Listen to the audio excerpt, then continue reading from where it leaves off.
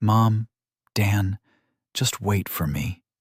Even amidst exhaustion, Draven hardened his resolve and repeated the process. 10 times, 100 times, until he lost count. Until the red cloud of his will, once vast beyond measure, became no bigger than his closed hand. He could perform the second tenet no more, as his will was all but used up. The voice of his soul told him it was dangerous to try using what remained.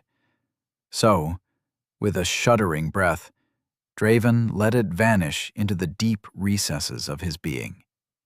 Pain stabbed between his brows. Exhaustion weighed down his limbs heavier than lead.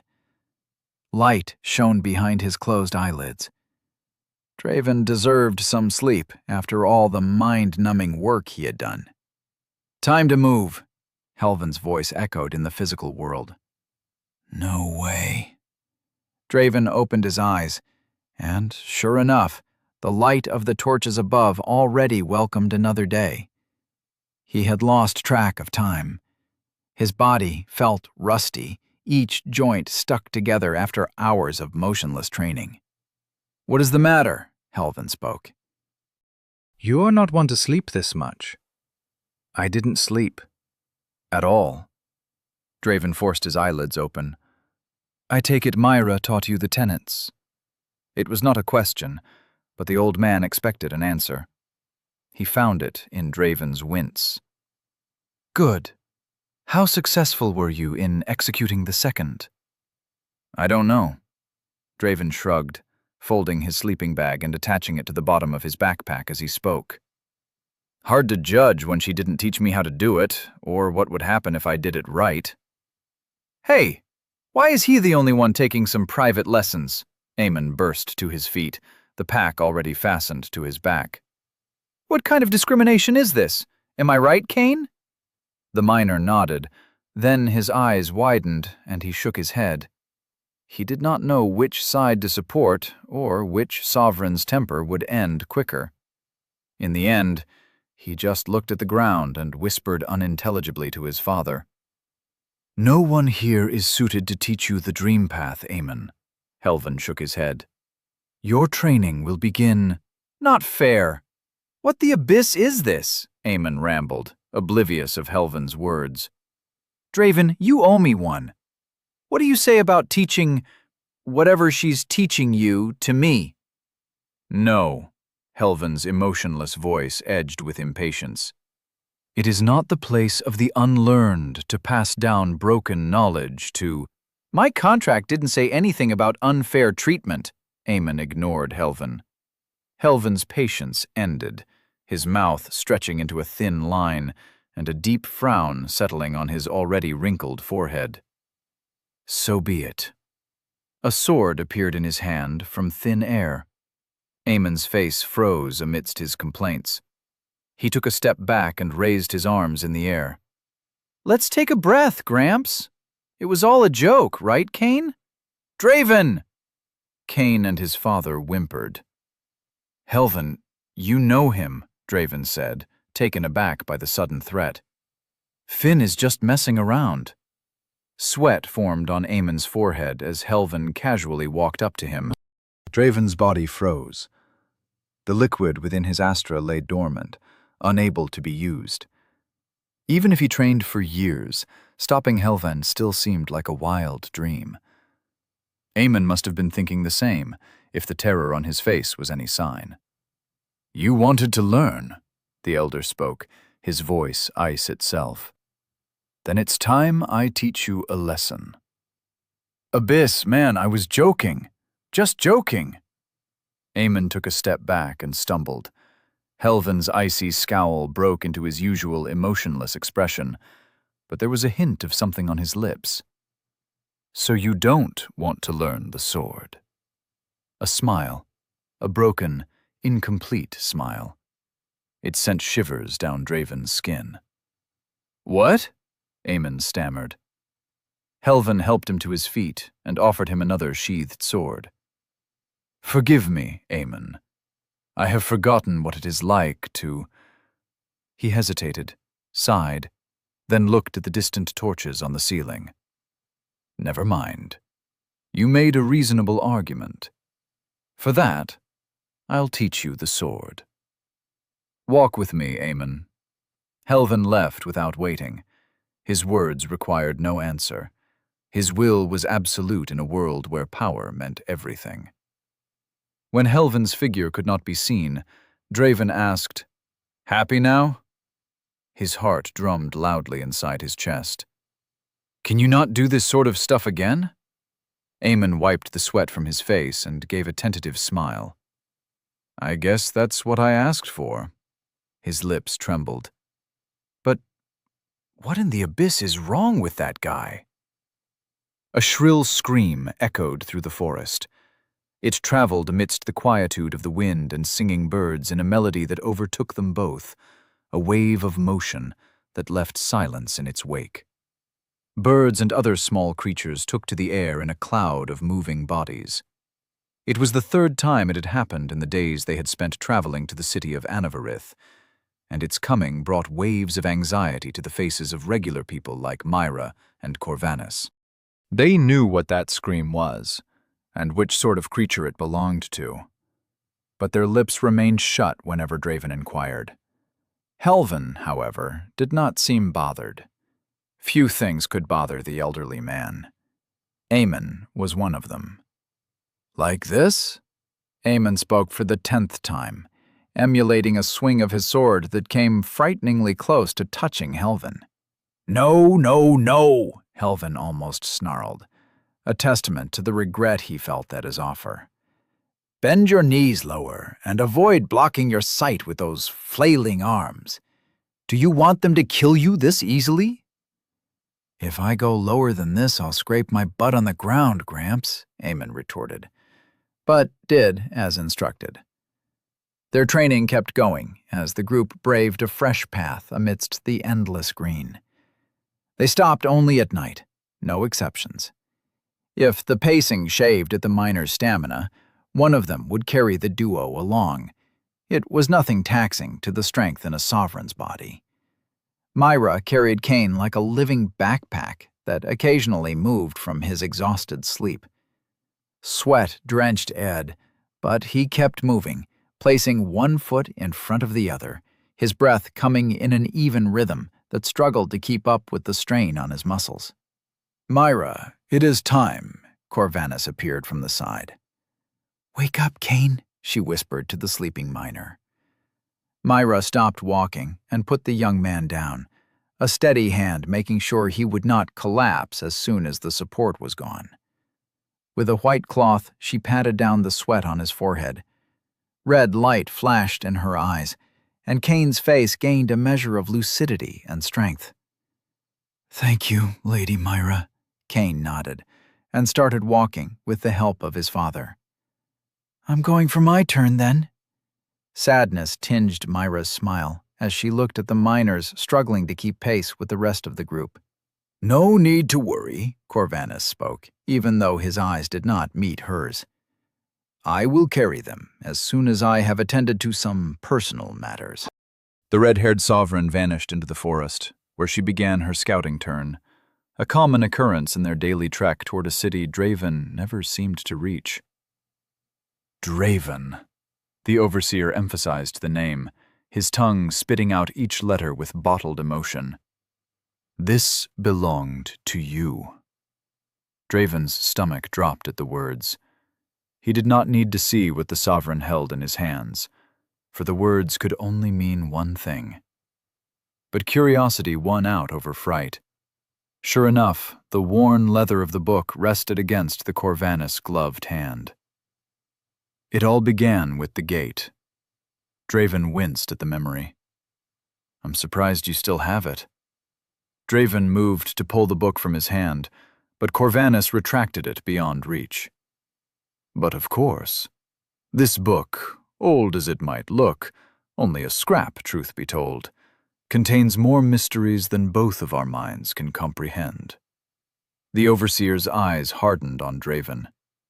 "Imagine my surprise when it was found in the possession of a kid." I already told you, my dad found it in the ruins. Draven did not trust any of them, least of all his father's executioner. He would confirm it had you not killed him with your own hands. A wince of pain spread through the overseer's face, gone in the fleeting moments between heartbeats. It pained Draven to use the memory of his father as a convenient excuse. A lifetime's worth of shame overwhelmed him, but he either persisted in the lie or told the truth and risked facing consequences beyond his ability to manage. I'm no weaver, so it is difficult to distinguish lies from truth, especially from one who has used them to avoid death so often. He put the runebook inside his jacket, stifling Draven's hopes of retrieving it. But common sense dictates that this would never have been found in such a mundane place as a catalyst district. It is laughable to even entertain the notion. Even Korvax would not dare carry such a thing. Corvanus might be suspicious, but as long as the origin of the book was the only thing in question, Draven still walked on safe grounds. It was a diversion, after all. A book depicting the forbidden runes found in the hands of a miner. The man suddenly burst into dry laughter. What's so funny? Irritation laced Draven's words. I suppose you would not know. It is not your fault, but rather that of those who call themselves your instructors. His features steadied until they became an imitation of Helvan's. If you do not know, allow me to educate you. In the entirety of the Haven, only a single Empyrean holds the power to pierce through the veil of the runes. Only he can gaze at their mysteries. Your father was a talented Empyrean, Draven. No one who knew him would dare question his power or his ability to retrieve items from dangerous places. Respect filled Corvanus's voice. It was odd, Draven thought, considering the Overseer had been the one to kill him. But even he would never dare step foot in the Arcanir Citadel. Only a fool would do so. The dread on his face did a good job of depicting how tremendous such a feat was. After all, to acquire this book would mean stealing from the Maker himself. He left, true to his word, Ed and Cain both piled over his shoulders like bags of coal. The weight did not seem to bother the man. The frown on his face was not from effort, but from a series of questions whose answers defied common sense. Questions also plagued Draven's thoughts as he kept up with the group's pace, but those of a different nature. Another person can see the runes. For the first time in his life, he felt the weight of his secret diminish from his shoulders. But why is keeping drawings of runes taboo? Why is it a crime so great they punish us with cleansing? It made no sense. Draven remained just as clueless as he had always been, but for the first time, he knew where to find the answer. Arcanir Citadel. Chapter 22. What Can't Be Touched. Sit straight! A thin stick cut through the air and burned a bright line of pain on Draven's back.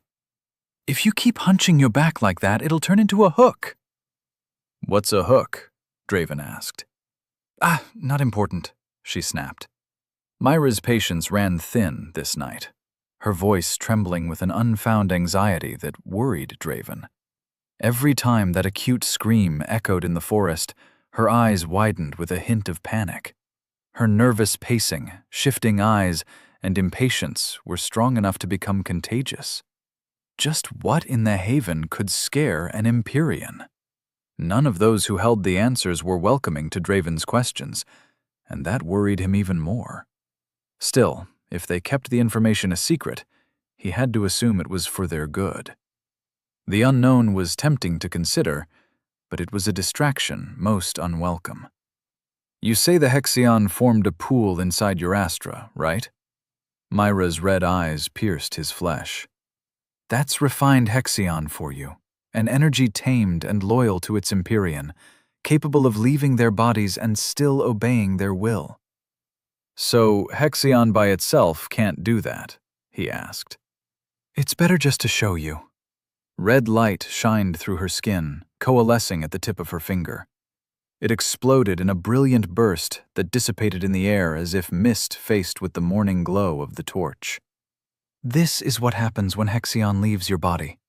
It doesn't know what to do. It can't hold an instruction or perform an art. It just vanishes back to its realm. It's dumb. But this...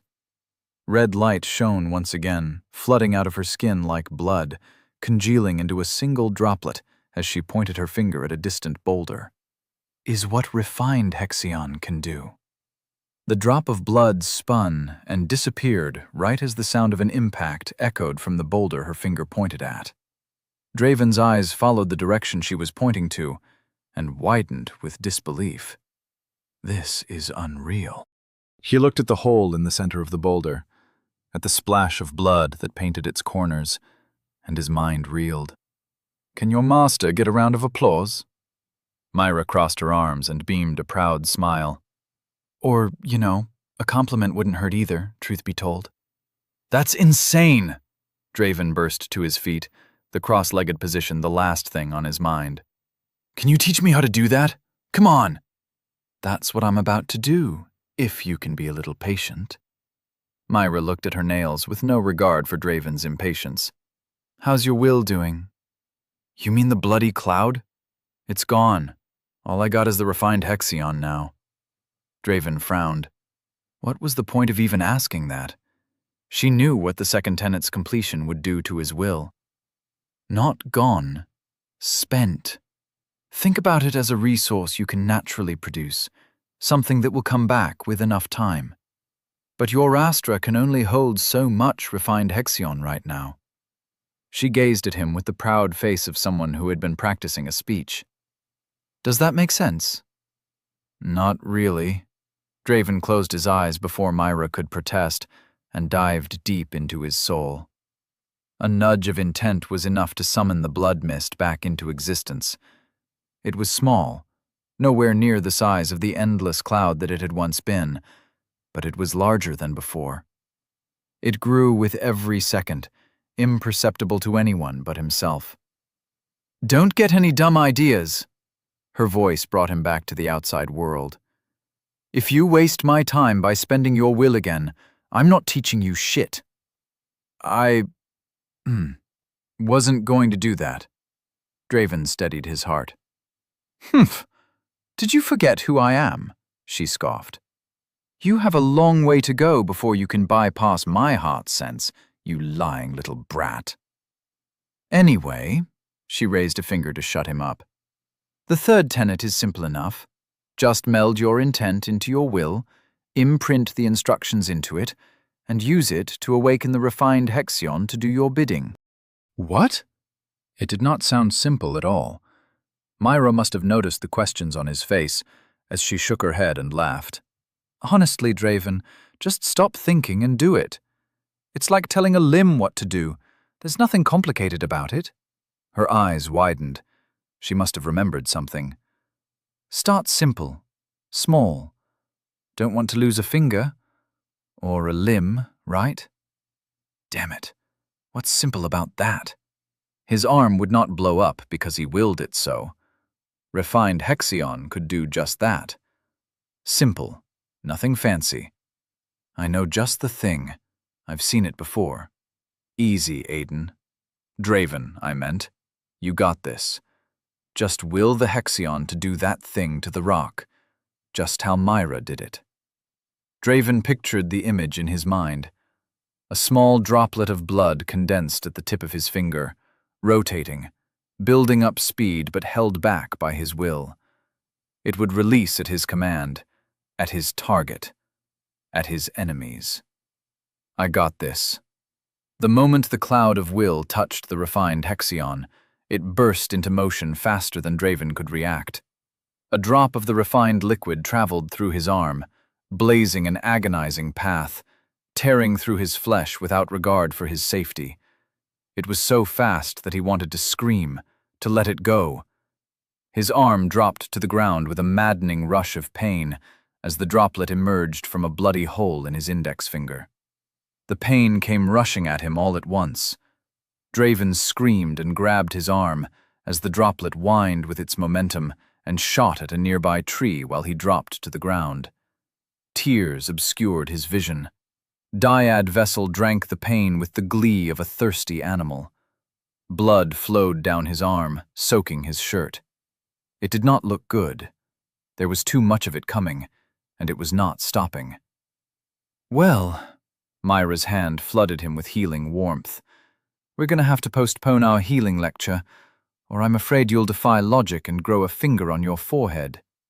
Amidst the pain, flooded with the torment of a messed-up limb, Draven saw a clear path. It was bloody and uncomfortable, and part of him doubted his sanity at even considering it. But it was something that he had to do. A new way of pushing Dyad Vessel even further. The morning rays pierced Draven's eyelids with a lukewarm sense of familiarity. Although he preferred the darkness of night, as it guaranteed him a few more minutes of sleep, the light was not unwelcome. It meant another day of training, one step closer to reaching Anavarith.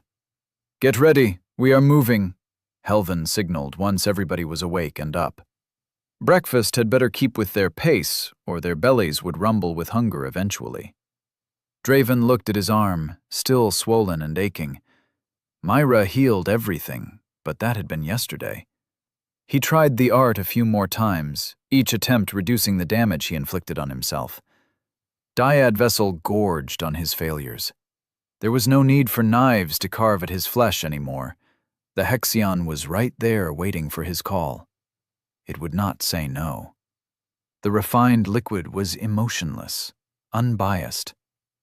Aemon walked beside him in silence. His gait was awkward as he measured every step as if in a dance. Another lesson from Helvan, no doubt. Ed and Cain struggled to keep up, but not as much as before. They seemed to get used to the pace. "It won't be much longer until we reach Anavarith," Helvan assured in advance before Aemon could ask. "Yeah, sure, Gramps," Aemon scoffed.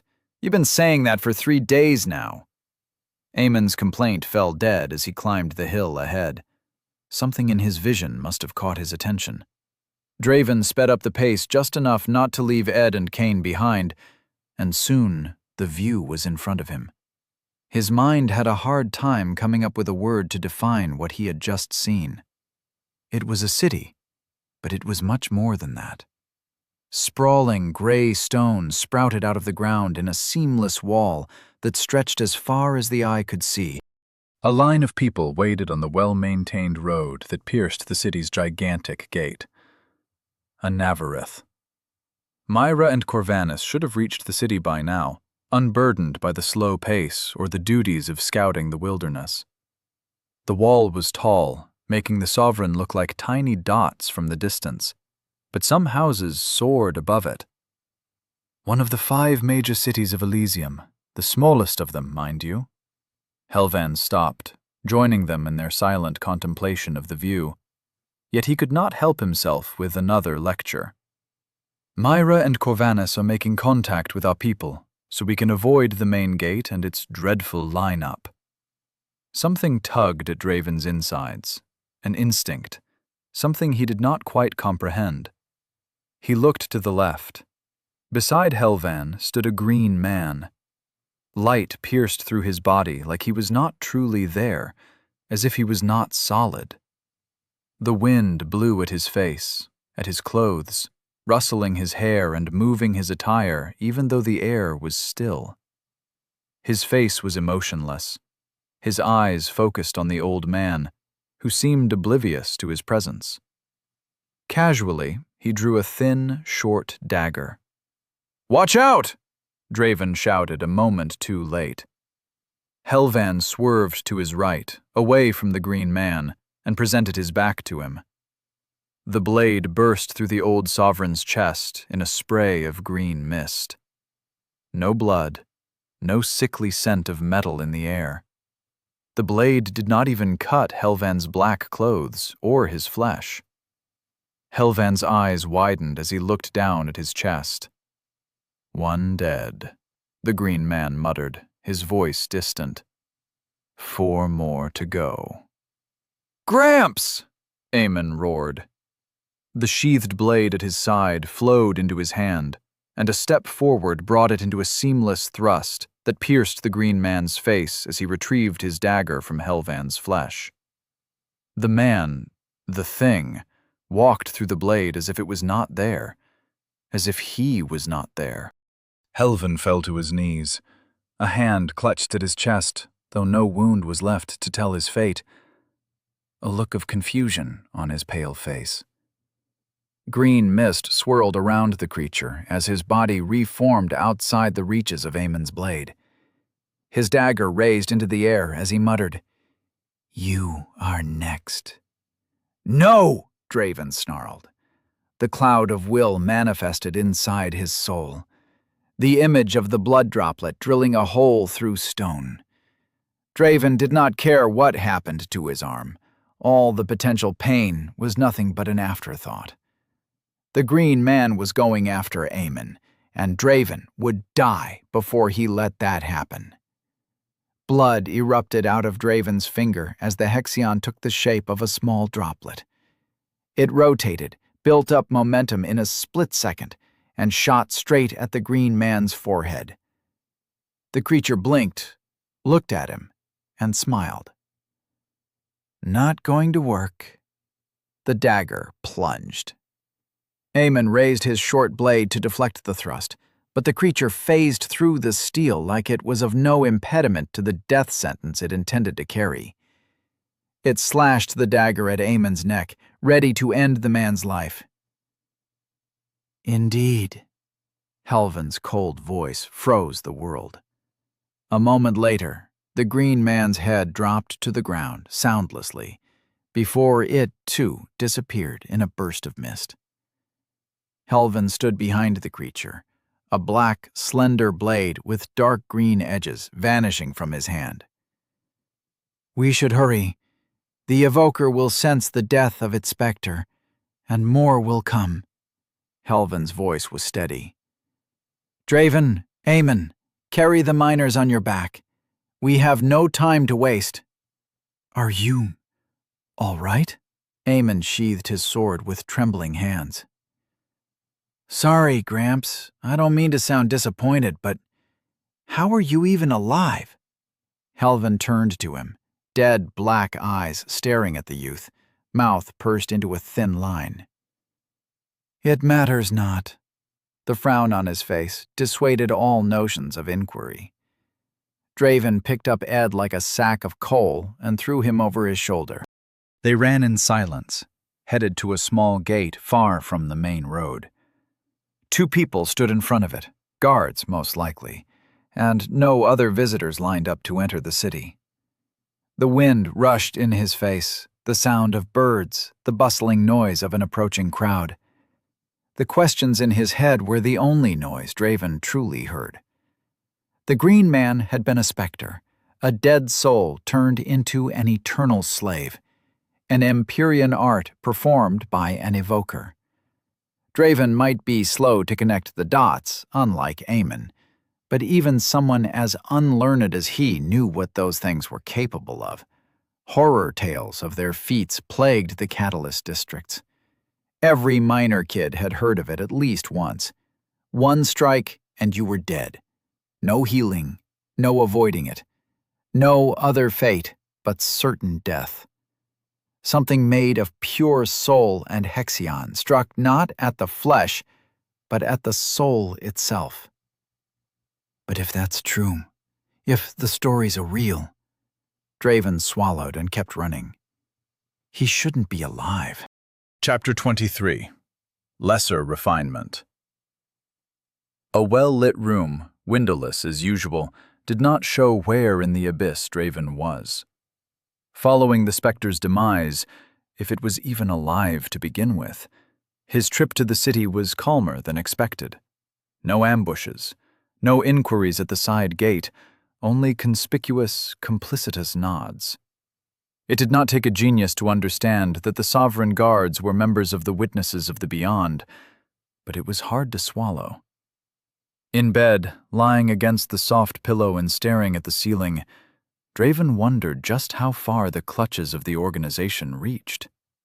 A group with such power should not need to remain hidden in the shadows, or at least that was what he thought.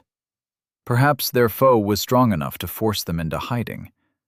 He was no genius, and his education left a lot to be desired, but that was the only reasoning that made sense. Casting his doubts aside, and the pain in his unhealed arm, Draven dived into his soul. The tune of his ethereal soothed the uncertainty of the present. It sang about the possibilities of the future, a far more enthralling perspective. Perhaps a round of training the unbreakable veil was long overdue, but he felt compelled to look at the fruits of his effort, the refined Hexion sitting inside of his Astra. The pool of liquid had more than doubled its previous size, almost reaching the limit of what the small sun could hold. Something did not sit right with him. Draven remembered having more refined Hexion than this. His Astra had been at its limit. Abyss, take me. Why is it getting smaller? Now there was room for more of the liquid. That shouldn't be possible. Refined Hexion was not supposed to dissipate like the flitting fires that burned on the surface of his Astra. He took a seat inside his soul. The idea of the outrageous act did not surprise him like it used to, and waited, observed, watched like a rat waiting for scraps. There! One droplet disappeared. Draven tried to trace its path, but the surprise of his confirmation delayed him enough to make it impossible. It was frustrating, but another chance was bound to come. A few minutes later, another droplet vanished, but this time he was ready. Draven latched his consciousness to it and followed it outside of his Astra into his blood vessels. Confusion and wonder almost made his grip slip, but he held strong. No one had taught him this sort of awareness. Nevertheless, he followed the thieving remnants of his stolen hard work. It ended up in a drumming chamber that pulsated with decayed power, with hunger. His heart. It may belong to him now, but that was not always the case. It beat once, twice, 3 times. On the last beat, his heart glowed with the power of Hexion. The droplet arrived at its center and dissolved into tiny streams that merged with its flesh, then dispersed throughout Draven's body. He was unsure if the phenomenon was normal, but he did not know anybody else who walked with the heart of a monster in their chest. The cycle continued for minutes, then hours, until he noticed a change.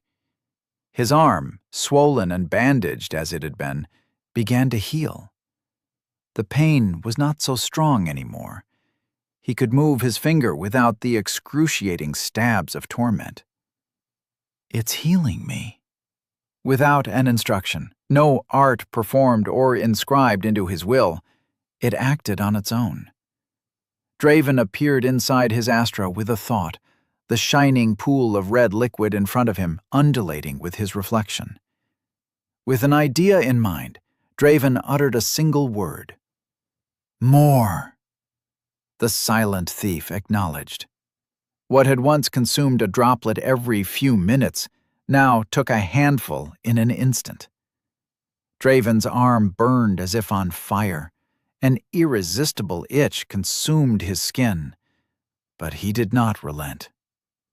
Don't be shy. You can take it. It felt silly to speak to his own heart, but as long as his words carried the weight of his will, it would obey. Mend. The handful of droplets became a steady stream. The refined Hexion inside his Astra dwindled until only half remained.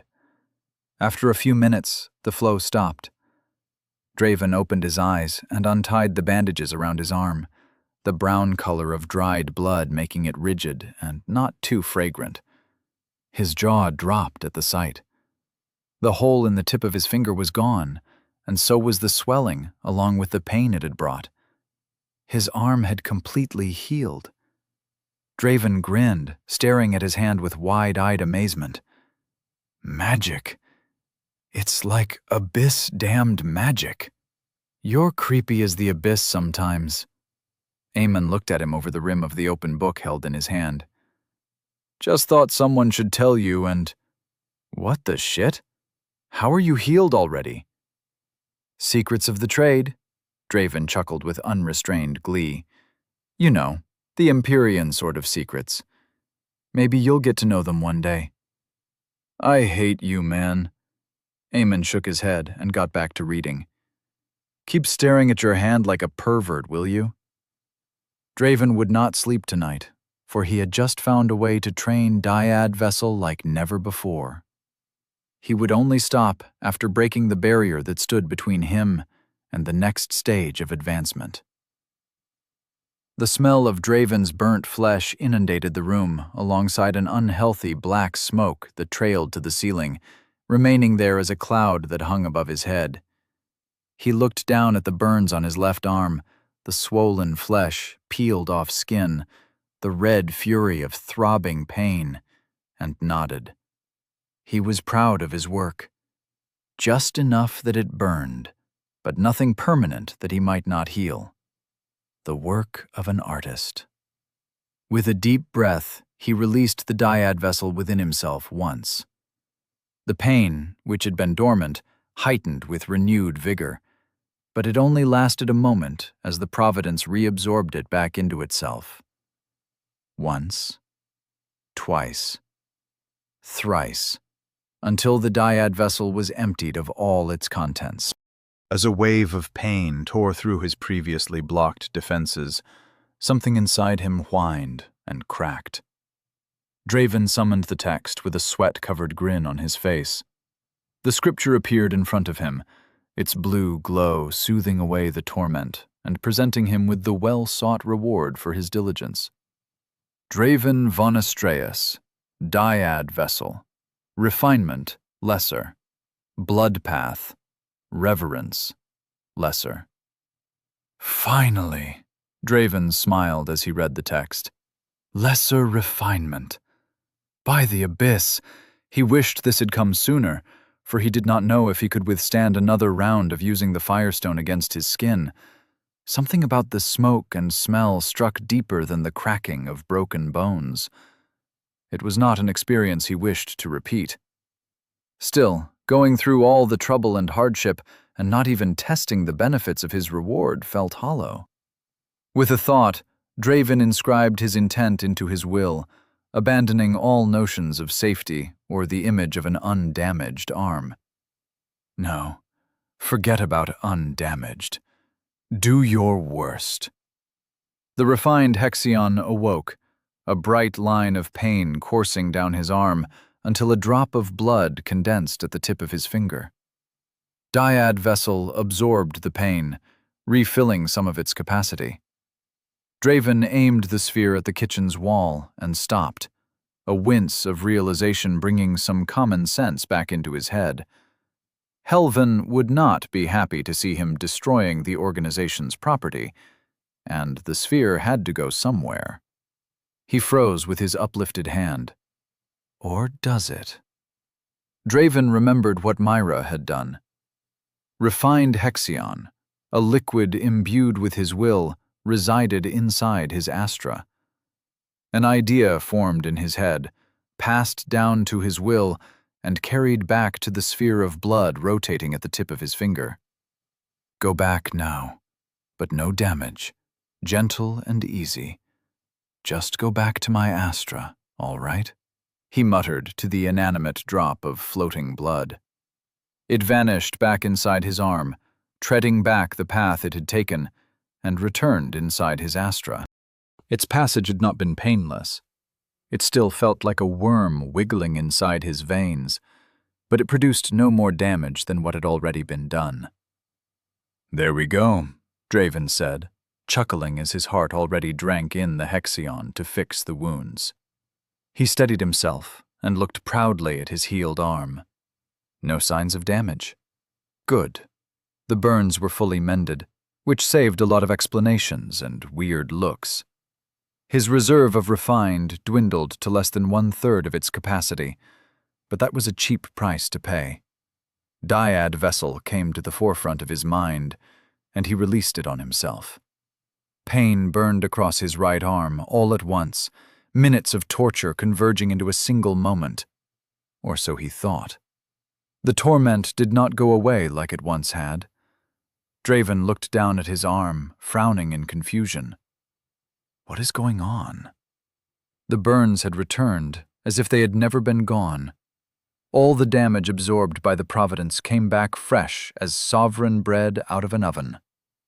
Helvin mentioned Providences evolve, but Draven never imagined it would reach this extent so soon. If it was already this potent, its next advancement would defy reason. He might face pain on the road ahead, but never before had he so eagerly anticipated the journey. He returned to his room to find all the lights out. Eamon must have been sleeping, something that a normal person needed to do. Draven was tired after a day of journeying and hours of training, but he did not feel the need to sleep. Night vision, self-healing, prolonged stamina, a silent instinct. Those were but the most notable influences of the foreign organ beating inside his chest. It was wise to ask Myra about it, but Draven was still afraid of her curiosity. With nothing else to do, he immersed himself in the repetitive process of breaking and creating his shield. The tears in his soul were no longer a problem. He could just will the Hexion, not even the refined one, to mend them. Only his mental endurance to the building headache behind his eyes dragged him down, so he stopped after it became too distracting. The blood mist, the manifestation of his will, had returned in all its majestic glory.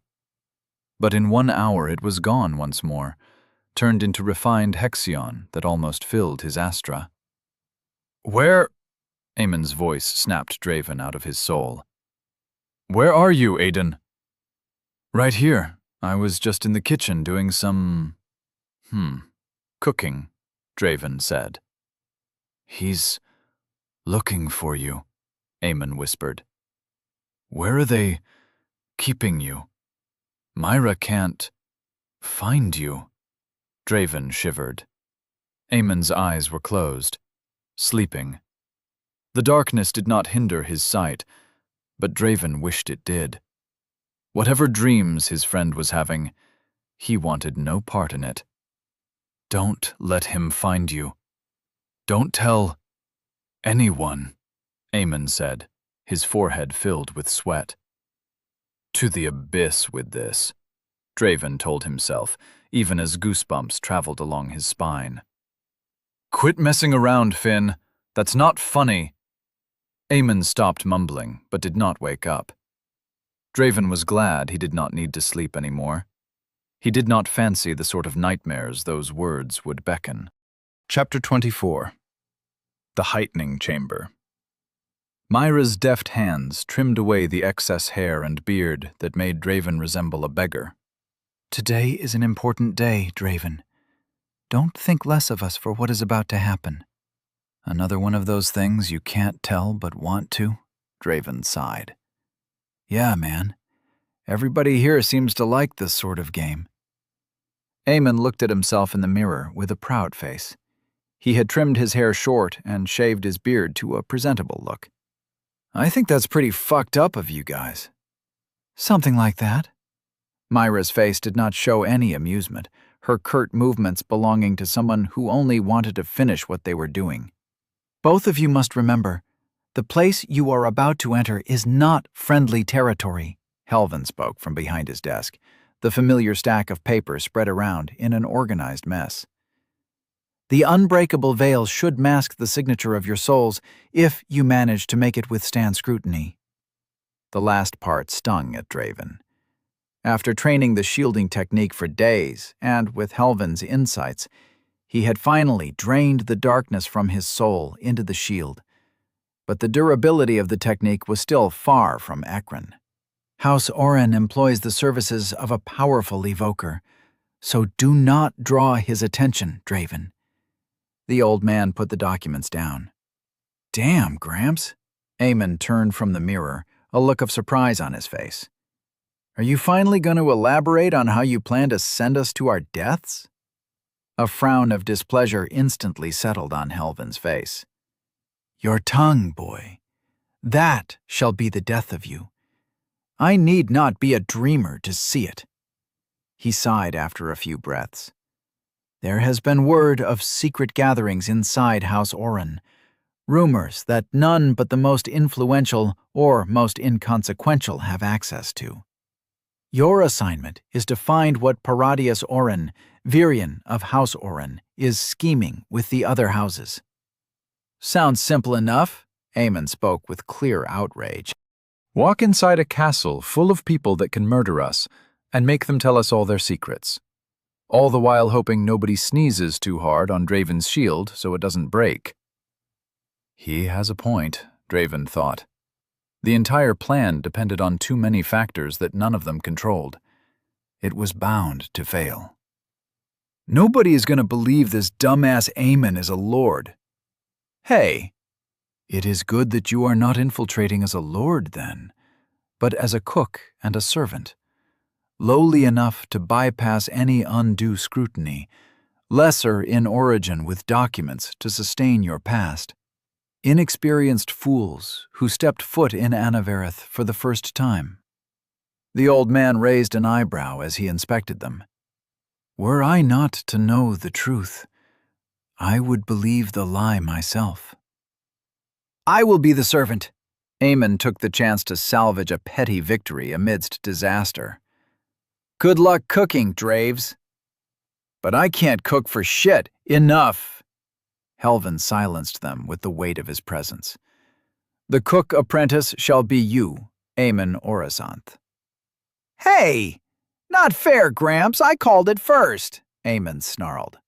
Why are you taking his side like that? The servant post was requested by the young Lord Nerovian Oren. Helvin gazed at Draven with hesitation.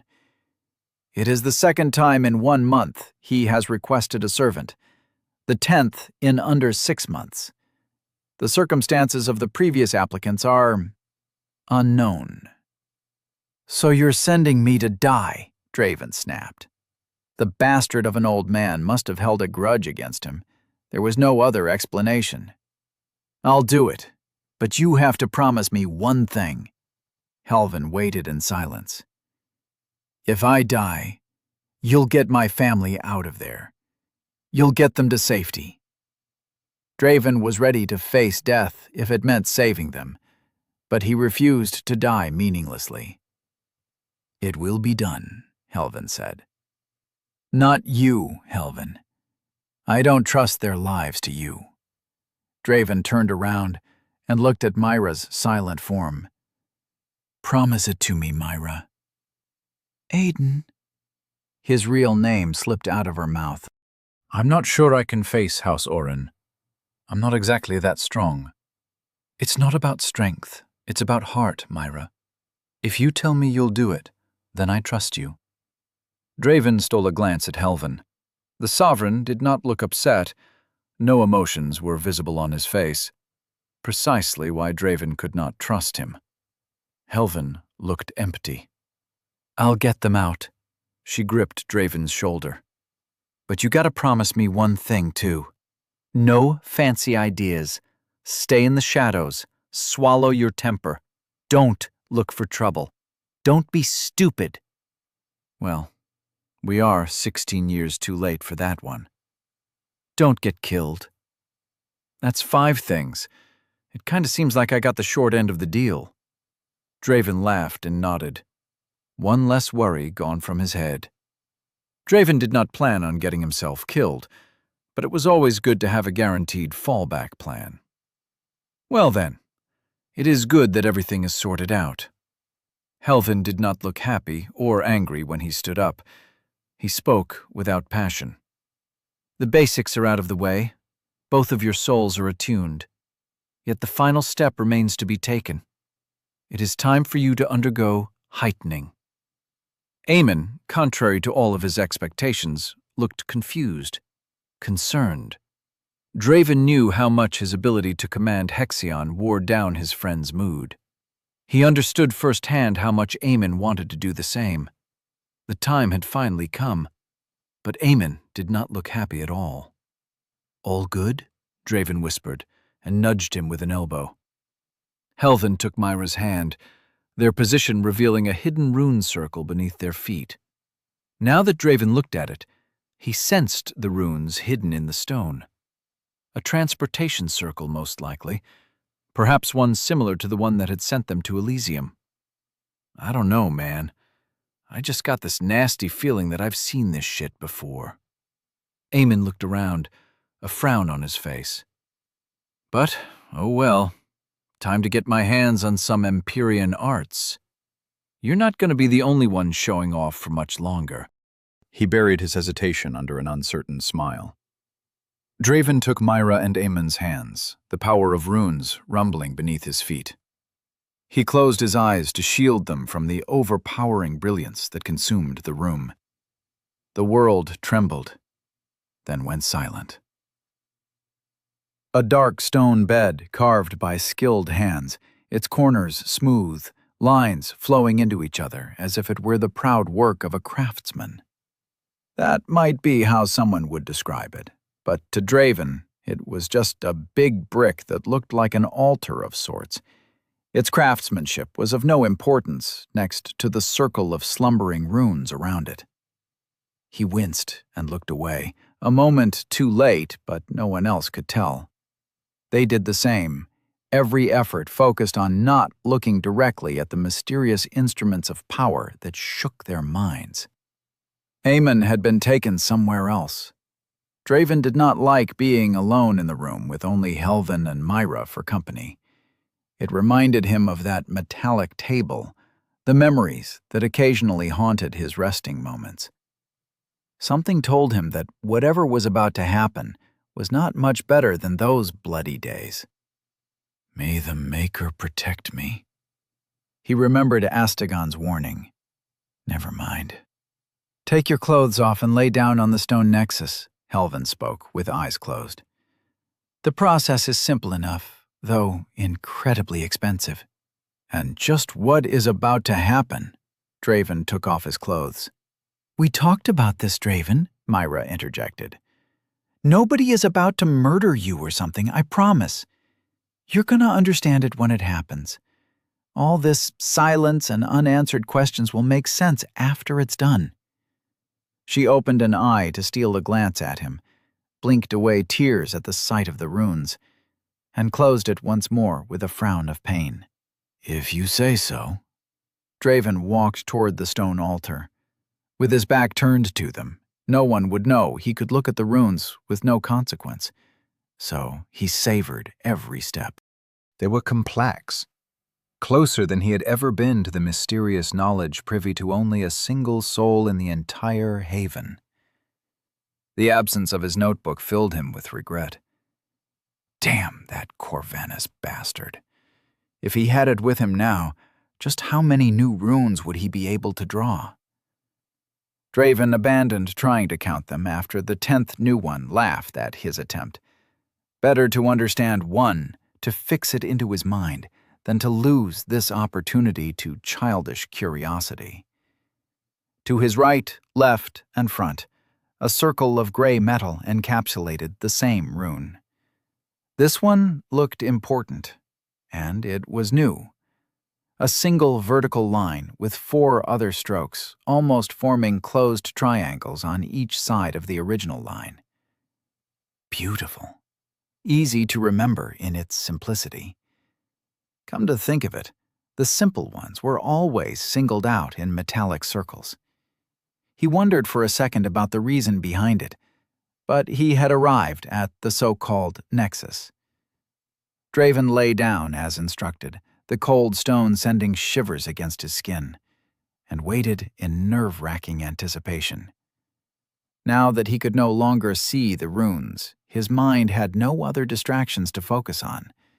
Its sole target was the fact that he was naked on a stone altar surrounded by runes.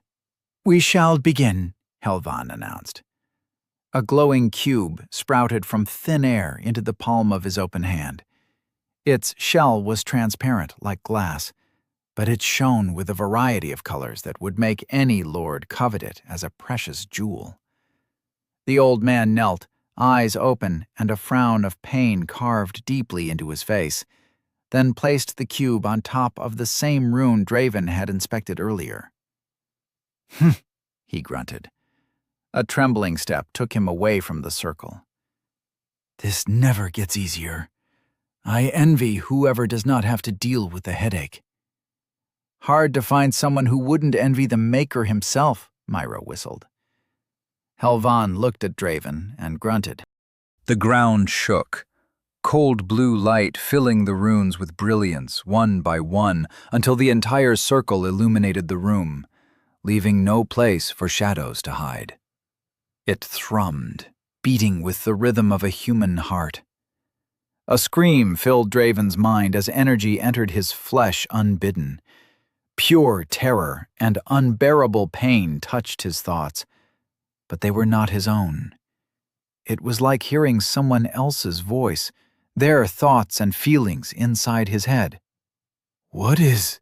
The energy pierced his shield as if it was not there. The anxiety that made him sweat was his own, but the sheer regret and dread? That belonged to someone else. He saw the blue energy enter his soul, swirl around his core, dancing around it, soothing the flames of Hexion that burned on its surface.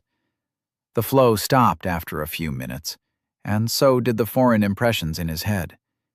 The energy, so vast and brilliant, dissolved inside him. Everything that made him who he was became sharper, as his astra doubled in size, the flames burning brighter than ever. Draven could smell his own sweat. He smelled flowers wafting from Myra, the greasy blade oil in Helvan's hand, the stale air that had collected in this room for an untold amount of time. When his eyes opened, he was at a loss for words. Streams of color, the same ones that had flickered in Helvan's hand before, now swam in the air like the wind itself had become the most precious thing in the world. Draven stood up, eager to pester both of them with the million questions he now had. "I suggest you remain seated," Helvan sighed. "The worst part is yet to come." Black smoke wafted out from certain runes. Draven had seen it before. It resembled the same twisting, living cloud that formed after a binding oath. But he failed to understand why runes would produce that nasty thing. Foreign memories rushed into his mind all at once. Chapter 25. The Truth Hidden by Oaths.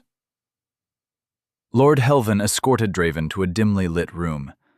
The man might be sovereign, but he sure as coal kept his word. The thought of serving someone as dignified as this man did not fill Draven with shame.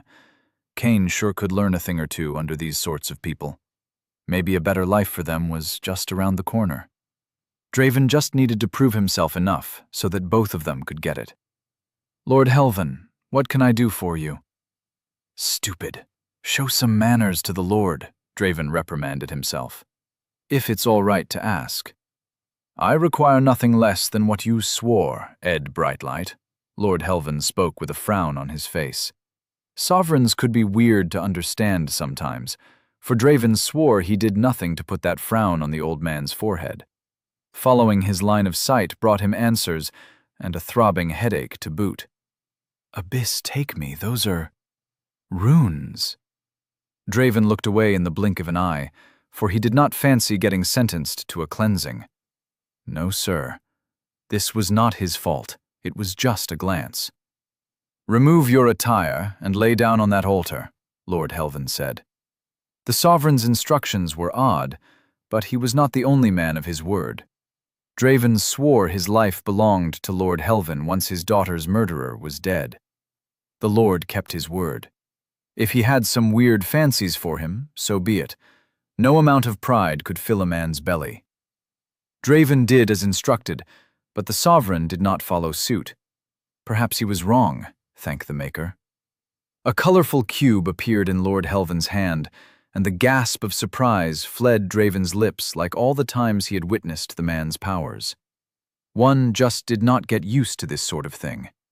No, sir. I want you to know, Ed.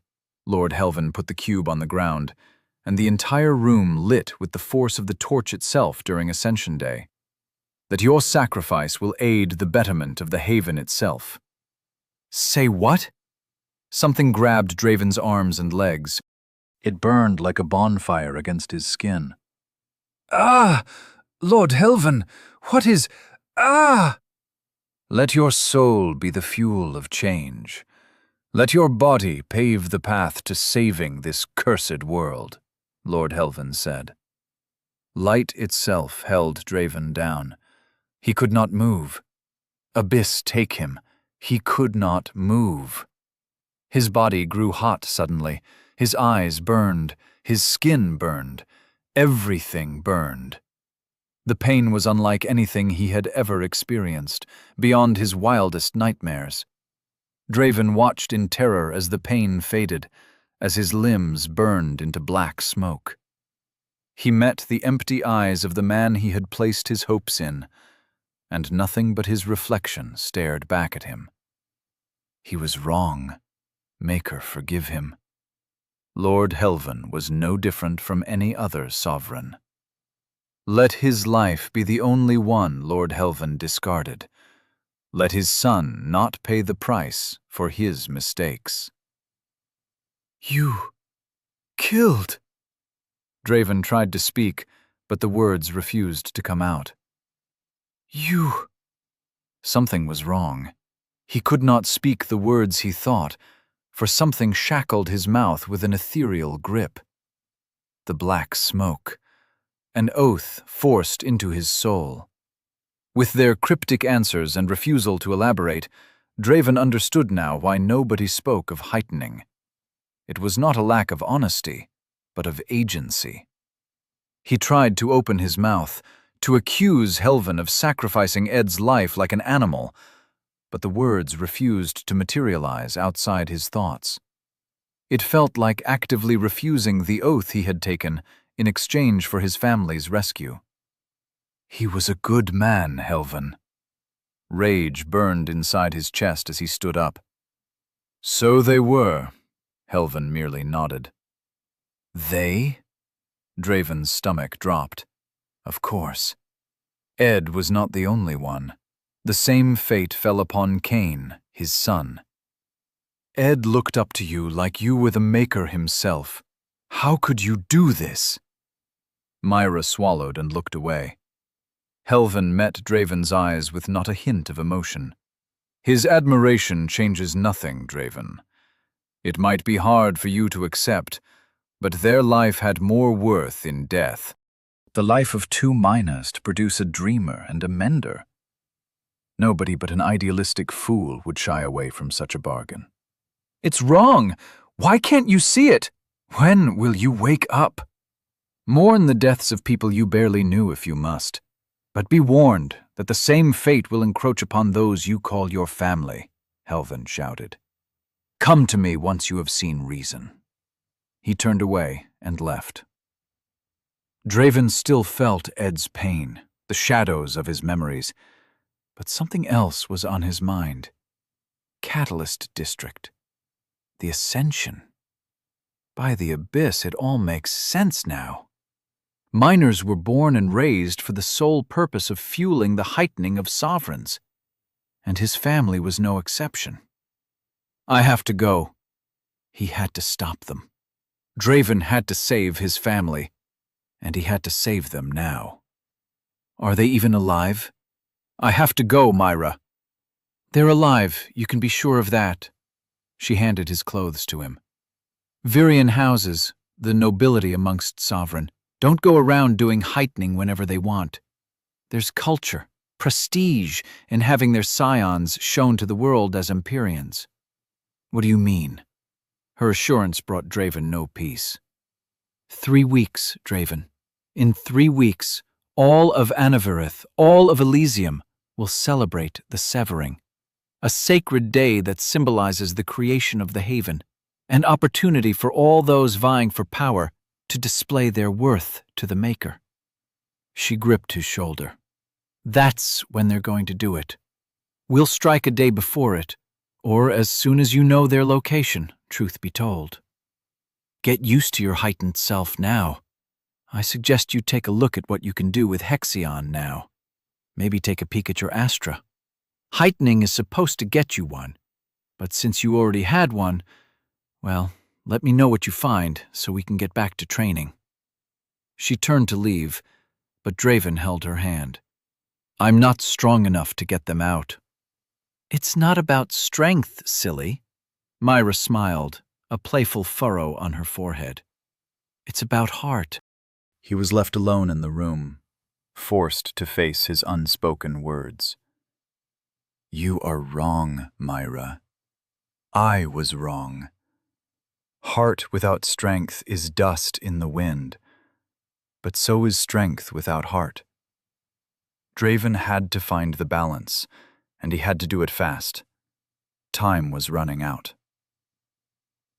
A few rations and another pair of clothing were the only items inside Draven's backpack, besides a few silvers given by Helven. A few empty goodbyes later, and instructions to meet at a tavern called Wild Voice had marked their uneventful parting. The bustling noise of Anavareth only grew as the torches above shone with greater intensity, welcoming another day and chasing the remaining shadows of the previous night. Eamon walked beside Draven with an empty look in his eyes. Ed and Cain were sacrificed, like their lives were worth less than the dirt they stepped on. It was not surprising. That was the same treatment miners received since birth, but comfort had a way of making people forget hardship. Today's events were nothing but a painful reminder of how the world worked, and Draven vowed to never forget it again. Eamon was sullen, and Draven did not have the energy to muster words of consolation, so they walked in silence. Helven had given them instructions on how to find the Oren house inside the city, but he might as well have not bothered, for it was hard to miss the gigantic purple spire in the city's heart. The castle soared well above the wall, a towering architecture that dwarfed the few 3-story buildings surrounding it, and the forest of meticulous green crafted as a living jewel. The streets were wide enough that carriages passed side by side, with room for a healthy crowd to navigate the sides. The sight of the 4-legged creatures, their heads elongated, short silver fur shining like metal, struck Draven with awe the first time he saw them. That feeling quickly faded. Everything was new. If every novelty surprised him on the way, he would soon collect flies inside his slack jaw. Merchants shouted over the crowd's noise, announcing their wares, vying for attention amidst the organized chaos. But another thing struck a deep chord within Draven. There were no miners in sight. Every person walking the streets was sovereign. The moment he realized the truth behind heightening, he foresaw this outcome. But expecting it did nothing to assuage how hurt he felt. The ascension was a lie. It had always been. Soon as I finish the job, I'm out. Eamon's voice broke the silence between them. You should come with me. There's nothing for us with those people. You and me might look like them, but we couldn't be more different. Draven nodded. It was the truth, unmasked by oath and deception. I'll get my family out, and we'll go. You never told me what's in all this for you. Why did you even sign that oath? Been asking myself the same thing. Eamon's gaze swept through the crowd, as if looking for someone. There's someone I gotta kill, that's all.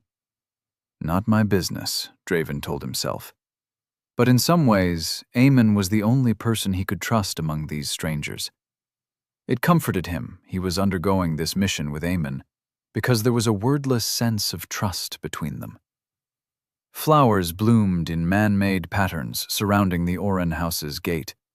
The trees were tall and old, their trunks wide enough that even 2 sovereigns would have a hard time embracing them fully. Lots of places to hide amidst the bushes and thick vegetation. A tall, middle-aged man stood in front of the gate with an impatient expression on his face. 2 guards stood behind him, one on each side of the gate, hands lazily holding sheathed swords, eyes drooping with boredom. Guarding the most powerful house of Anavarith seemed like an uneventful job. What manner of fool would ever dare to attack a place filled with Empyreans? Draven winced, considering Helvin's group and their purpose. "I see you two like to take your time, no?" the middle-aged man snarled. "Why don't you lay down in our garden and take a nap? Perhaps have some tea and enjoy the view, yes?" His accent was sharp. Draven already disliked the man. "Forgive us, Lord." He looked at him, expecting an introduction, but only received a displeased stare. "We were told to arrive before noon." "It's before noon already, no?" The middle-aged sovereign shook his head and harumphed. "Draven and Aemon?" "Yes, Lord," Draven spoke, and Aemon nodded. "Follow me, then." He motioned as the gate swung open, seemingly by itself. "Not you, boy," he pointed at Aemon. "Rose! Rose! By the Maker, where is the girl?" A short woman came rushing from the garden. Sweat drenched her forehead, coppery hair flew in the wind, some strands escaping the knot on the back of her head. Her eyes were the same color as her hair. "Forgive me, Master Steward," she spoke between breaths. "Lady Seraphina required my assistance." The displeased twist in his lips disappeared as the girl mentioned the reason behind her delay, but the frown remained. His forehead wrinkles probably stemmed from age, yet they contributed to his perpetually unsatisfied appearance. "Very well. I suppose that is acceptable, yes?" He waved his hand, brushing the topic aside. "Take this man, this late Orisanth, to the kitchen quarters, and have Theodore make use of him." "Master Theodore?" Rose winced. "Did I stutter, Rose?" The steward, whose name Draven still did not know, grew annoyed. "Now, off you go. Young Lord Nerovian is not fond of waiting." Her complexion paled, and without another incentive, she was on her way. Aemon followed her with a worried face and a nod of goodbye. They entered the maze of flowers and ornamental bushes, their figures disappearing toward the towering castle. The steward ushered Draven forward with haste. It seemed like he was late, a costly oversight on Helven's side, and an effective strategy to get this Nerorian fellow to take heated notice of his presence. Good way to ruin a first impression, he supposed. The castle ahead was many times higher than the Catalyst District's ceiling, stretching high into the air until it seemed unsafe. It not only towered over him, but it also curved inward at the edges, suggesting its area was circular rather than the common squares in the city. Windows of purple glass adorned its white brick, their numbers beyond his patience to count. The construction of such architecture must have employed Empyrean art, as Draven could not imagine how such a tall structure could otherwise remain standing. The steward walked ahead, uninterested in entertaining Draven's attempt at small talk. The man did not even offer his name. For all the manners sovereigns bragged about having, some lacked common courtesy. Passing under a doorless archway, and after a few minutes of walking, the sound of metal clashing against steel filled the air. Heavy grunts mixed with the scent of sweat and cologne. Impacts on the ground made it shake like the beating of a heart. 2 people stood in the square room, a stark contrast to the architectural trend of the castle. One had raven-black hair and a pristine purple vest adorned with golden and white embroidery. He held his head high, even though sweat drenched his forehead. Eyes fixed forward, unbothered by the intrusion. Draven smelled the scent of self-importance wafting from the young lord. The other turned around to face them, sheathing his sword and nodding. He was bald, with numerous scars tracing intersecting lines on his skull. He wore black, plain and unadorned. "It's not common to catch you being late, Eridol," he spoke with a crude, raspy voice. The steward ignored the bald man with a harumph. "Young Lord Nerovian, forgive this old man for his tardiness. I bring your new servant, yes? The last I remember you were 54, Eridol. That is hardly an age belonging to the elderly." Nerovian laughed and waved Eridol's apology off. At least he's reasonable. Lord Nerovian put the sword away in the rack near the wall, as he would a fork, nonchalant as a man who was used to carrying an instrument of death daily, though he did not look older than 20. When he turned to face Draven, all the kindness in his eyes vanished. "State your name, low blood, and the reason why you dare make me wait." Nerovian might have been bare-handed, but the threat in the air smelled like blood. "I, Draven, my lord, Draven Orisanth." Low blood? Draven thought. What does that even mean? Abyss, damn you, Helven. "I, got lost in the city." Another one of Helven's mistakes. The bald man burst into laughter. "You know what? Let me know when you're done, Lord Nerovian." "I will, Master Altavir." Nerovian took off his purple vest and hung it in the sword rack, revealing a black shirt underneath. "I shall forgive the mistake, low blood." What is there to forgive, you entitled piece of crap? Draven was bad at reading people. The young lord was anything but reasonable. To no fault of his own, though he had no means to prove it, Draven had already given the worst kind of first impression possible. But if I were to let a mistake go unpunished, it is bound to repeat itself. He took a stance with bent knees and raised guard. "Ready yourself, low blood." Abyss take you, Helven.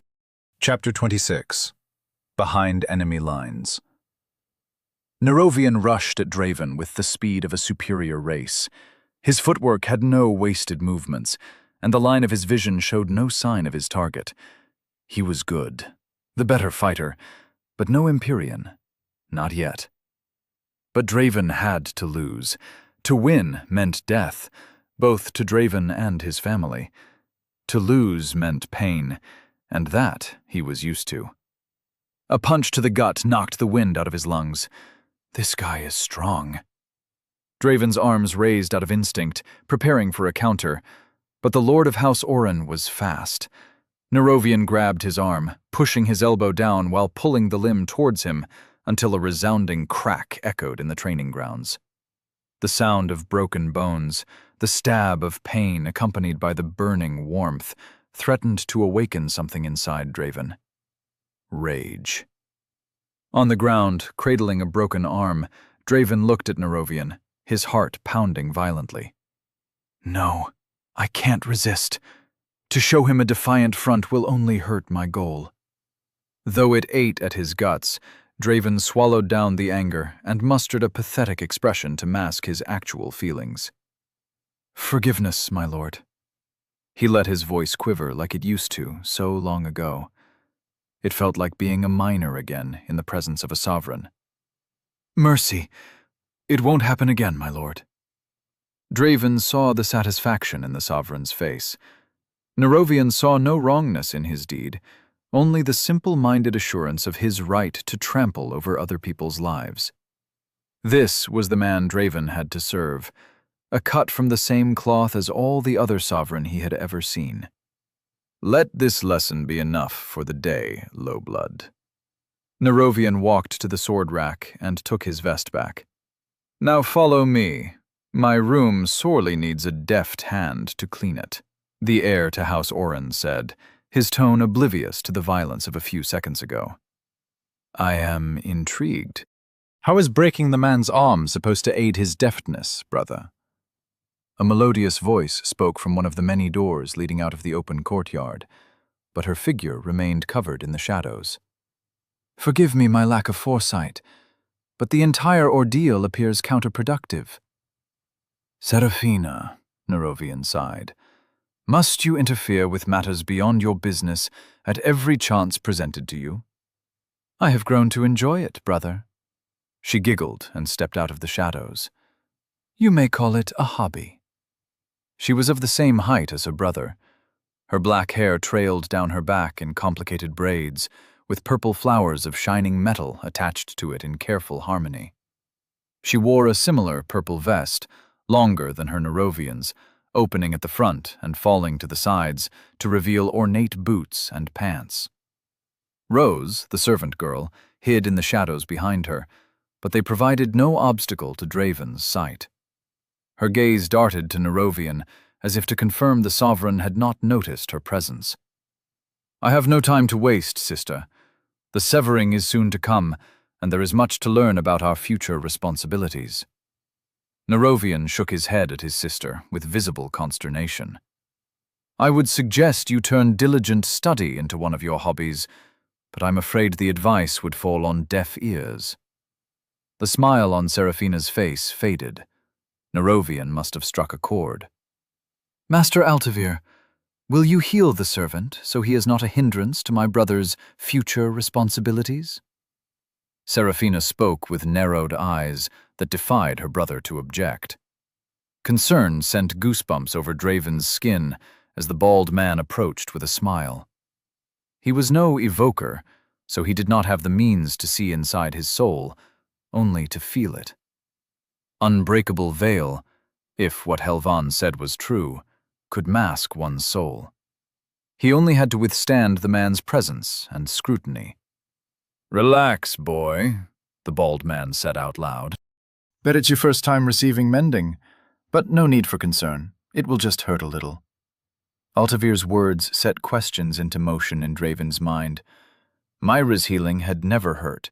It only produced a soothing feeling wherever she touched. The bald man grabbed his hand, and rampaging Hexion scored his bones, burning them, forcibly setting them into place. A gasp escaped Draven's mouth. By the abyss, does this guy even know what he's doing? Just a gasp, really? Altavir narrowed his eyes and looked at Draven, really looked at him for the first time. Something about you isn't right, boy, he whispered, so only the two of them heard. That quivering baby act was good. I'll give you that. But you forgot only one thing. Are you done, Master Altavir? Nerovian spoke as he tried to avoid his sister. I don't understand, my lord, Draven said. In reality, he knew all too well what the man was talking about. It was his mistake. He had been so focused on analyzing Nerovian's moves that he had forgotten to keep the act together. The young lord had not noticed, but his master had. You never screamed. The look in Altavir's eyes was dangerous, filled with suspicion. You never so much as whimpered as the young lord broke your arm. Heart sense. If Altavir was a mender worth his Hexion, he knew how to read falsehoods in people's lips, so lying was the last thing Draven could do. I'm used to it, my lord. He forced the words out. My previous lord was not so kind. It was the truth, though it missed a lot of context. Altavir looked at him, and without warning, his presence crashed into Draven's shield. He paled, falling on one knee as cracks spread in the fabric of the unbreakable veil. Hold! He forced them together with his will. Cracks spread throughout its entire surface. Damn it! Hold! He roared inside his soul. Draven's will manifested in front of him, spreading throughout the shield, keeping it together. Just as suddenly, the pressure vanished. The experience left him trembling on the ground, and this time it was no act. Whoever this man was, he was not to be trifled with. His presence felt almost as overbearing as Helvan's. I was wrong about you, boy. He turned and left. A lord's room was unlike anything Draven had ever seen. The bed alone was larger than the rooms he and Eamon had shared in weeks past. Embroidered artwork served merely as bedsheets. Warrior sculptures, frozen in glorious poses, became mere ornaments, forgotten in a corner. The bedroom flowed seamlessly into a library that put Helvins to shame. Rows of books on gold-engraved shelves hid the walls, but a thin layer of dust revealed why Draven was needed. In the middle of the walls of knowledge, Nerovian sat behind his desk, an open tome in front of him, hands furiously scribbling notes about whatever he was reading. Open books lay spread on the ground near the desk, piled into unstable towers that remained upright on luck alone. Draven got to work before the lordling found another excuse to relay his teachings. Stepping around the books, focusing on his breathing and stance to reduce the noise, he carefully organized them into whatever empty spaces he found. There must be order to chaos, low blood. Are you able to read? Nerovian sighed. Yes, my lord. Draven nodded. Then history books to my right, Empyrean manuals to the left, and everything else on the shelves behind my desk. His pen fell back onto the paper as soon as he confirmed his instructions were being followed. Empyrean manuals. That sounded like something worth taking a look at. But Draven needed to be careful. The last thing he wanted was to anger Nerovian with his curiosity.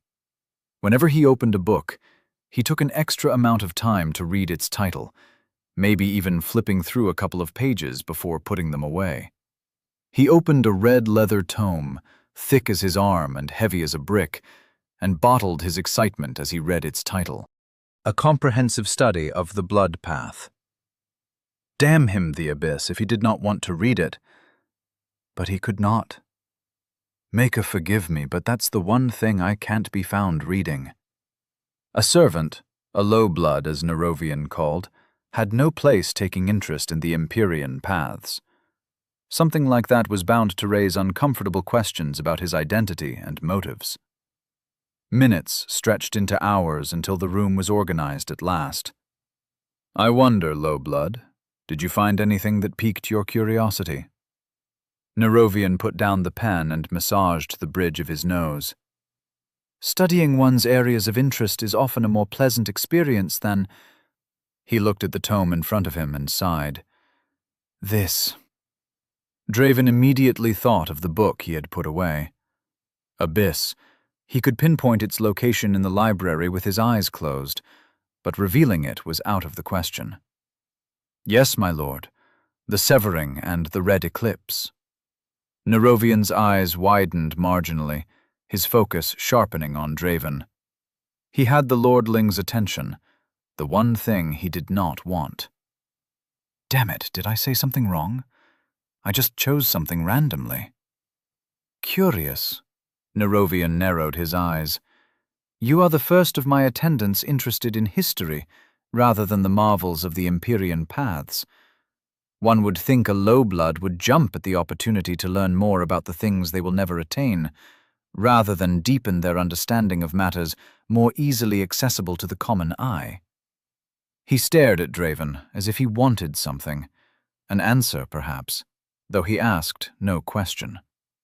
My dad once told me to understand the world I lived in, my lord. It was easier to tell a lie when parts of it were true. I never got his meaning, not before he died, so I have to make up for that lost time. The world we live in. Nerovian closed his eyes, leaned back in his chair and hummed. Wise words. My grandfather had a saying of his own.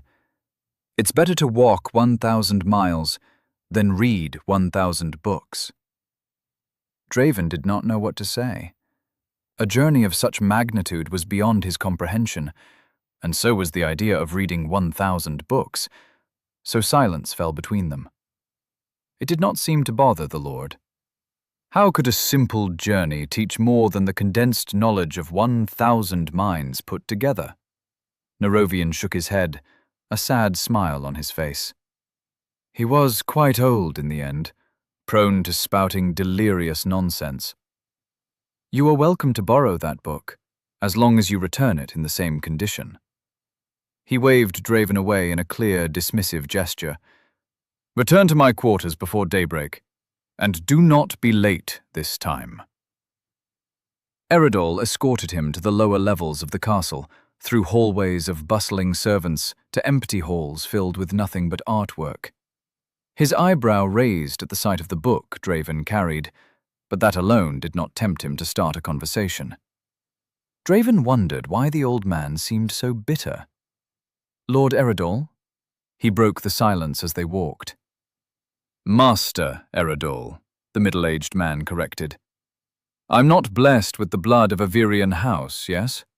How could I ever be a lord? He gave Draven a scouring look and shook his head. I didn't know. If Eridol was to be believed, and he seemed to carry no motives to spread deception, the only difference between lowbloods and Virian lords was the family one hailed from. That much is clear, no? Eridol glanced at the book again and sighed. Lord Nerovian seems to like you. Draven, was it, yes? He nodded. It would be in your best interest to keep it that way. Those he dislikes rarely stay for long, the steward said with a hollow voice. So I've heard. 4 or 5 servants had disappeared in 6 months, their fate clear enough, though their whereabouts were unknown. Draven had no intention of joining their ranks. He needed the young lord's favor, his trust, if he were to get close enough to discover where his family was. They stopped at a door. Draven's room, perhaps. Eridol raised a hand and knocked. Rose? Master Steward? Rose opened the door, surprise on her face. How may I help you? You may assist young Lord Nerovian tonight. He raised a finger before she had the chance to retort. If you know what is best for your family, you will swallow your pride, yes? Eridol asserted. The steward's voice was strict, the full weight of his authority on display, but it felt unnatural, hollow. Eridol's face was a battlefield in which many emotions fought for dominance, a rictus of shame and defeat. He winced and closed his eyes as Rose teared up, but nodded. It was not a battle he had any chance of winning. The steward knew this as much as him. It was also not Draven's battle, he told himself. Minding his own business was the only way to get what he wanted. But if he sacrificed all his beliefs to achieve it, what would remain of him in the end? An empty husk filled with regrets. Didn't Lady Seraphina ask for your presence tonight? The words slipped out of Draven's mouth. Rose looked at him, noticing his figure for the first time, and her frown of confusion quickly lit up in understanding. Maker, forgive me. I almost forgot. Excuse me, Master Steward, but I must go. Her figure disappeared into the bright corridor as she abandoned all pretense and broke into a frantic sprint. Eridol called her name, but even his attempts were half-hearted at best. For all the disapproval eternally engraved on his face, there was something soft inside the steward's heart. You play a dangerous game, boy. Eridol sighed as he beckoned Draven to follow. Young Lord Nerovian will be most displeased about the news. You don't need to tell him, Draven assured Eridol. It was clear the steward did not disagree with his intentions. I don't need to tell him, no? If that was true, we wouldn't be having this conversation, yes? He did not say the words, but his meaning spoke of an oath. You protected Rose for a day, but at great cost to yourself, as you will soon come to know. What do you mean? Draven looked him in the eye. I brought up her appointment with Lady Seraphina. Perhaps I spoke out of turn, but I felt as if it was my obligation. So it seems, yes? Eridol raised an eyebrow and nodded. Let us both hope that is enough. Eridol showed Draven to his room before he left, his expression just a little lighter, as if some of the weight dragging on his shoulders had vanished. Good for him. But Draven had yet to see if that also applied to himself. Opening the door to his room revealed a familiar sight. Eamon lay down in bed, his eyes closed, beads of sweat collected on his forehead despite the comfortable temperature of the room. "Careful there," Draven closed the door. "I get the feeling people around here wouldn't look kindly on a cook refining Hexion." Eamon's eyes snapped open. "It's hard to get rid of you," he laughed and motioned to the bed opposite his own. "Make yourself at home." Draven's eyes teared up as an acrid, sour smell drifted up. "Abyss, take me, man! What is that?" The amusement fled Eamon's face, a surly expression replacing it with the usual discontent he boasted when things did not go his way. "Onion. The most vile thing the Maker has ever created. No matter how much soap I use, I just can't shrug off the smell." "Can you sleep somewhere else?" Draven blocked his nose and jumped into the bed. Eamon had been about to retort when his eyes drifted to what Draven carried in his hand, and there they stayed, as if transfixed. "At least some of us made some progress. But I never took you for a reading enthusiast." "Well, I'm not." Draven passed the book to him. "Just don't damage it or pass that rancid smell onto it." I don't want to get another beating lying low. Lord Nerovian is the violent sort? Eamon spoke as a joke, but his eyes displayed no amusement. He broke my arm for being late. Don't want to find out what that crazy guy will do if I mess up his book. Draven waved him off and closed his eyes. A cross-legged position was bound to raise questions if someone else were to walk in, so he lay down on his bed in pretended slumber. It was time to refine Hexion, strengthen his shield, and train his providence. Eamon, however, displeased he might be at Draven's news, took the hint, for he understood mere pain would not stop him from reaching his goal. Nothing would. Chapter 27. The Amethyst Palace. Nerovian removed his purple vest without a word as he saw Draven waiting in the training yard. He was not late, not this time, but the look in the young lord's eyes foretold a lesson to come. It seemed even Eridol's efforts had not been enough to assuage his temper. "Good morning, Lord Nerovian," Draven said. Respect and deference were the weapons he used to strike at the raging fire in the young lord's eyes. "Ready yourself, low blood." Nerovian's voice was icy. Respect was wind brushing against deaf ears. "It is time you understand not to meddle with matters that are not of your concern." He sprinted at Draven with measured steps, low posture, and bent knees. Anger might cloud his judgment, but the combat skill taught to him in years past was not forgotten by the outburst of emotion. A kick to Draven's thigh sent stabs of pain to his hip. A punch to the gut knocked the wind out of him, but he remained calm. He sent an arm flailing out, the perfect imitation of panic, and Nerovian took the bait. Draven stepped back and fell, rolling onto the ground, grasping his thigh with a grunt, while the young lord grabbed nothing but empty air. Virian or not, he was not about to let this bastard make a habit of breaking his bones. It should be enough now. An opponent on the ground, their pride reduced to winces and grunts of pain, was enough to put out even the fiercest of fires.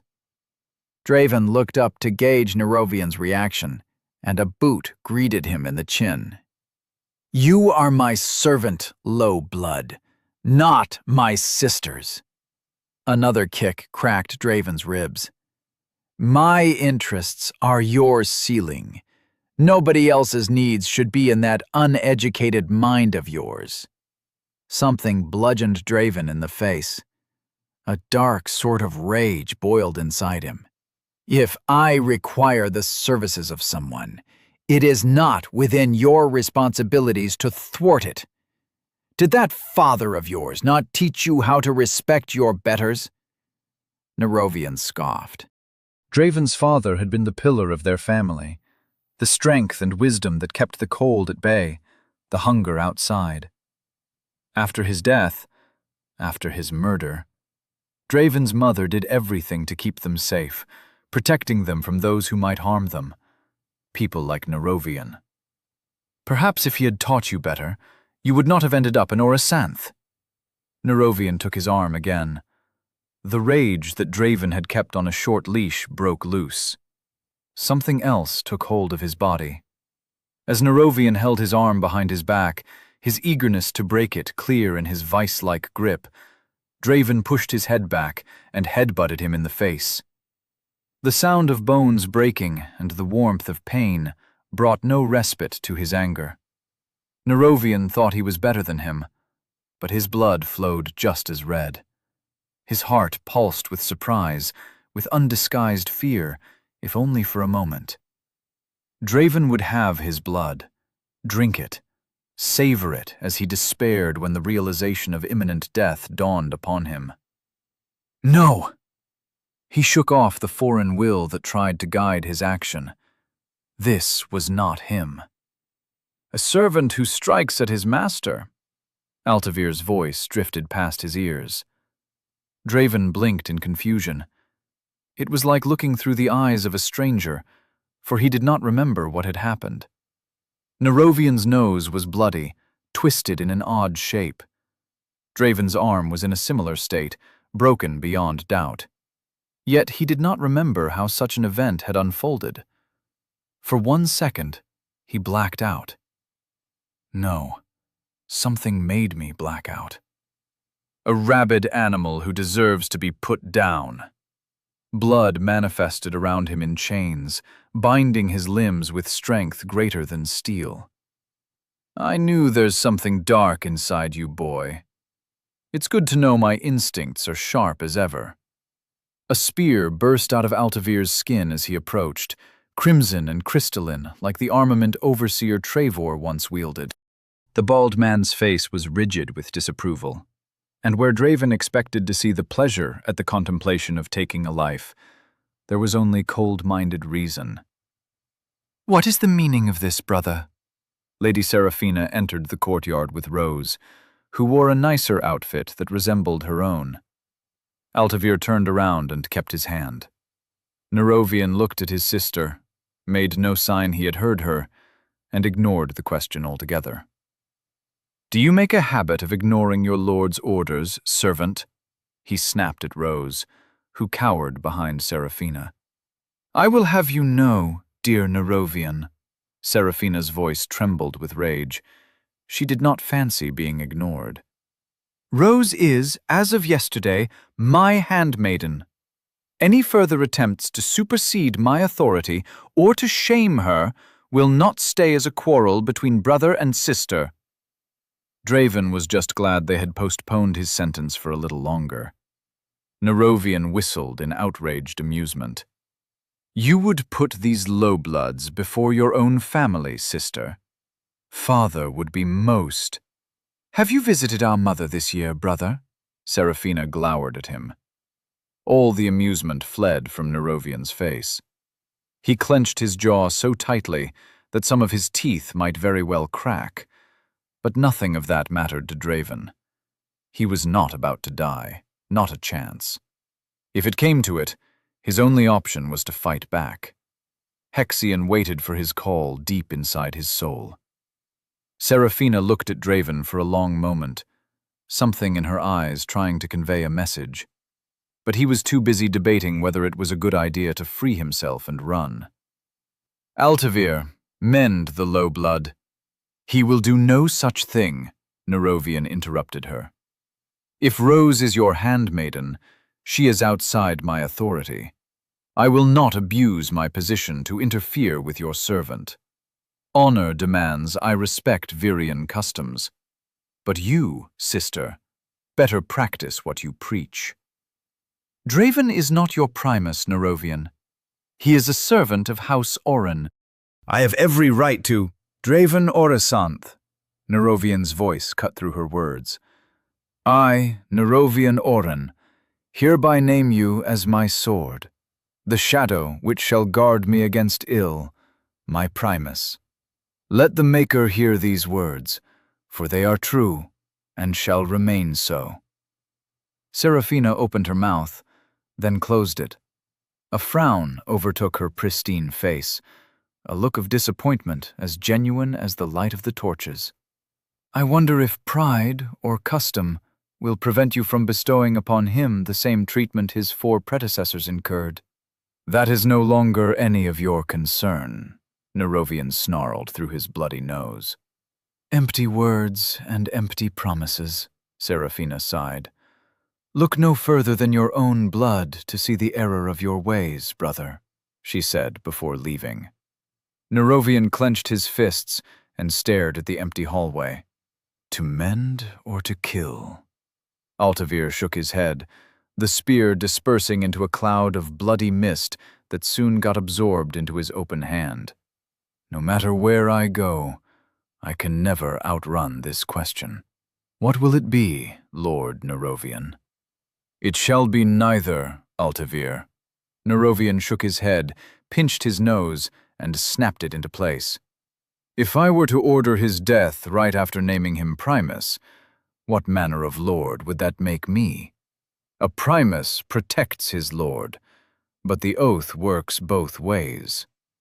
"An unconventional one," Altavir laughed, though his eyes displayed no mirth when he looked at Draven. "Clean yourself, Draven."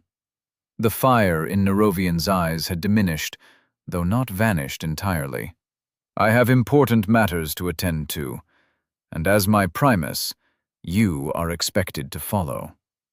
"Lord Nerovian, I never wanted—" "There is no need for apologies," Nerovian interrupted.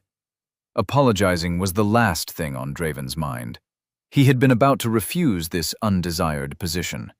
A Primus, whatever that meant, drew attention he desperately needed to avoid. "What happened yesterday shall be left in the past. Meet me in my quarters in half an hour." "We shall go to the Amethyst Palace from there," the Lord said as he left. Sometimes it's good to shut up. If Draven had spoken, if Nerovian had let him, he might very well have wasted the opportunity to go to the very place he needed to. Amethyst Palace, the residence of all Empyreans of House Oren, the place where his family was most likely kept. With a broken arm, cracked rib, and black eye, only a fool would not notice his presence. All plans of sneaking around, shielded by the shadows of obscurity, were out the window.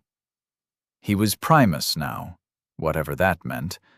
His best chance was to hide in plain sight. Draven wondered why one of the major houses had so few Empyreans present in its castle, but as the Amethyst Palace emerged from within the labyrinth of plants and flowers, he was certain. Forged out of dark purple stone, its texture almost resembling that of a gem, the palace lay hidden in the center of the castle's inner part, like a precious jewel inside a geode. The Amethyst Palace was not as vast as the Oren Castle, which easily matched the size of a catalyst district, but that did not diminish its overbearing aura. The gardens surrounding it fed 4 entrances, each guarded by a pair of armored men, supplying the artificial gem of architecture with a steady stream of people Draven had never met. Guests, perhaps. The guards at the front gate were focused, their heads held straight with discipline and confidence. They held no weapons, for they were deadly themselves. Empyreans. It was clear to Draven, with no need for a word from the silent young lord. All the heightened of House Oren lived in this place. It was a death trap. "Young lord, the Virion is expecting you in the high chamber," one guard said. Nerovian nodded and passed through as the doors opened. The guards looked at Draven with glares full of suspicion, their attention focused on his black eye, hastily tied-up broken arm, and awkward gait. But they knew better than to prevent him from entering. Either they knew of his promotion, or the young lord's acidic expression made them reluctant to interfere. Bright as day, the hall inside had light spheres glistening in the distant ceiling like torches far above. The ground was smooth like glass, a dark purple imitation that shone with a fuzzy reflection of whoever dared sully its pristine appearance with their steps. The walls were of a lighter shade of purple, and the occasional white and gold accents stood as reminders of the authority that reigned within. Well-dressed people, a lot of them, more than Draven could count, bustled back and forth. Servants offered drinks and aperitifs on gold and white metal plates, their contents probably worth more than the average low blood could earn in a year. Far beyond the rows of tables and chairs, secluded from the politicking and small talk of the sovereign gathered, stood a dark gate. A single person guarded it, but no one made a move to get close to him. 2 heads taller than even the tallest sovereign, dressed in bulky purple and black armor from head to toe, his eyes were the only thing Draven saw. One green, one black. It sent shivers down his spine. 2 men approached, lords if their clothing was any sign of their stature. 2 others, dressed in plain, less luxurious clothes, swords strapped at their sides, followed at a distance. If it isn't Lord Nerovian.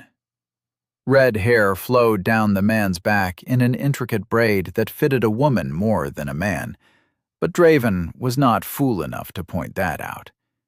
His smile was wide, too wide, almost derisive. Lord Artros, a pleasure as always, Nerovian nodded, though his features disagreed with the words he uttered. Curt words. Nerovian and this Artros did not have a good relationship. Either that or the sore mood from previous events still lingered in his mind. We thought training would hold you for longer. A young man with brown hair, a square jawline, and green eyes nodded. How are your preparations going? It might be wise to ask your Lord Father if you have any doubts. Make her be my witness. Hexion is not something one should blindly experiment with. You got that right. Lord Balthrian, we have not seen each other in ages. A genuine smile adorned Nerovian's face, and even his shoulders seemed to lighten. I have the Chaos Scripture all but memorized, yet knowledge alone is worthless without the lessons learned through trials. Worry not, Nero.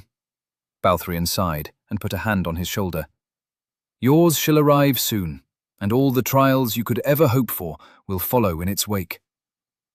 Not if I can stop it. Nerovian, are you not going to introduce your companion? Artros examined Draven as he would a beast for sale. Quite the exquisite attire, if I may add.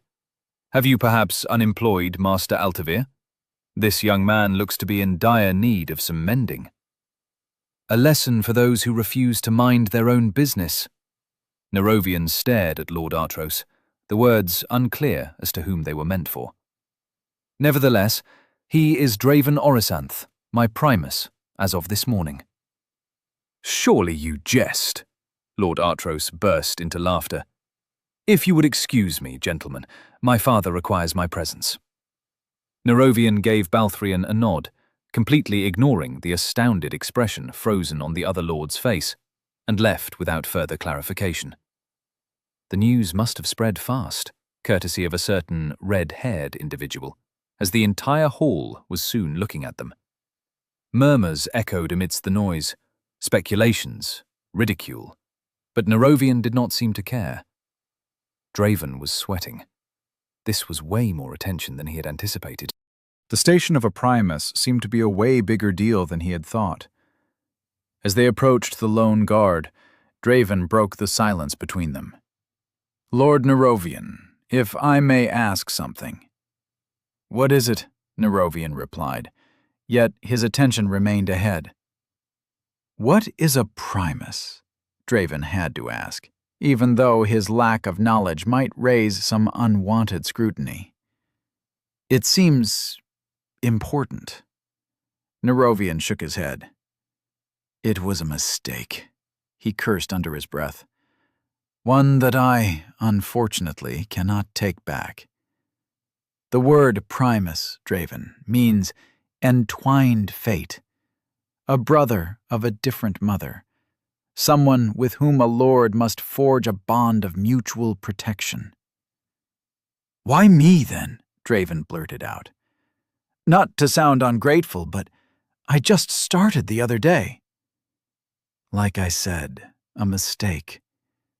Serafina has a way of making me lose composure.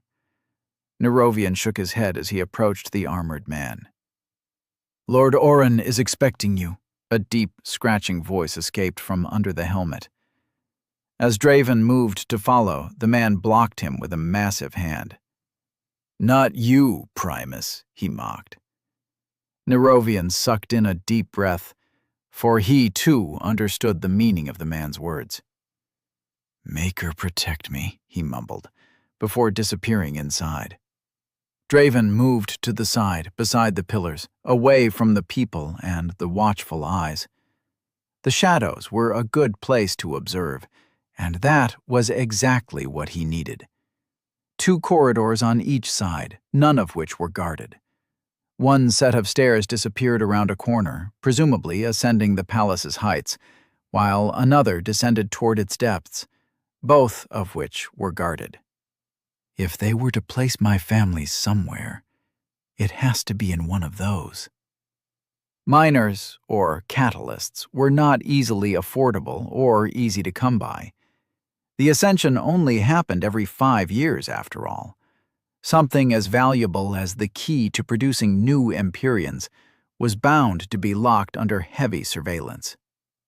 You know, it's common courtesy to at least introduce yourself, a voice spoke from behind him. Especially since you are looking to steal my spot. A duel-worthy dispute, some might say. Burning green eyes stared at Draven, through him, from the darkness. A shiver racked his soul, effortlessly bypassing his veil, and he knew he was exposed. Chapter 28. A Fateful Meeting. The green-eyed stranger gave a knowing smile from the shadows. Young Lord Oren is not as careless as one might think. An Empyrean as his Primus only makes sense. The Lord matched his height, his brown hair, deep caramel eyes, and square jaw, evoking a sense of familiarity within Draven. But that shielding technique is sloppy at best. Yet I suppose it serves its purpose in muddying the sight of your astra. Relief spread through Draven's body as his heart unclenched. The man knew he was an Empyrean, but he did not know what kind, what path he belonged to. It was the best he could hope for from an unsalvageable situation. Draven Orasanth. Draven extended a handshake. And I would appreciate it if you kept this matter a secret. Lord Oren would not look kindly if he found out. The green-eyed man ignored his warning. I can only imagine. Black eye, broken arm, a few too many bruises to count. Maker be kind, fellow, but on what manner of stairs have you been falling lately? Draven looked away. No name, no introduction. Whoever this person was, he also wanted his presence to remain secret. It was risky, but he had to take chances if it meant protecting his identity. Green eyes, sight that can pierce the soul. Call me crazy, but I don't remember House Oren inviting another evoker to their midst, Draven said. It was a bluff. He did not have the slightest idea regarding the guest list. But this sort of Empyrean was rare, feared. No house would invite an outsider of this caliber to their midst, for they saw through the secrets most guarded with their lives. A slight trembling in the man's left eyelid told Draven he had his attention. Not to worry, friend. Some things are better left unmentioned. Silence meandered amidst the shadows, in the echoes of the murmuring that surrounded them. It was overbearing and life-threatening, but it was an answer meant only for the watchful eyes. Indeed, the mysterious man nodded. Orasanth. Where did I hear that name? It's an orphanage south of Anavarith, Draven interrupted. In the city, the name Orasanth was well known. an orphanage that raised the sons and daughters of lowbloods whose families were no more. It was a great service provided by the Magistry of the White Rose. That this man did not recognize it meant a lot. "You must not be from around here." His gaze drifted behind Draven to something that made his ever-narrowed eyes widen in surprise, maybe even a hint of alarm. It was only then that Draven noticed the murmurs had stopped. Silence reigned amidst the Sovereign as a single man strode forward, his steps confident and full of authority. Black hair streaked with white strands foretold of his aging, but that was the only sign that the ravages of time had any sway over him, for his body was carved in a powerful build. A black and white attire, simple with no ornate embroideries, yet luxurious in its lack of extravagance, adorned his figure as he made his way to the lonesome mountain of a guard. "Lord Nosfio, Master awaits you." The armored man spoke with a nod, a demonstration of respect that had been absent even to Nerovian Orin. "Azan," he said in a curt, raspy voice. Nosfio stood in front of the man, who was a head taller than him, yet his presence seemed to tower above the guard. "My son has been wondering when you would visit us again. Times are hectic, my lord, but we shall see if duty can relieve me after the day of the severing." He bowed slightly and moved aside. "I will hold you to that." Nosfio nodded and disappeared inside. "Early ascendance! He knows we are here now, you fool!" A teenager's voice chastised behind Draven. "Silence, Valor," the green-eyed snapped. Draven turned around to see a scene from nightmares. A green, ethereal head, with features distinct from the man's own, tried to free itself from his flesh. The nameless man had fallen to a knee, sweat dripping down the sides of his face. Another head popped to the surface on the other side. "He's a croner, you dimwit. Of course he knows we're here now. The guy probably walked around the entire room while we were frozen in time," the other head said. Specters. It did not take a genius to deduce. But how come they seem so full of life, of personality? The one who had hunted Draven earlier had resembled nothing but a husk of a person, driven only by orders. The more he examined the faces of the mysterious man and his two specters, the more they resembled each other. The ethereal faces looked younger, maybe 4 to 5 years. But if Draven ignored that, they might as well have belonged to a single individual. These three could have been brothers. No, something told him they were brothers. Triplets. "What are you looking at, Craven?" One face admonished Draven's staring. "Never seen a specter before? You think this is a show or something?" "Get lost, weirdo," the other one snarled. "Please, settle down," the man shook. "I'm losing the hold again." "Maybe you should just let us do it then," one of them huffed. "You were always too soft for your own good." The other sighed. "Let's go, Helion. That's enough embarrassment for one day." The specters disappeared without another word, but the man did not rise to his feet. His heartbeat was fast, as if he had been running nonstop for hours. His heartbeat. With sudden realization, Draven noticed he could hear it. It came naturally, like breathing. He did not need to will the Hexion in some strange way. Hearing was easier when the noises were closer to oneself. But the hearing of a heightened sovereign was different. The noise, the music of hearts was there. He needed only to listen. "Nosfio, the blade of eons. Abyss, take my soul, eat it, and spit its rancid stupidity out." The man continued to curse as if Draven's presence had entirely escaped his mind. "Good meeting you, Draven. Now I must go before I find my head separated from my neck." "Wait, I didn't catch your name." a last attempt at putting a name to the face. Elevelain von Astreas, he said before stumbling his way out of the palace. Nobody seemed to notice his presence. He stumbled into people who gasped in surprise, yet their sights never settled on the man. It was as if he was not there, not to them, but to Draven. It was as if he had never left. At least his name still echoed loudly in the silent hall. Elevelain von Astreas. It was his father's family name. His real name. Draven entered the room with a head full of questions. Who was Elevelain? Who was Nosfio? What in the abyss was he supposed to do? He felt so empty. Everything was outside his grasp. One answer led to 5 new questions. Is this what incompetence feels like? Why the long face, Draves? Eamon peeked his head out from over the book. Got some good news. Wait, is your arm broken? Doesn't matter, man. I can heal it whenever I want. But he could not afford to reveal his capabilities like that. Whatever you say. After we get your family out, we are gonna jump that snotty-nosed brat.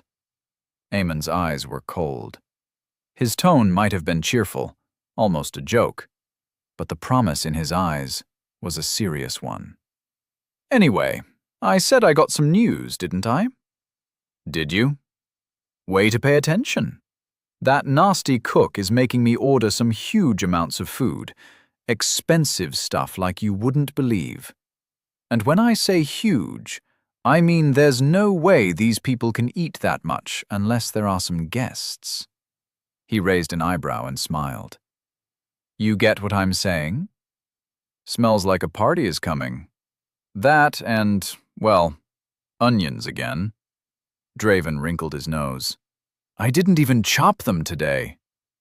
Eamon gave himself a sniff or two before giving up. Not just a party, my friend. Why would just a regular meet and greet be under so much secrecy? That old bastard Theodore won't say a thing, which already tells me everything I need to know. A secret party. Draven nodded. It made sense that something like that was about to happen. It would explain all the lords gathered in the Amethyst Palace. Draven sat down. What he was about to do was dangerous, but there was no other way. Maker protect me, Draven. What are we getting into now? There was concern in Eamon's voice, but he would sooner die than back down. He was one of the few people Draven knew had his back. The feeling was mutual. I'm gonna steal Empyrean manuals from Nerovian's library, and I need your help. Draven smiled. It was time to stop holding back. Sounds stupid, tremendously dangerous, and crazy reckless. Eamon frowned. Count me in. Nerovian had returned from the meeting with his father with a bitter face. A fire burned inside of him, an angry, roaring fire that would need to be put out. Alcohol would make it easier. The young lord's cabinet was full of spirits, and he was fond of sipping fragrant wines while studying. We just need to send one of them with a selection of beverages for their lord. Call it a test before the main event. The more the idea took shape, the more it made sense. The plan, though simple and not fully fleshed out, was bound to succeed. He's gonna fall for it. Add alcohol to a bad day, and we get a drunken sovereign. Sounds simple, might even work, but there's a big problem with your plan. Eamon shook his head. I'm just an apprentice cook, stupid. Who would ever give me the good stuff over a blatant lie like that? Draven had been expecting that. You might be just a cook, young Eamon. Draven patted him on the head, which earned him a slap. But you're looking at Nerovian's Primus. Whereas Draven expected to see surprise or admiration, there was only confusion. What the abyss is a Primus? He exclaimed. That's the thing, Finn, Draven smiled. I don't know either. Eamon escorted him to the kitchen with the familiar pace and impatient gait of someone who wished to do anything but follow the trodden path to its final destination. Nods and awkward half-bows accompanied them as they made their way, an uncommon sight, to say the least. There was no lord in their midst, after all. "What is wrong with these people?" Eamon murmured. "I had no idea you were that influential, Lord Eamon," Draven said, poking him in the ribs. "Are you stupid?" Eamon looked at him with outrage written all over his face. "They're bowing to you." That made Draven stumble. "Whatever that Primus rat shit is, it's working." Eamon shook his head and let the matter rest. "Just don't get too much of a big head because of it. That Theodore bastard is not a bootlicker." Draven had his doubts about whether any of the servants would still be in the kitchen at this hour. It was past dinner time, after all. But sure enough, the noise of orders being issued drifted from the corridors into their ears. Someone was not in a good mood. "What do you mean he's out of stock?" Something broke against the wall. "I want that pearl-white wine even if he has to sell his own mother to get it. Or does he think the Oren house will settle for scraps?" "I'm sorry." "Get your sorry ass out of here then, and when you get back, it better be with 5 bottles of that wine." A wince of pain followed as a servant came bustling out of the open door like his life depended on it. "You know, Draves," Eamon's voice took on a hint of wariness, hesitation. "Maybe we should do this another day. Tomorrow is as good as tonight." "Are you scared of him?" It did not take all the light spheres in the ceiling to reveal his reluctance. It was in his voice, in the way he walked, in the unsettled stares at the door. "You're scared." Eamon gulped and walked inside. Chapter 29.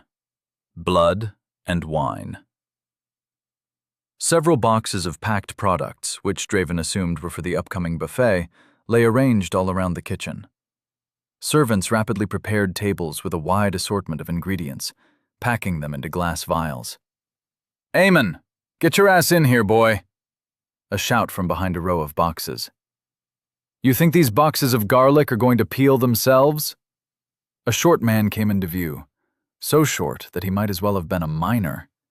His hair was the color of a bonfire, black eyes smoldering with impatience, and a deep, creased frown on his forehead that might just be permanent. "And who in the abyss are you? If you have time to stare, you might as well go put those boxes away." His gaze settled on Draven with a fury that did not seem personal. "My name is Draven Ori. Did I ask?" He brushed past Draven, his compact frame carrying disproportionate power. "Boxes! And you, Janet, do I need to remind you what to do every damn time? Make her forgive me. I'm not a violent man, but I'm not against giving some of you guys a beating if I need to." "Not a violent man, my ass," Eamon mumbled to the side. Somehow he already held a wooden box of garlic and headed for an empty table. "What was that?" Theodore swiveled around as if hearing it. All the servants increased their pace, eyes focused on their work, which satisfied the short cook enough to make him let out a mild harumph. This was someone who did not care who Draven was or what title had been given to him. He did not respect him and cared little for his presence. Draven had to change his approach. He could deliver the same message in different ways. He just needed to find which one was better suited for this situation. "Young Lord Nerovian requests 3 of your best spirits." "Say what? Does he want me to break my back and go looking for new stock on such short notice?" Theodore guffawed until tears brimmed in his eyes. "That brat can keep dreaming about it." Draven sucked in a breath of cold air. "He's the Virian's son." "And I am my father's pup." Theodore walked up to him. "Listen, brat, I don't give a rat shit about who you are. Did that Primus thing get to your head? Nobody orders me inside my kitchen besides Lord Oren himself. And his dear wife, make her bless her, of course." Rat shit. Nobody but a miner said something like that. There were no rats in the castle, none that he had seen in the city's entirety. Most of these people would not even know the word's use. But Draven was different. Raised amidst poverty and mistreatment, rats were a bounty that put meat on their tables. If this man was a miner, then no manner of posturing would work on him. "Look, Theodore." Draven sighed and exaggerated a wince of pain. It was easy, given that his arm was still wrapped in bandages, and the black eye on his face stood out like a sore thumb. "If I go back without what he asked for, I don't know what he'll do to me." Authority did not work well on miners who grew up amidst injustice, but all of them knew compassion. Theodore paused, his eyes scanning the wounds on Draven's body for the first time. A look flashed in his eyes, but it was gone in an instant. "Aemon, get someone to deliver 2 bottles to young Lord Nerovian's quarters, aged winter and severed amethysts. As for you, brat, just get out of here if you're not going to work." Theodore shooed Draven away with a wave. "No space in my kitchen for lazing around." Draven looked into his eyes for a moment, and they seemed to understand each other. It was a fleeting moment amidst all the noise in which time stood still. They set aside all their differences, exposing their inner selves to each other as 2 people simply wanting to continue their lives. But like all good things, it ended as somebody else dropped a knife in the kitchen. "That blade better not have chipped, you abyss-damned brat!" Aemon grabbed Draven's arm and rushed him outside the kitchen, into the corridors, and kept running until the noise was no longer heard. He looked back toward the kitchen, his gaze haunted. "What about the spirits? Damn it, Aemon, that's why we came here!" Draven snapped at him. "All that trouble for nothing. Don't worry, Calder got it from here. He owes me one." Aemon gave a trembling smile. "Abyss take me, but I hate this place." They walked back to their quarters. It would not be long until whoever Calder sent to deliver the spirits reached Nerovian. 20 minutes, maybe? Add another half an hour for the young lord to get drunk. The timeline of their plan was 1 hour away from completion. Leaving unaccounted factors to fate left Draven restless, so he left without Aemon half an hour in advance.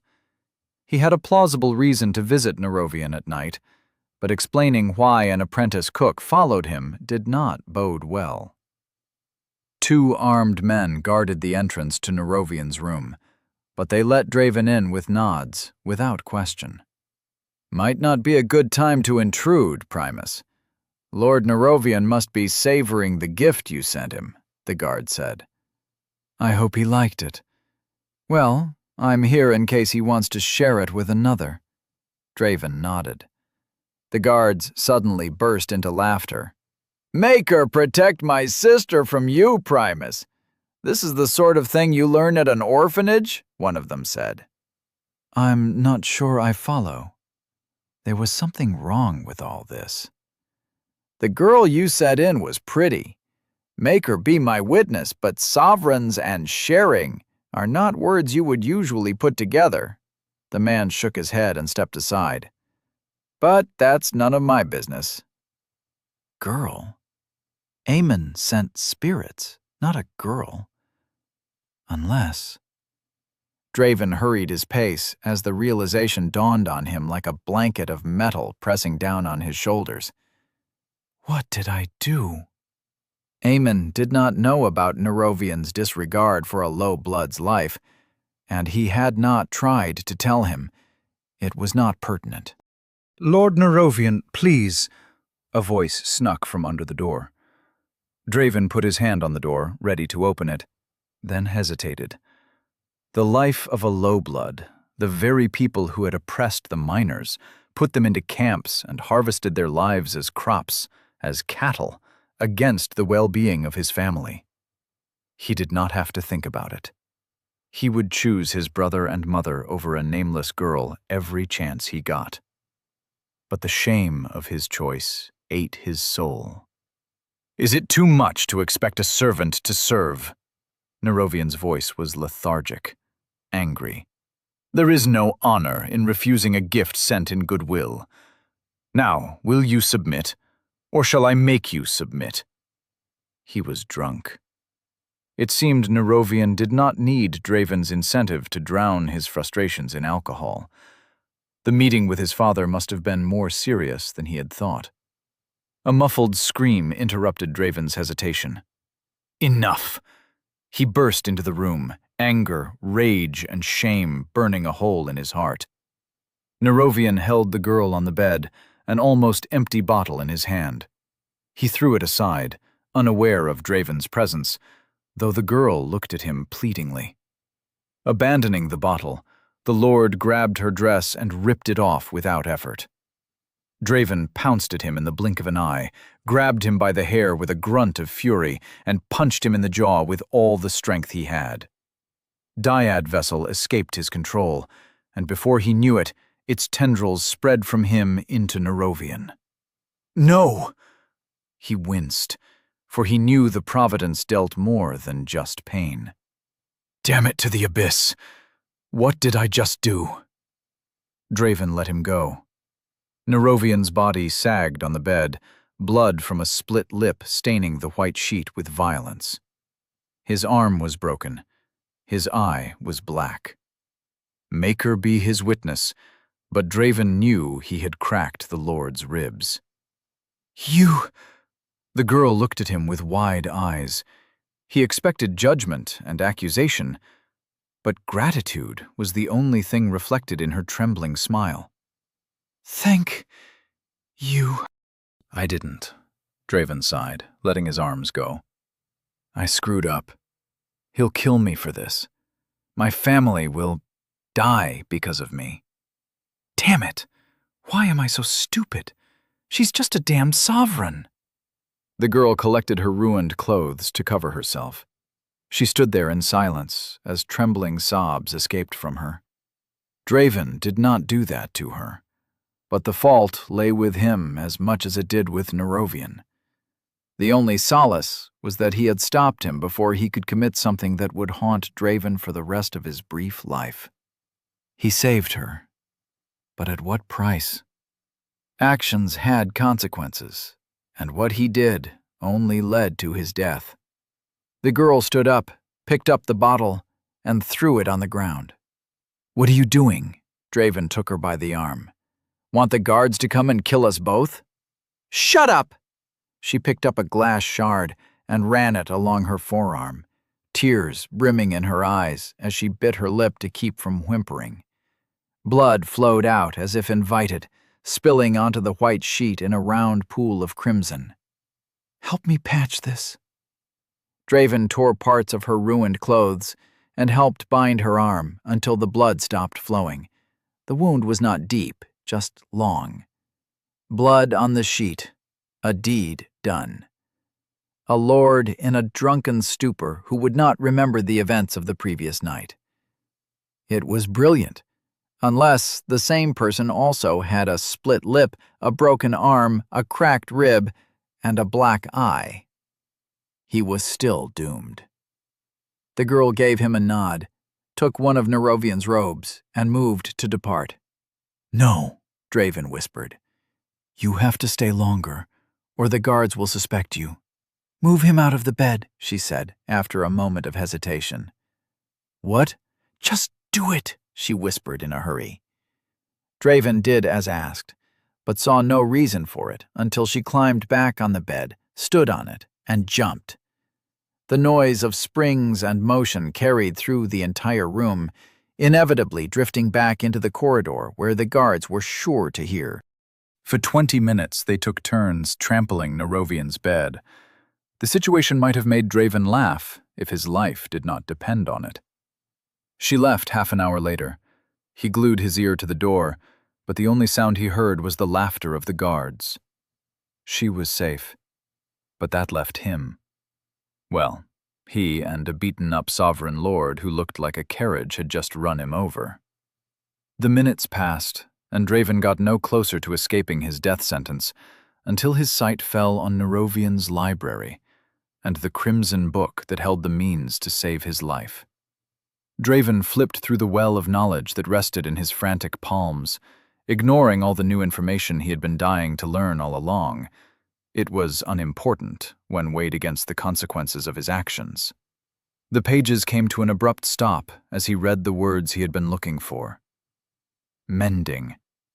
The art of mending and its limitations, he whispered in excitement. This was it, his salvation. Chapter 30. The Art of Mending. Draven read the book with frantic speed. Mending unravels the memories of blood to restore the body to a condition before injury, which is why the treatment of old wounds is impossible. When the body has accepted its injured state as its natural form, mending will yield no results. Old wounds are impossible to heal. That's an important piece of information. It is believed this state change only occurs after 3 months, but the period varies from person to person. Mending organs and lost limbs, though possible, are rare and solely dependent on the individual prowess of the mender.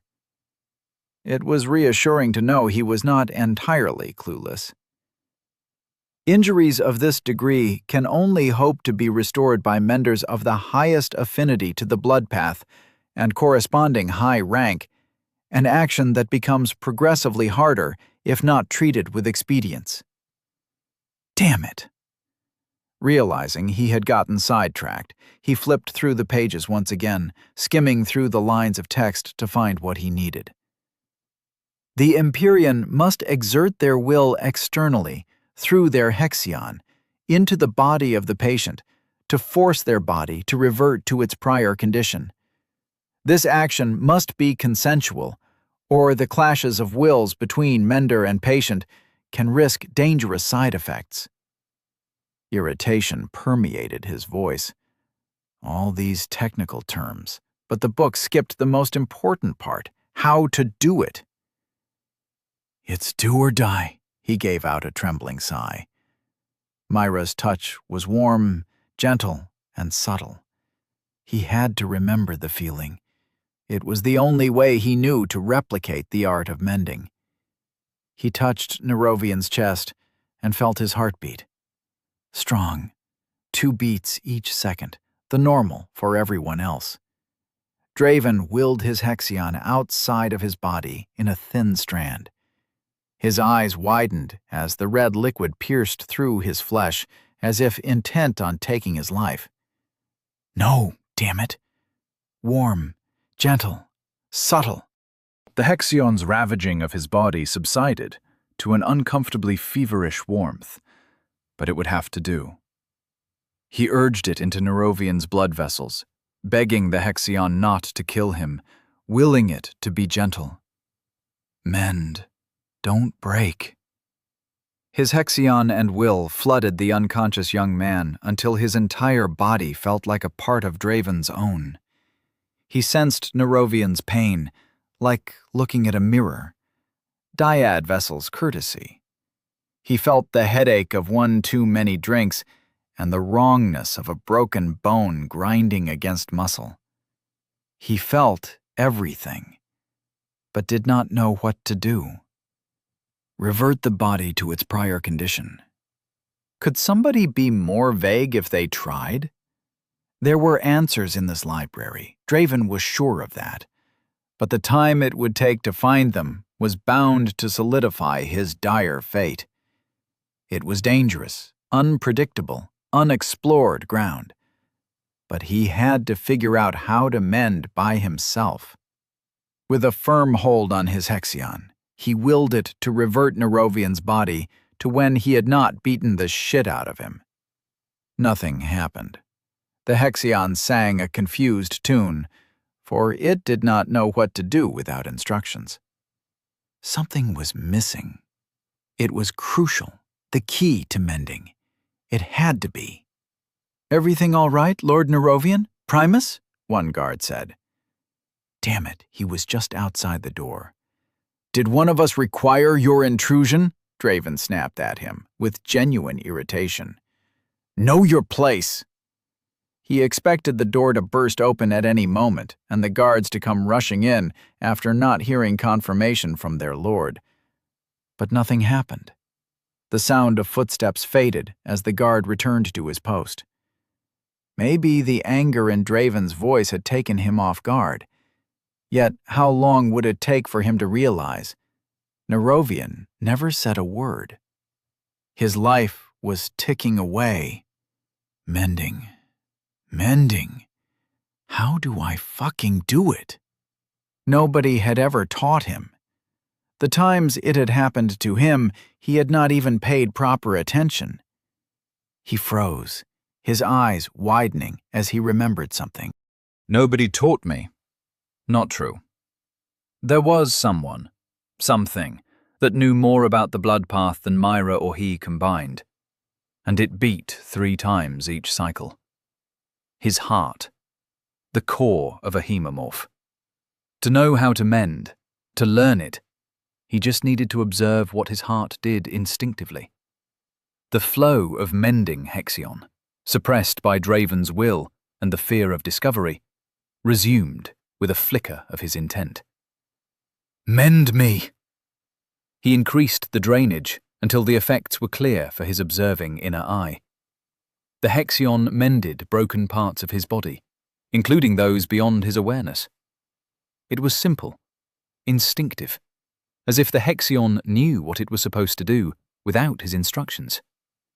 But the crimson liquid that seeped out from his astra did not have a mind of its own.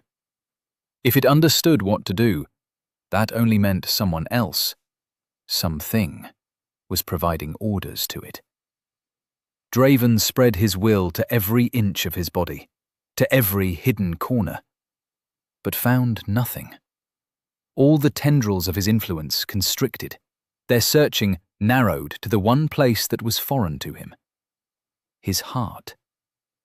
A flicker of something brushed against his will, fast, gone in the blink of an eye. It was faint, but he found the fading traces of another will. Its influence spread throughout his body, subtle like spiderwebs hidden in shadows, concealed beneath the veil of anonymity, but it was present. Some of it was connected to his own will. It was part of him. It was not a part of him. It knew him better than he knew himself, yet Draven knew nothing of it. He let his Hexion flow into Nerovian's body once more, for he now knew the error of his previous approach.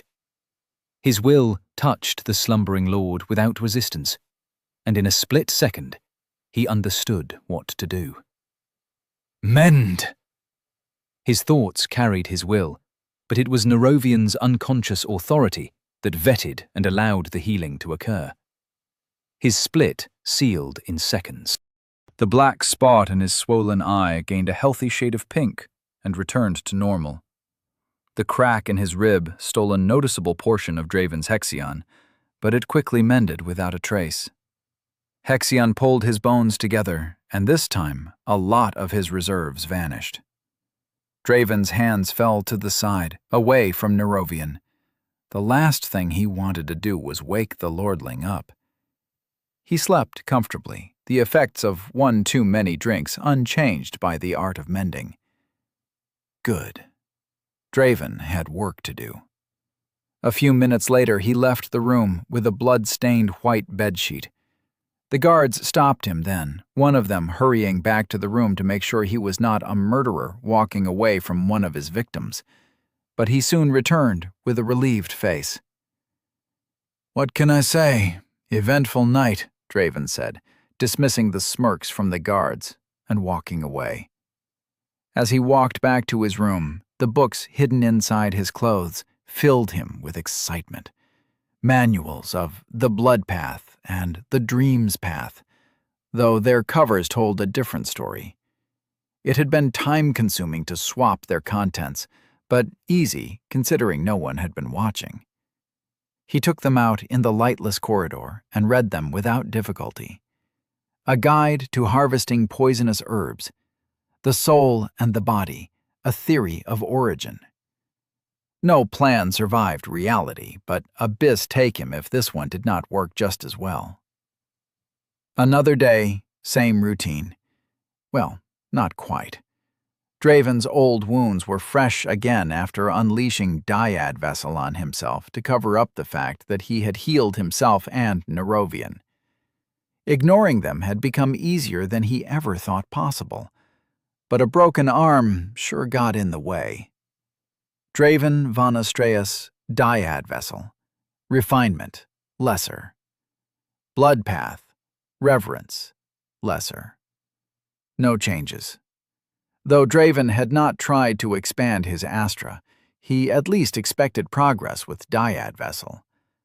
But he found the road ahead longer than expected. The training yard did not bustle with grunts or the sound of clashing metal. It was silent, eerie. Nerovian stood beside Altavir with a grave expression on his unsullied face. No black eye, and his arm seemed to cause him no pain. Good. "Draven," Nerovian said before he had the chance to get a word in. "When I heard the news about what truly happened yesterday, I was surprised, to say the least. Abyss below, he knows." Hexion burned inside of Draven, ready to materialize with a thought. He should have read the damn book yesterday, but he had spent the entire night trying to find a place to burn the damn blood-stained bedsheet. "I can explain." "There is no need," Nerovian interrupted. Altavir walked beside him as they both approached him. "Master Altavir." He looked at the mender and nodded. Nerovian was delusional if he thought Draven would go down without a fight. He inscribed his will into the Hexion. Blood spheres. 5. Pain be damned. I'll take both these bastards to the abyss. "Mend my Primus," Nerovian uttered. "I cannot have him injured for tonight's event. Besides, what manner of man would I be if I rewarded his gift yesterday with more punishment? There is no honor in that." "What? Oh, right." The Hexion settled down in Draven's Astra in a hurry.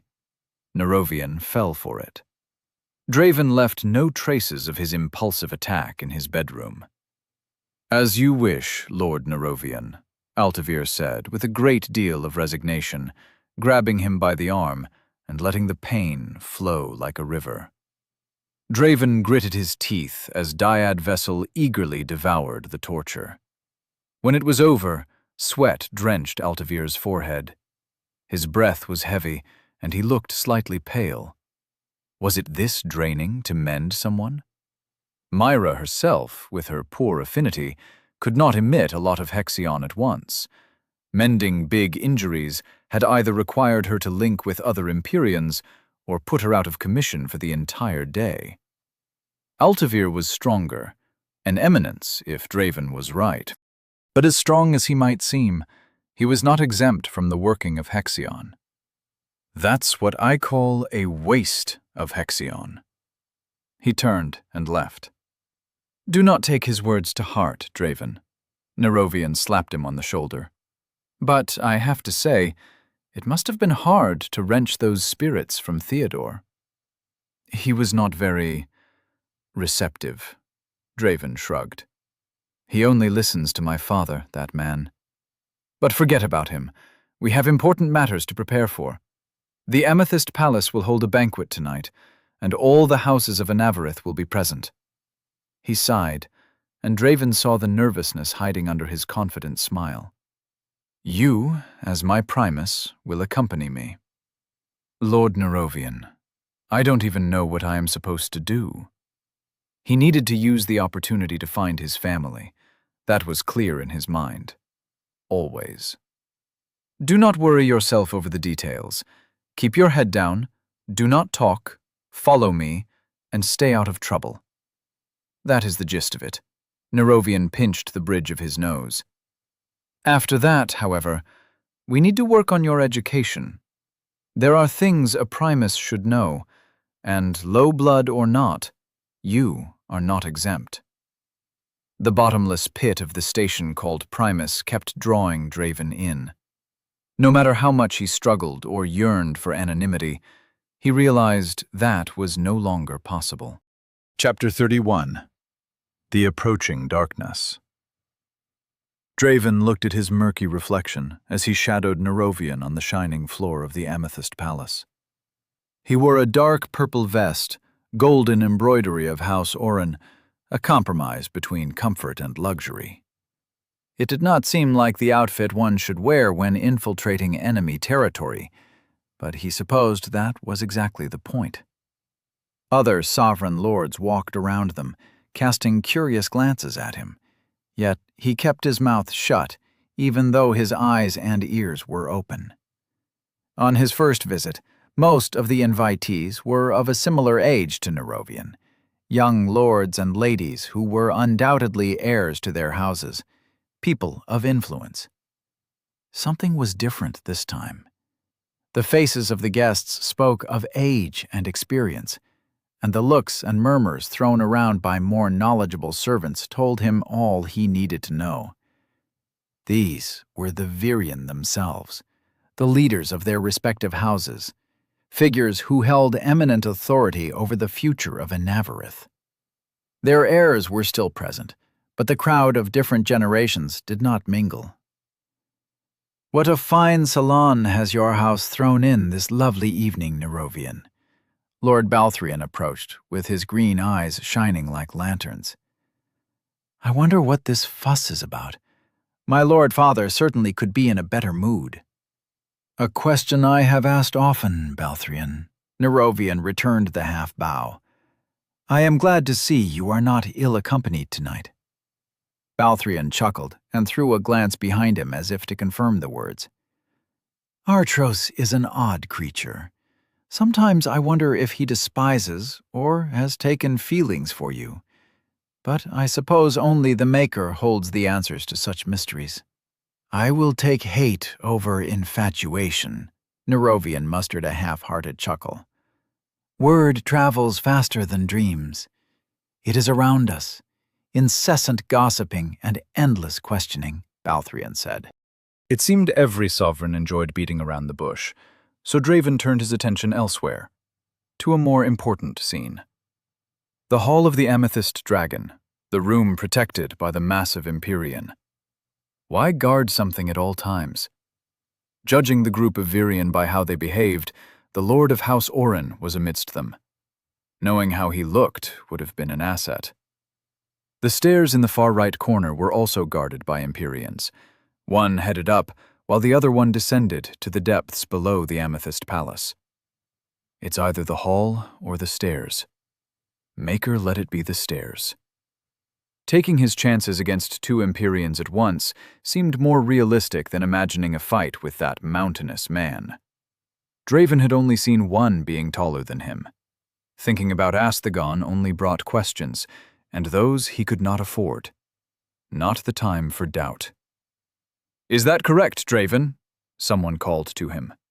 His name, the disguise he wore to ward off Inquisition, and it was calling him.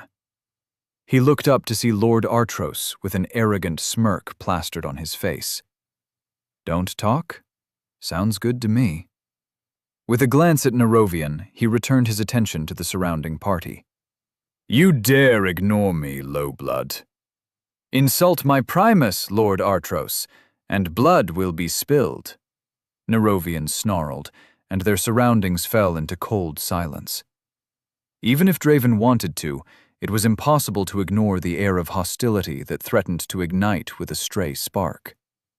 Lord Artros's eyes widened in clear disbelief. "We both know that blood would not be mine, Nerovian." He scoffed and approached the heir of House Oren without a drop of fear on his face. "Empyrean against half-breed. It does not take a genius to know the outcome." The crowd of listening sovereign gasped. Half-breed? What did he mean by that? Whatever insult he meant struck Nerovian like a punch to the gut. His entire demeanor changed at the mention of the word. His eyes were red and wide, fists clenched, and knees in the process of assuming a fighting stance. Balthrian walked in front of Nerovian, raised his hand, and planted a slap on the red-haired sovereign's face. "Have you no shame? To insult the host of a salon held in goodwill. I wonder what manner of education House Elore is passing down to its heirs." Blood trickled down Artras's split lip. "Infatuation, my ass."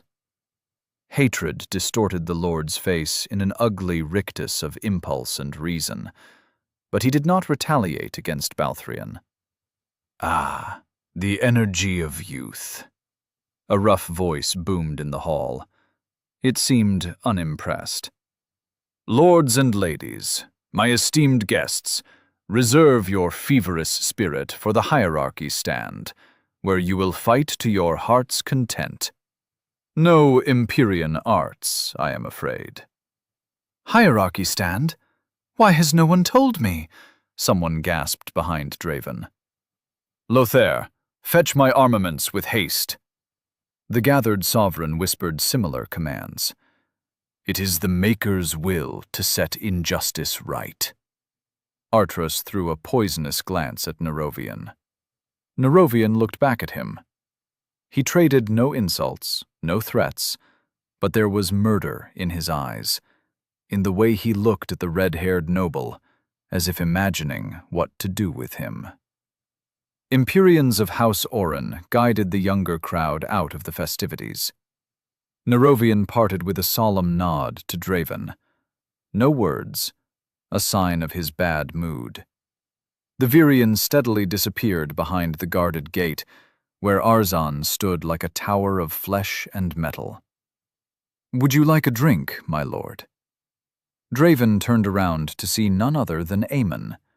Black and purple suit, a silver plate full of drinks expertly balanced in the palm of his hand, and an excited grin plastered all over his face. Few remained in the hall besides the two of them, preemie of the other heirs and servants doing their jobs. If there was ever a good time to disappear, it was now. Aemon discreetly placed the drinks on one of the empty tables.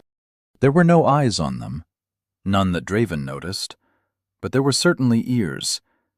In a place where everyone heard even the most secretive whispers, speaking one's mind was courting death. "Lord Nerovian was told you had some rare spirits in stock. Courtesy of Theodore, if my memory serves me right," Draven whispered between them. A few ears perked up at that, though no surprise reflected on the faces of those intent on minding their business. A cover in plain sight suited what they were about to do. "Of course, my lord." Aemon nodded, and turned to guide Draven out of the hall. The garden outside was devoid of any eyes. The torches shining in the sky told of late hours approaching. Hardly an appropriate time to perform friendly combat, but sovereign culture made no sense to begin with. The silhouette of the Amethyst Palace shone with the occasional flicker of a light sphere close to windows and the distant sound of battle. "Where are we headed, my lord?" Aemon inspected the palace for secret entrances. He kept the honorifics and respect in his voice in case someone else overheard them. "To the secret stock. There is just one issue." Draven paced around the palace, looking for any clues. "Theodore is not a man who will easily let us through." Aemon's eyes narrowed. He understood they were not talking about Theodore at all, but about the giant who stood between them and the information they had sworn to seek. "That much I can tell with a glance. But you know what, my lord? The Oren house sure has some nice architecture." "Lots of windows." They shared a glance. Running showed guilt, but no one judged a faster-than-normal pace. People were busy, after all. Draven guided Aemon along the palace's exterior, their paces on the edge of breaking into a sprint. Darkness did not hinder his sight. It was a friend that shielded him from prying eyes. But Aemon was not one of its acquaintances. He grunted every time one bush whacked him in the face, but dared not utter a curse, not a word. "It might be there," Draven broke the silence. Close to the wall, under the light of the castle windows, 4 guards stood like statues. Abyss take me if it's not there. Don't sabotage us, stupid, Eamon cursed. Theodore guards the inside of his stock, while his assistants secure the outside.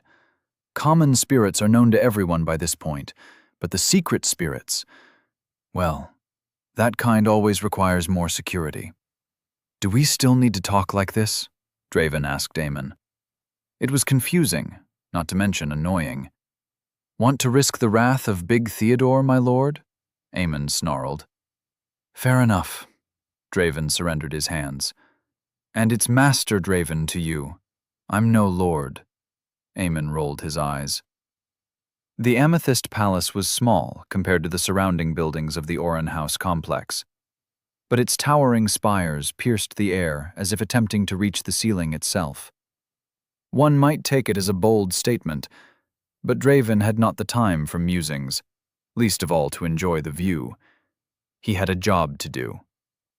The rooms guarded by the two armored men were empty. The clear windows revealed the other side of the door where Arzan stood watch. That and a set of stairs to ascend the spire. There was only one thing to do. Draven knew it as soon as he laid eyes on it. We need to climb, Draves. Eamon hesitated. But a fall from that high... Don't say that! They turned around, far from the guards, near the corner of the palace. The layered roof was far above them, nearly at the height of a 3-story building. Is it even possible to jump that far? Draven did not know. The new, heightened body did not exactly come with a manual of limitations, and they certainly lacked the time and opportunity to find out. Remember, Eamon turned to him, don't make a scene. Draven jumped with all the strength he had. The wind rushed in his face, the ground grew distant, and the torches in the ceiling got slightly closer. He landed with a muffled thud on the ceiling. Not enough to be overheard, hopefully, but enough to cause Eamon to land with a growing scowl on his face. Let's go. Draven took the lead to guide them amidst the poor lighting. The spire had several open verandas, not to mention decorative, protruding squares that invited the uninvited. Draven closed his eyes and attuned with the raging waves of Hexion within him. The crimson fog burning outside of his astra resonated with the blood. It heard their whispers, as if it existed in synchrony with their beating hearts. One heartbeat behind him, 2 underneath him, the guards most likely. Several up in the spire. He knew where to go. He began the climb, and Eamon followed without hesitation. The wind brushed against Draven's jacket, a howling tune that urged him to look below, but he understood that was the last thing he needed to do. After a few minutes of arduous climbing, the heartbeats grew closer, numerous, agitated. Something was going on, and they needed to know. A stone dragon wrapped around the spire, masterfully carved in a way that it curved around the windows like a piece of art. Impossible. That sort of heresy might earn us a cleansing, Paradius. An outraged man's voice abandoned all sense of courtesy. What proof do you have of this? Draven and Eamon stood clear of the window, yet the whispering sounds of the growing commotion might as well be louder than yelling. Do you believe I would produce such news without evidence, Lord Elor? Paradius Oren, the lord of the very spire they now skulked on, snarled. In some sectors of Elysium, there are rumors of the torches blinking during the day. Rumors that I have confirmed with my very eyes. That is not enough, Paradius. A stern voice cut through the commotion with a veil of silence. But again, you are no fool. What else have you discovered? Draven knew that voice. It belonged to Nosfiel, the Blade of Eons, the man who had walked through the Amethyst Palace without a hint of concern in his eyes. Indeed, Paradius said. Draven looked at Eamon for any clues about the broken bits of information, but he stood transfixed, eyes glued to the crowd of strangers. Something was wrong. The usual carefree levity on his features had dissipated in the howling night as his bloodshot eye tracked a man who leisurely talked amidst his peers. "Aemon?" Draven tried to get his attention. He gritted his teeth, hands tightening into fists, and his black eyes took the tone of an iridescent white. Draven had not known him for long, that much was true, but he knew him well enough. In the entire haven, there was only one thing, one man, who, at the slightest mention, caused Aemon to lose himself inside his rage. His father. "If you give us away, we're as good as dead." Draven held onto one of the dragon's claws with one hand and grabbed Aemon's arm with the other. No response. White mist seeped out from Aemon's closed fists. "Finn!" Aemon blinked into awareness. Hatred ingrained so deep was hard to shake off, impossible to get rid of, but it could wait. With a shudder, he recalled the Hexion to himself and let his feelings marinate in the darkness of his heart, where they waited for the opportunity to stain the world with their ugliness. Not today. Not tomorrow. Soon. The determination that seeped out from him was colder than the wind. The Virion went silent. Something had happened. Sharing a concerned glance with Aemon, he peeked through the window. An elderly lady stood in the center of the room, her figure towering amidst the Empyreans, even though she was the shortest of them. "I dreamed of darkness in the haven." Her raspy voice permeated every corner of the room. Shivers ran down Draven's spine. "They who have been sealed by the Maker have returned. The fallen will rise." The cosmic firmament shattered once more. The fruits of the original sin withered and died. Faces paled around the woman. Her words carried power, authority written in Hexion that left no doubt of the truth that left her lips. Whereas the Virion doubted Paratius Oren, they took her word as a prophecy of doom. The rivers of time corrode even what is eternal. After 1,000 years, not even the Maker would be able to fight its relentless currents. Nosfio sucked in a breath, stumbled on his feet, and sat down on one chair. As if to cement the man's words, the old woman closed her eyes for a moment that stretched into eternity. When she opened them, all the hope gathered in those around her vanished as the words left her lips. "I dreamed of the Maker's death." Her words were conveyed through a whisper, but that silence was intent on changing the haven forever. Draven pulled away from the window, his heart pounding in his chest. It was too much. It was worse than he thought. The Maker's death. To glimpse the future through dreams required power unlike anything he had ever seen, a feat only the most prominent dreamers in all of Elysium had ever achieved. It was not something that could be done at will. Yet, without fail, it always came to pass. "Maker protect us," Aemon whispered. The prayer had once brought hope. It spread warmth during the frosty nights, filling the bellies of the hungry with sustenance to live another day. Now the words brought nothing but despair, for the Maker was bound to die, and the haven along with him. Chapter 32. The Wild Voice. The light of the torches dimmed to a welcoming orange, signaling the end of another day. People walked back and forth like always, an annoying column of bodies that made everyone's life a little more difficult. It was in the impatience of a merchant who shouted his way through, barreling a path amidst people who did not hear. It was also in the voice of all those around him, murmurs, shouts, gossiping. Nothing had changed. But Draven knew everything had changed. How would they react if they found out what was bound to happen? The death of the Maker the man who single-handedly created the Haven, rescuing humanity from the brink of extinction, was not news anyone would take seriously. If he had lived 1,000 years, another millennium was nothing outside his grace. Draven wished that was true, but he knew better. "There's the wild voice right there!" Eamon shouted over the crowd, spotting the place where they were supposed to meet the others. "Out of the way!" He leveraged his body against the crowd and lost. Heartbeats all around Draven, their sounds soothing as they dampened the maddening choir of the gathered people. He felt inside his jacket for the book. There, next to his beating heart, protected against swift hands.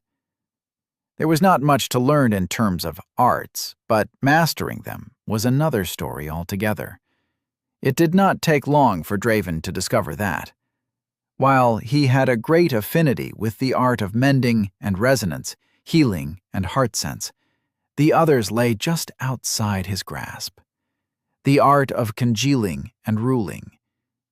Time was running out, the heightening ceremony was approaching, and he still could not congeal a blood armament like Overseer Trevor once had. Draven had to be careful even to think about emitting his hexion outside his body, lest the energy rampage through his flesh as if it were his worst enemy. Controlling the blood of others, the main prerogative of the art of ruling, was even more elusive. Either he was missing something, or the book he had stolen was written by an idiot. Eamon's tight grip on Draven's arm brought him back. He pulled him aside with a pale face, sweat on his brows, fear displayed clearly in his vice-like grip. Draven followed his gaze, heard the sudden silence of the crowd, and soon understood the origin of his terror. A man walked in the middle of the suddenly empty avenue. His skin was silver, like freshly polished steel. His torso was devoid of clothes, bare muscles rippling with a sort of power that could be felt in the air. None held their gazes for long. None except Draven. But he soon fell to his knees like all the others. It was in his best interest to pretend normalcy. If Draven wanted to live, he had to look away from the runes inscribed in that man's flesh. The man was gone as suddenly as he had appeared, but the crowd dissipated in silence. Terrified murmurs spoke a single word. Perfected. Draven had to know what it meant. Who was that man? How did he get runes all over his body but seem unaffected by them? Draven knew there were no answers to be found by contemplating an impossible puzzle by himself, so he grabbed Eamon and rushed to the wild voice. The tavern was silent. People drank their ale with trembling hands, as the news had already arrived by the time Draven and Eamon reached the establishment. The barkeeper greeted them with a solemn nod and returned to wiping his already clean glass cup.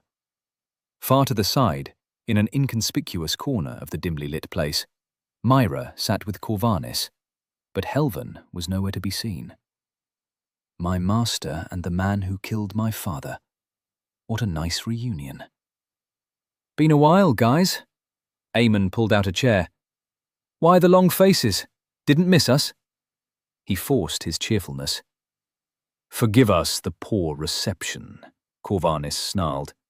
It is hard to be welcoming with one of the perfected prowling in the streets. Draven looked at Myra and nodded before sitting. News already got here, then. Screaming and tripping, she said, with a look at the somber barkeeper. But seeing you two again almost takes the somber edge out of it. Almost. Someone gonna explain what in the abyss is a perfected? Eamon shook his head and avoided a pinch from Myra. I'm almost thinking you guys like to keep us in the dark. That a hobby or something? He's not wrong. Draven looked at Myra. It was Corvanis who broke the silence. They are the hounds of the Maker, he spat. Empyreans of great power. No, that is an understatement. If your education is not as flawed as your manners, You might remember the different affinities to a path. Simply put, we are born with a tangible amount of talent that will dictate how powerful we might become. Yeah, I remember everyone making a fuss about Draven's "Do not interrupt me, boy." Corvanus silenced Aemon with a glare. Training and diligence can bridge most gaps in affinity. That is true. I have seen it myself. He nodded to Myra. But some chasms are so wide that no amount of hard work can overcome them. Some people are born so talented that no hard worker can ever dream of matching them. Archons are what they are called. That silver-skinned man who makes Anavarith tremble with every step is one of them. Was one of them. Now he is something beyond even that. The runes, whatever their purpose, augment a perfected's power to an incomprehensible degree. Corvanus sighed. He made as if to continue, but shook his head. If we were to gather all the Empyreans in this city, we might have a chance at stalling that thing for a few minutes, he said, before falling into silence. A few minutes. All the Empyreans in the city would only stall him, not stop, not harm, not kill. Stall. A shiver raised all the hair on the back of Draven's neck. The perfected might be powerful, talented beyond measure, but if Corvanus was right, the secret to their power lay in the runes carved into their flesh. What is he doing here? I thought Anavarith was the backwaters of Elysium, Draven asked. Well, the perfected won't act without the Maker's say-so, Myra clicked her tongue. So something is going on here that is not making the big man happy. You think? Aemon's voice got a little too loud. You know what? Tell her, Draven. Where in the abyss is the old man anyway? Draven ignored Aemon. How to say a piece of news that would shatter the peaceful lives of common people? Nice words, beating around the bush. He suspected none of these tactics would soften the blow once it landed. He took a deep breath, collected his thoughts, and let the words spill out in a hush so others did not hear. The Maker will die, and the Haven will fall. Could one? Myra scoffed, a smile on her lips. The expression lost its confidence as Aemon and Draven did not return the mirth. Come on, guys. You can't be serious. Right, Corvanus? The frown of disapproval fell from Corvanus's face as he realized none of them were joking. Seriously, where in the abyss is Helvin? That would explain why one of them came to Anavarith. An emotionless voice drifted from the corner of the room to their table. Dressed in black, hair as white as cotton, Helvin approached as if his sudden appearance was not at all uncommon. Tall words, provided without proof, are no more than gossip, Draven, he said. Grabs! Good to see old age didn't take you just yet. Aemon stood up. Helvin looked at him. There is no need for reminders. You fulfilled your oath, Aemon. The words made Aemon eager to speak. There was a meeting on the tallest spire of the Amethyst Palace, a gathering of Virion hosted by Lord Paradius Orin himself. All of them had reacted the same way as the old man, but they had all believed it once an old hag spoke the same things. Describe the old woman, Helvin interrupted Draven. What was her name? They didn't say it. Short like you, white hair, wrinkled face, Draven explained, but Aemon interrupted him. Permanent white eyes, even while not emitting Hexion. I don't need to tell you what that means, do I? Aemon crossed his arms, grew nervous, and snatched Corvanus's drink, downing it in a single gulp. Dreamer, Myra sighed, apparently convinced. A powerful one. There is only one dreamer that fits the description. For all the Virion to take her word as truth, she must be none other than Millennia. Corvanus glanced at his empty drink. "If you would excuse me, I have to go." Try as he did, the overseer could not hide the worry on his face. Helvin did not stop him. "Not a rumor, but a prophesied dream." The elderly man looked lost for the first time. "I thought we had more time. I hope you forgive me, Aiden." Draven had not heard that name for a long time. It was no longer who he was, but the old man sure knew how to apologize when he was wrong. "It's not a big deal. I saw it with my own eyes, heard it myself, and still don't believe it." He sipped the frothing drink in front of him. It tasted sour. "I've done my part, Helvin, and I will do what I swore to do." Helvin held Draven's gaze for an uncomfortable second. "Prior to the day of the severing, when the Oran house lowers their guard, I will assist in retrieving your family." The words were like a decree that lifted an unseen weight from Draven's shoulders. All the suffering, all the nights of silent training in the confines of his soul, it would all end. Skulking in the shadows, in fear of being found, it would end. Responding to fake names, no more. The endless torture of not being able to do anything, of accepting his powerlessness. Enough. He did not thank Helvin, but he wanted to. "Come, Aemon." Helvin beckoned Aemon as he stood up. "I suppose it is time to teach you how to kill an evoker." Both departed with different springs in their steps. Unbuttoning his jacket, Draven produced the stolen book for Myra. "What do you say about a lesson, Master?" "Sure. Why not? Anything to take my mind from, the end of the world? The death of us all?" She scratched her head with a perplexed expression. "You know, sometimes I think you guys are crazier than me." Hexion circulated in Draven's blood as he walked the way back to the Oran house. Following Myra's instructions, his blood vessels diluted the Hexion, which pumped farther with each beat of his foreign heart. Channel more than was wise, and the consequences would be dire, or so she said. Still, he felt the ripples of power coursing through his muscles, strengthening him. A simple, effective trick. But it was not free. The refined Hexion steadily disappeared as he consumed it. His body absorbed its power faster than he could replenish it. Nonetheless, it was worth it.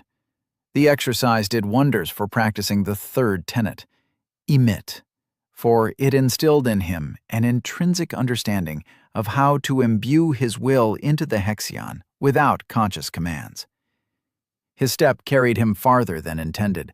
Then the strength faded into the wind. Damn it, lost control of it again.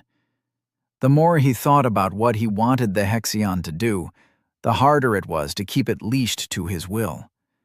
The key, according to Myra, lay in the subtle barrier between consciousness and unconsciousness. A command without thought. It was harder than he first imagined. The respect he felt for the red-haired Empyrean only grew as he came to understand the depths of her knowledge and skill. The things he struggled so much to do, she did with the grace of a bird flying in the air. Was that what talent looked like? Perhaps, but no one wise would discredit the years of practice she had accrued. When asked about the art of congealing, especially about the formation of blood armaments, she just shrugged. "You gotta know your weapon in and out," she had said. No one ever trained Draven in any sort of martial combat involving weapons, so mastering that trail on the blood path was beyond him. For now. The art of ruling was another disappointment. Myra herself confessed she could not do it properly, as her will was not strong or vast enough to make the blood of others bend to her command. But he remembered his body freezing with a mere touch of her cold hands on the operation table. That memory was one tough to bury.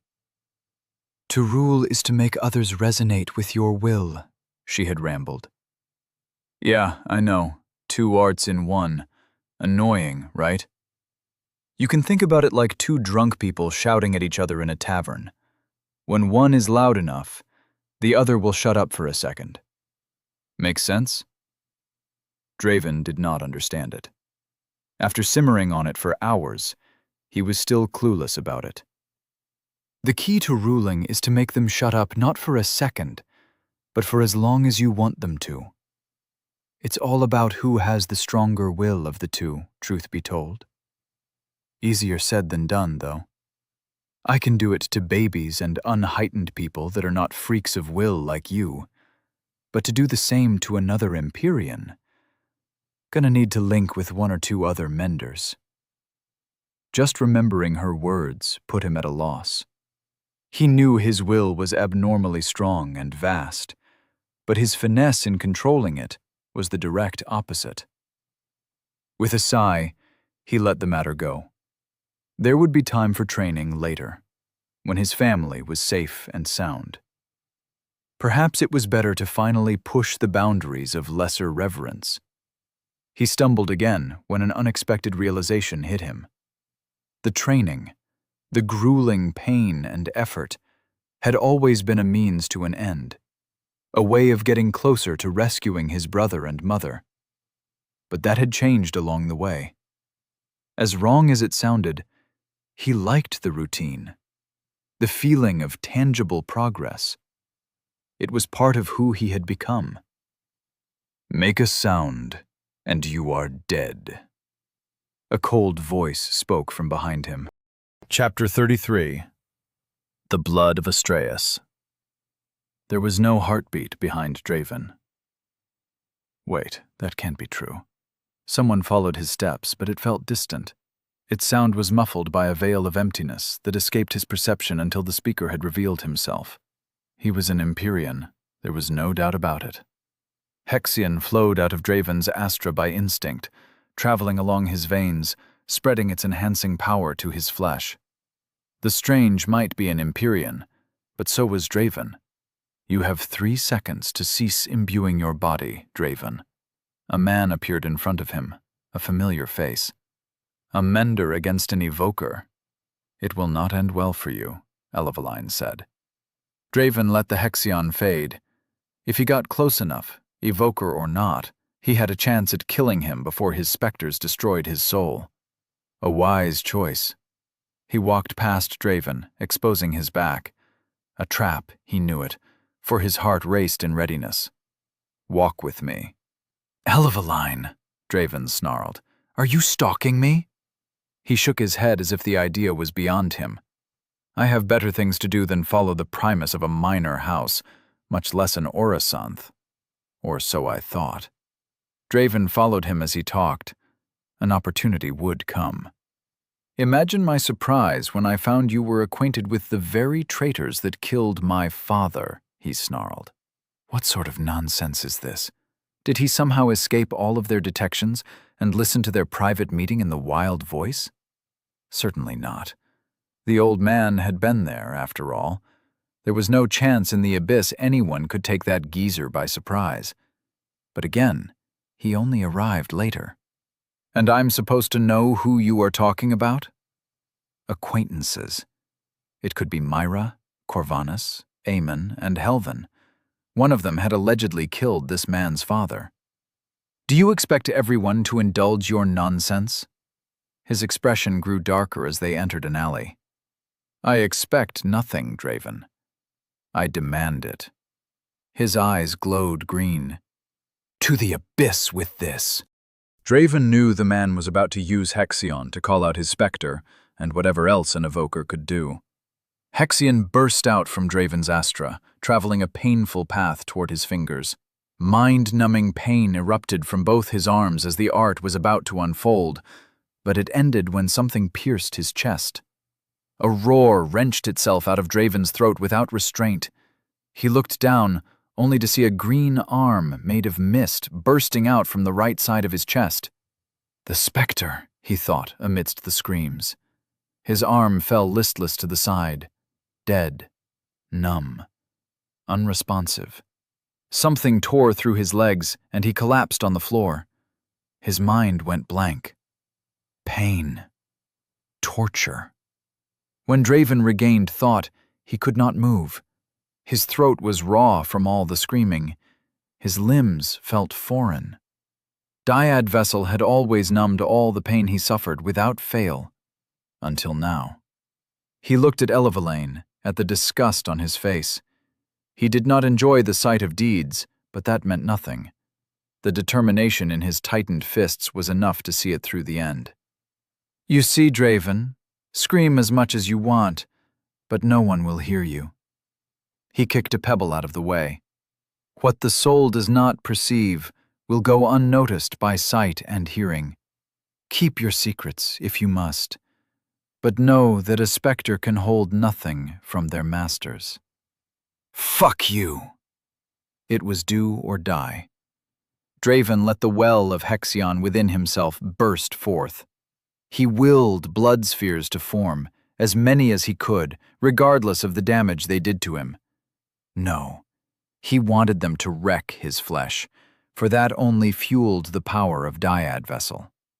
Before Elevelaine could react, Hexion exploded from Draven. The spheres pierced the stone building around them, causing dust to pour like an obscuring morning mist. The providence within him filled to the brim as his blood first flowed through the cracks between bricks before pooling in a warm puddle around him. Mend, he commanded. Just enough so I don't die. Just enough so Elevelaine thought he was on his last breath. He urged his heart to drink the remaining Hexion from within him until he was empty.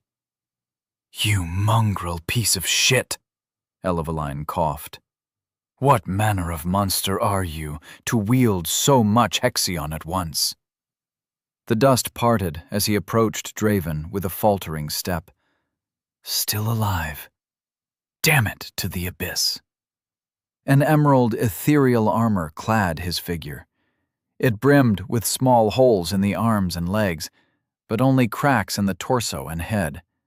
Blood seeped out from the crumbling armor. He had defended himself somehow. Brother? The specter of a child burst out from his body.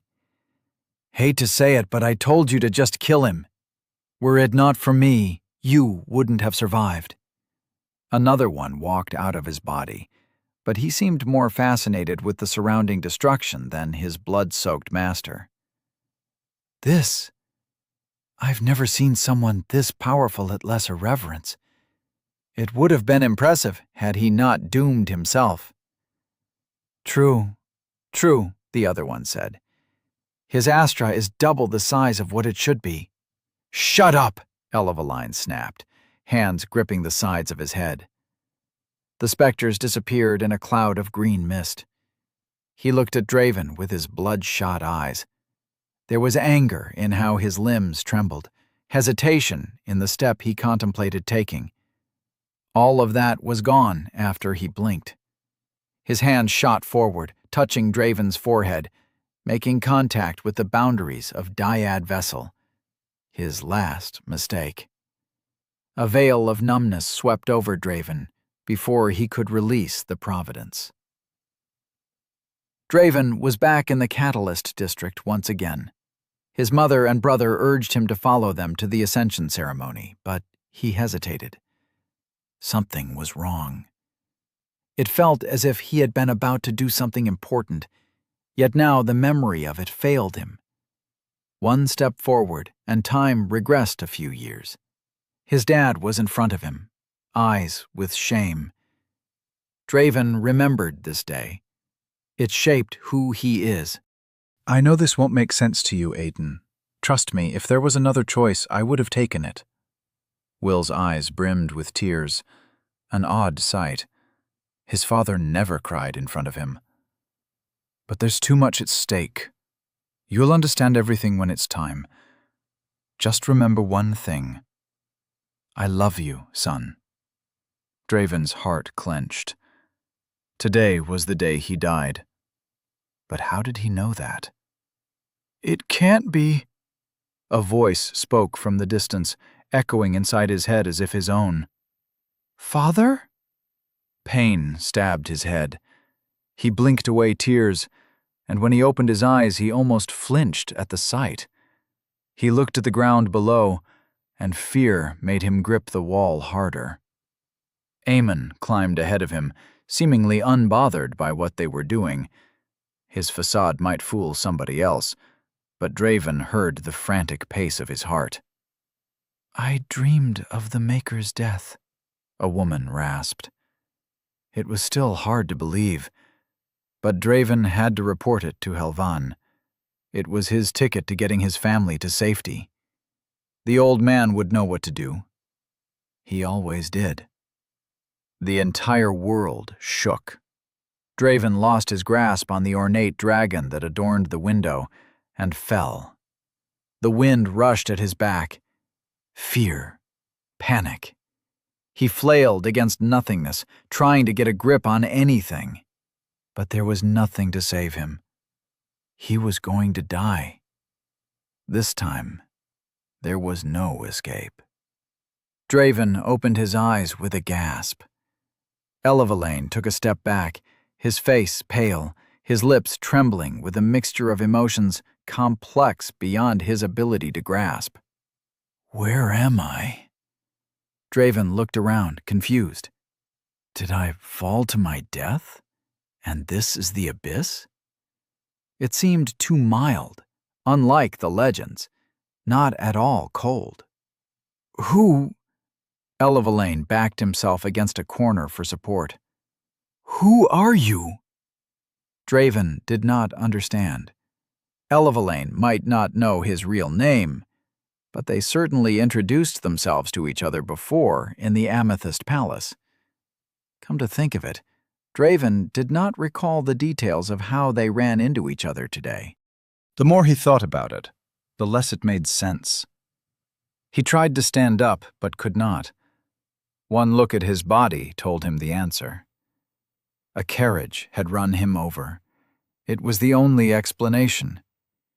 He beckoned the Hexion into his astra, imbued it with his will until it became his own, steadily using it to mend the extensive damage throughout his entire being.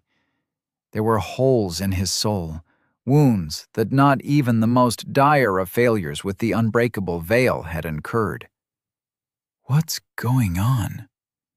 Draven used the pure Hexion burning on his astra's surface to stitch them together, but he knew that would not heal them overnight. How did this happen?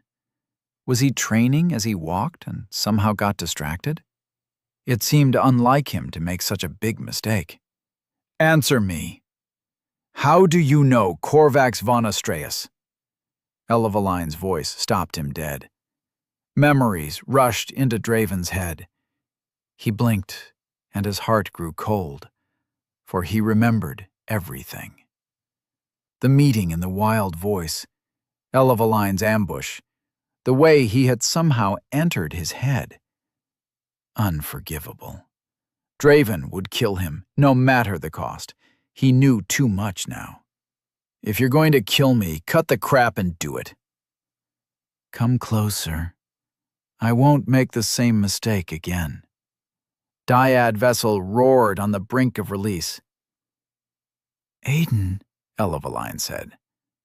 The name took him aback. Son of Will Greystone. A ratling turned sovereign. A spy for the witnesses of the beyond.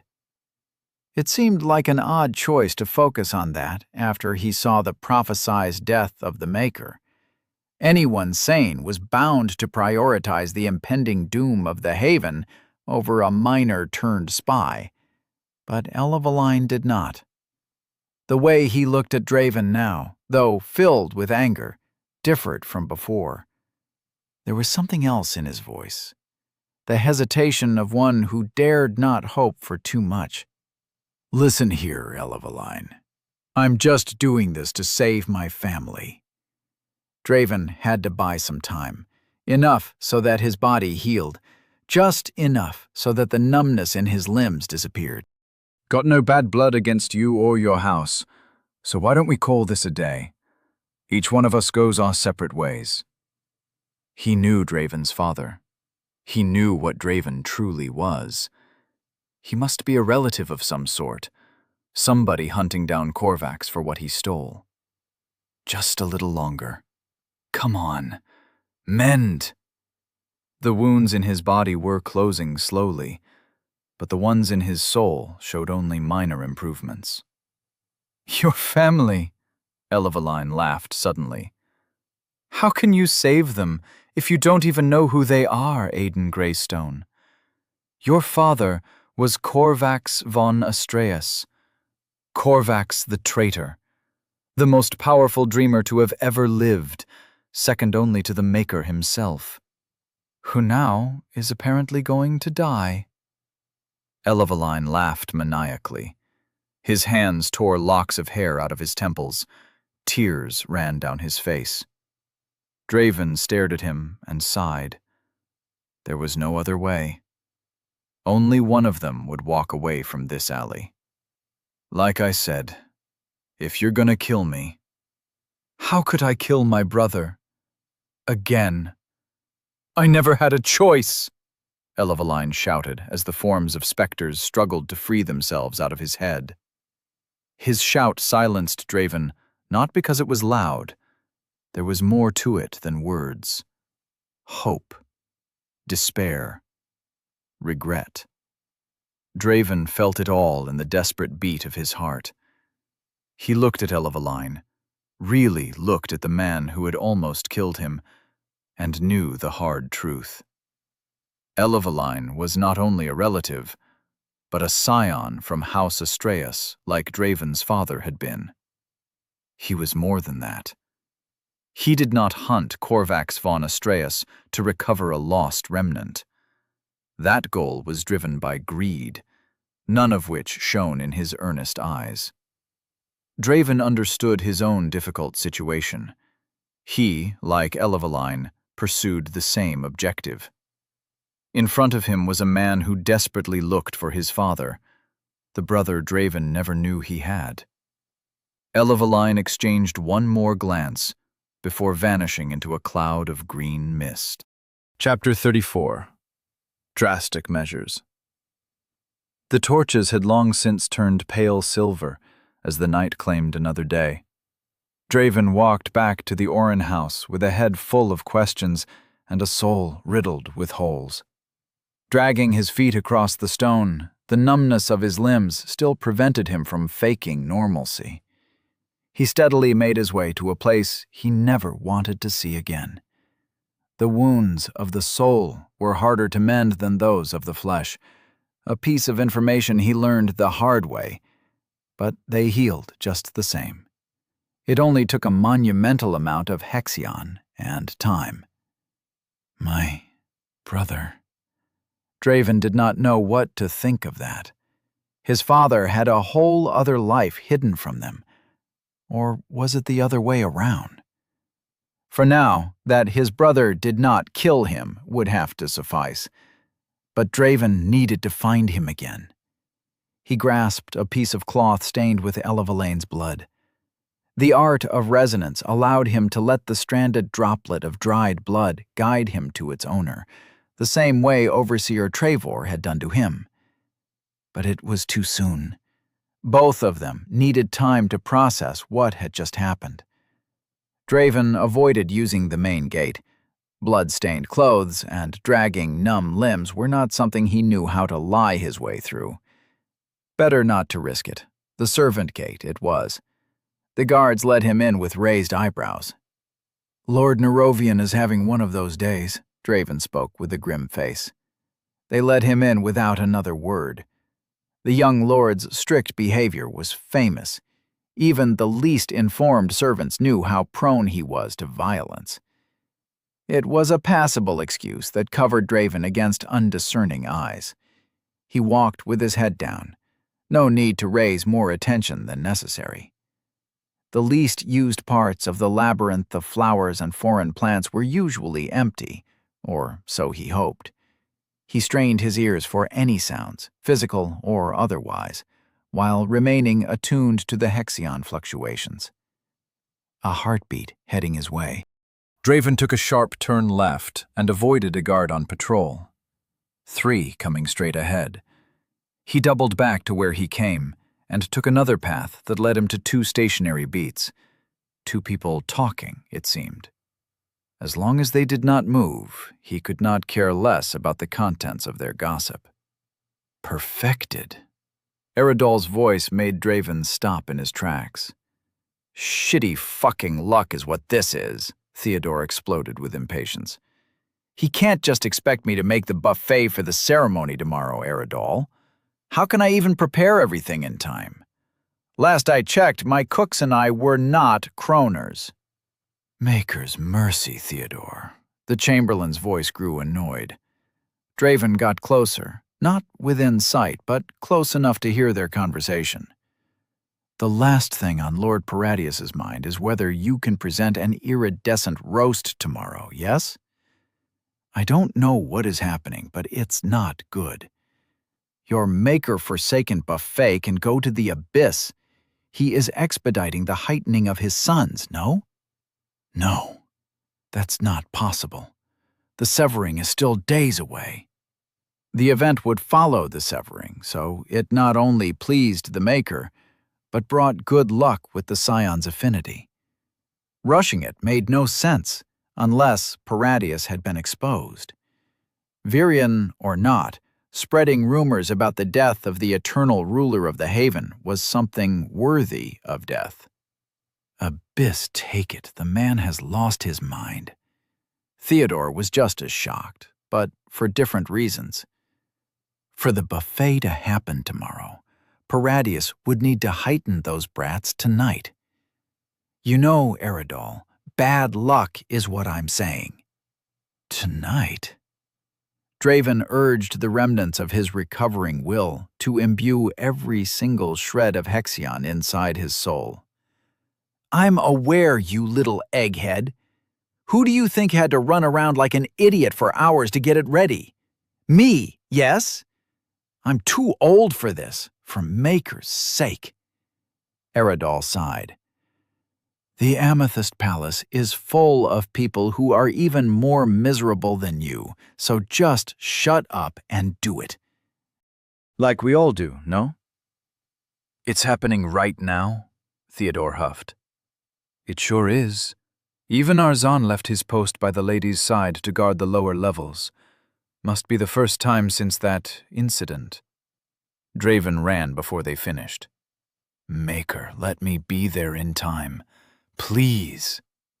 There was only one entrance to the Amethyst Palace's lower levels, at least as far as Draven knew.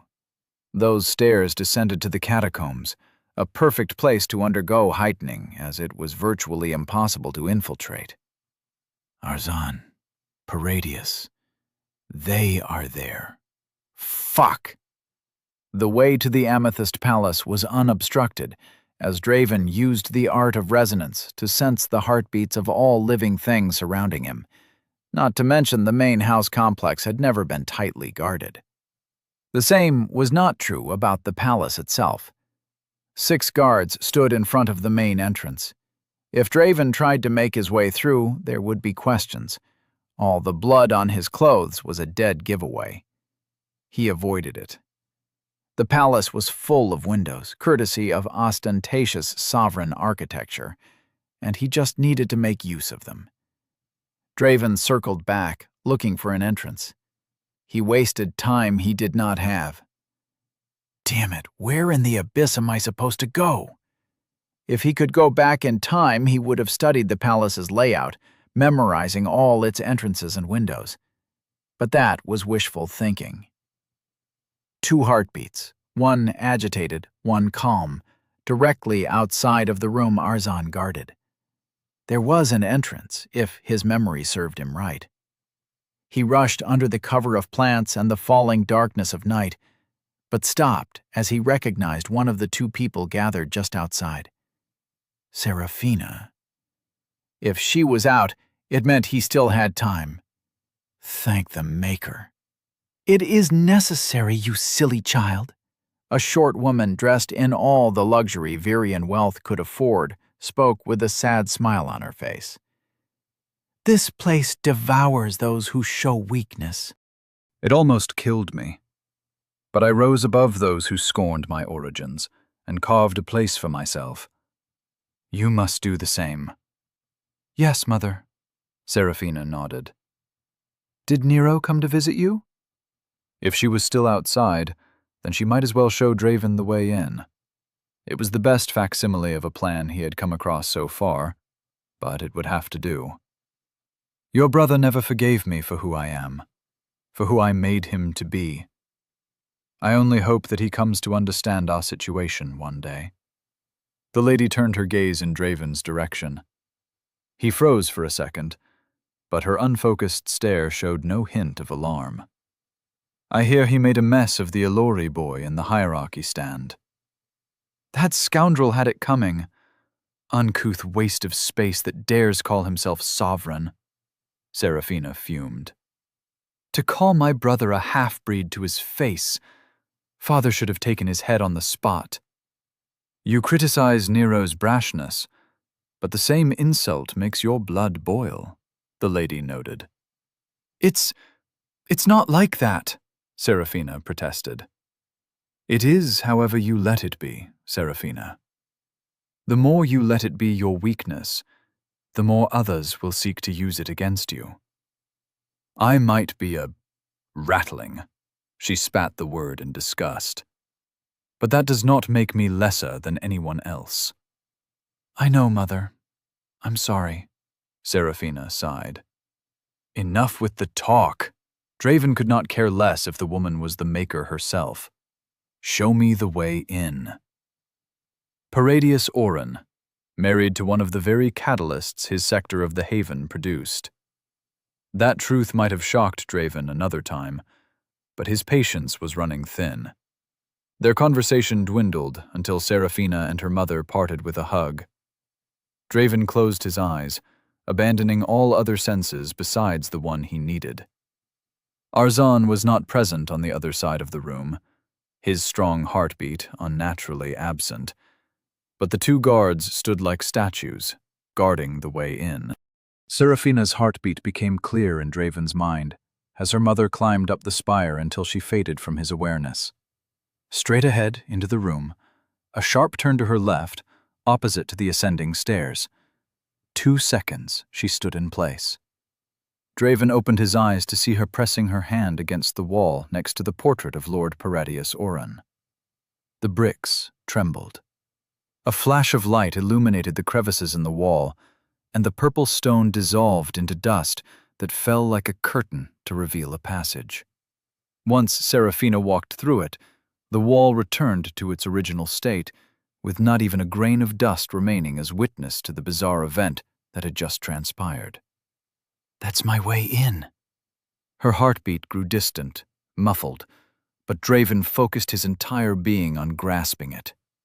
Down, right, straight, an unusual acceleration in its pace. Fear. It did not matter. He marched toward the guards, who spotted him with alarm. "Halt!" they both shouted in unison, swords coming out to point at him.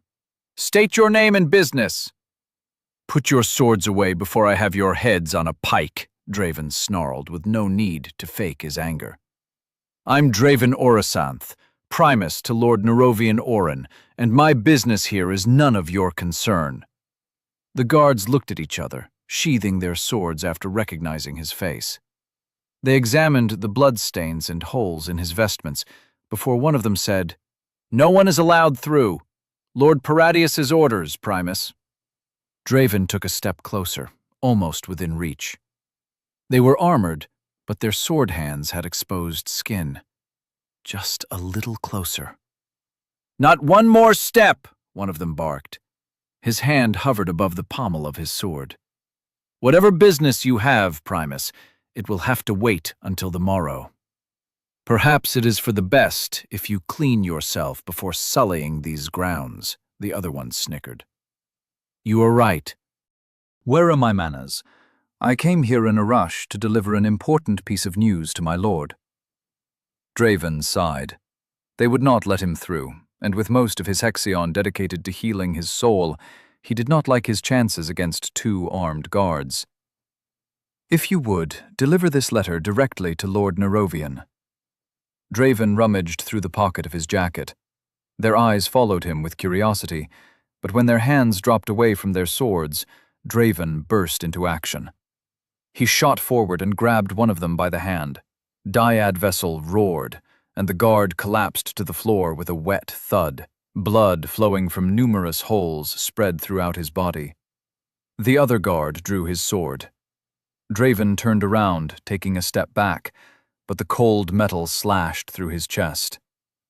"Sound the—" "No, you won't." He did not let him finish. A blood sphere shot from his hand, piercing the guard in the neck, who dropped to his knees, eyes wide, red warmth spurting from his wound. Bile rose in Draven's throat as he ran away from the unconscious guards. No, he isn't unconscious. There was only a single heartbeat. He had killed one of them. Someone who was just doing their job, trampling over the lives of the common people. It seemed he had truly become a sovereign. He shook away the disgust and rushed into the room. As much as it shamed him, the 2 fallen men were already out of his mind by the time he faced the portrait of the self-absorbed lord. Where is the damn thing? He palmed the wall for hidden levers and pressure plates. Nothing. Damn it! Damn it! He did not have time for this. His light pressing became heavier as his impatience grew. Let me in! He threw a Hexion-infused punch at the wall. It lit with a familiar blue glow. Runes. They were hidden in this device somewhere, but Draven did not have the time or the patience to look for them. The wall collapsed in a curtain of dust, and he sprinted in without a second thought. He descended the stairs, leaping over the steps rather than walking. Down! A corridor stretched in front of him with 3 pathways. Right! He turned to the side to come face to face with a fully fledged Empyrean. Altavir, Draven snarled. Chapter 35. One last look. One guard dies outside, and you thought I wouldn't notice? Altavir walked toward Draven with a frown on his face. I've always thought there was something odd about you, boy. But to be a traitorous spy? That one surprised even me. Eridol must have had a hand in this scheme. Altavir. Draven urged the Hexion to stop mending his soul. There were more pressing issues requiring its assistance.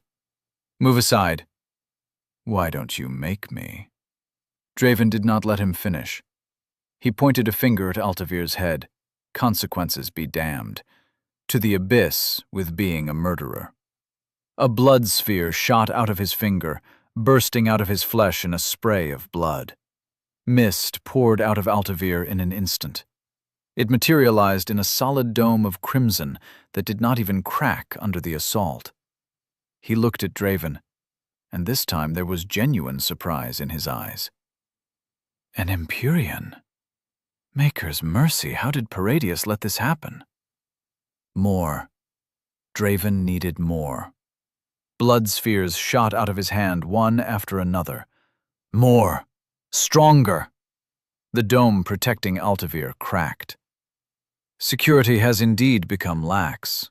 I'll have to discuss this matter with Arzan himself. None of this scandal would have happened if his lazy ass monitored the servants once in a while. The dome whined and cracked, pieces of it falling to the floor. I will get to the bottom of this, Altavir said, unbothered by the assault. Are you done, boy? Altavir nodded to Draven. If this is the best you can do, might as well surrender yourself right now and spare me the indignity of capturing you. It is clear to me you have some talent, but whoever trained an assassin like you, well, they forgot the training part altogether. Shut up! Draven roared. Why isn't it working?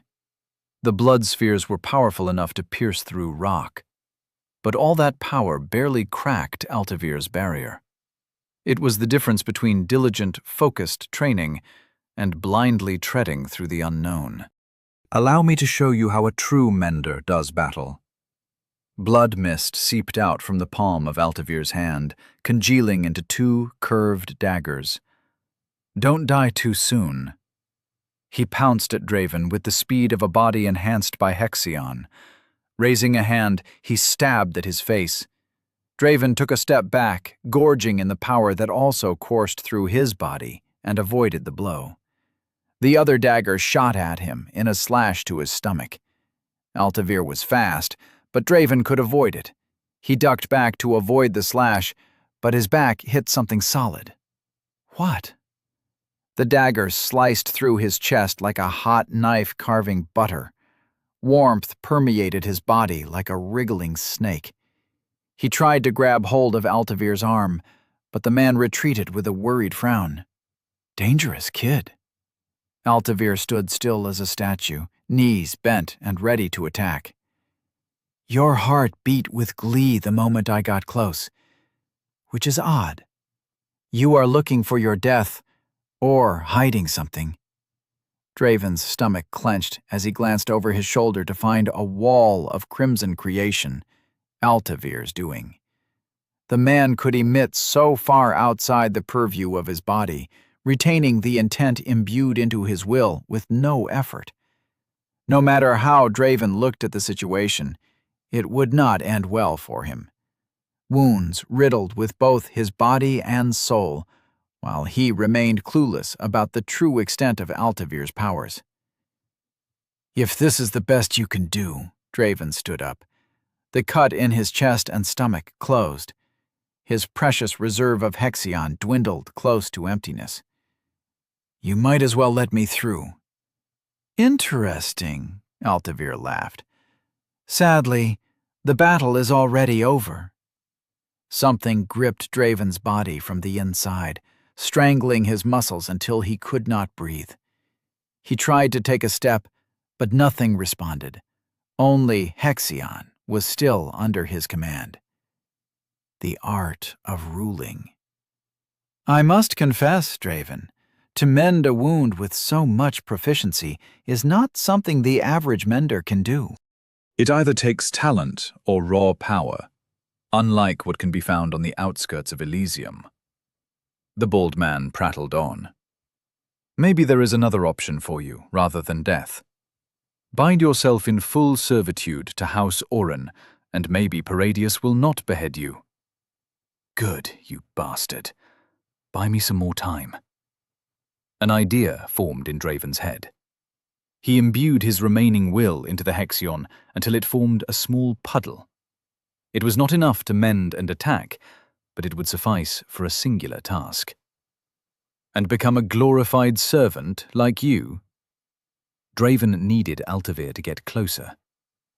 I wonder, Altavir, that tail-wagging technique you have, does it take talent or raw power to get? Yes, my lord. Of course, my lord. Did you break a nail, my lady? Let me fix it right up. The smile disappeared from Altavir's face. Better than being questioned by an evoker, boy. But you will learn that soon enough. He walked toward Draven with the gait of someone who had already won. Hexion extended out of him in minuscule tendrils that connected to something behind and within Draven, feeding it with steady sustenance. So that's how he emits so far from his body. The moment Altavir touched him, he would be helpless. It meant an increase in the flow of Hexion and will that suppressed him. Drained as he was, there would be no route to escape his fate. Draven suppressed his emotion and clamped the rhythm of his heart so it did not give him away. Altavir took a step forward. Draven roared with the entire force of his will, shattering Altavir's hold effortlessly. Myra said the art of ruling depended on the force of one's will, and if that was true, Draven would not lose.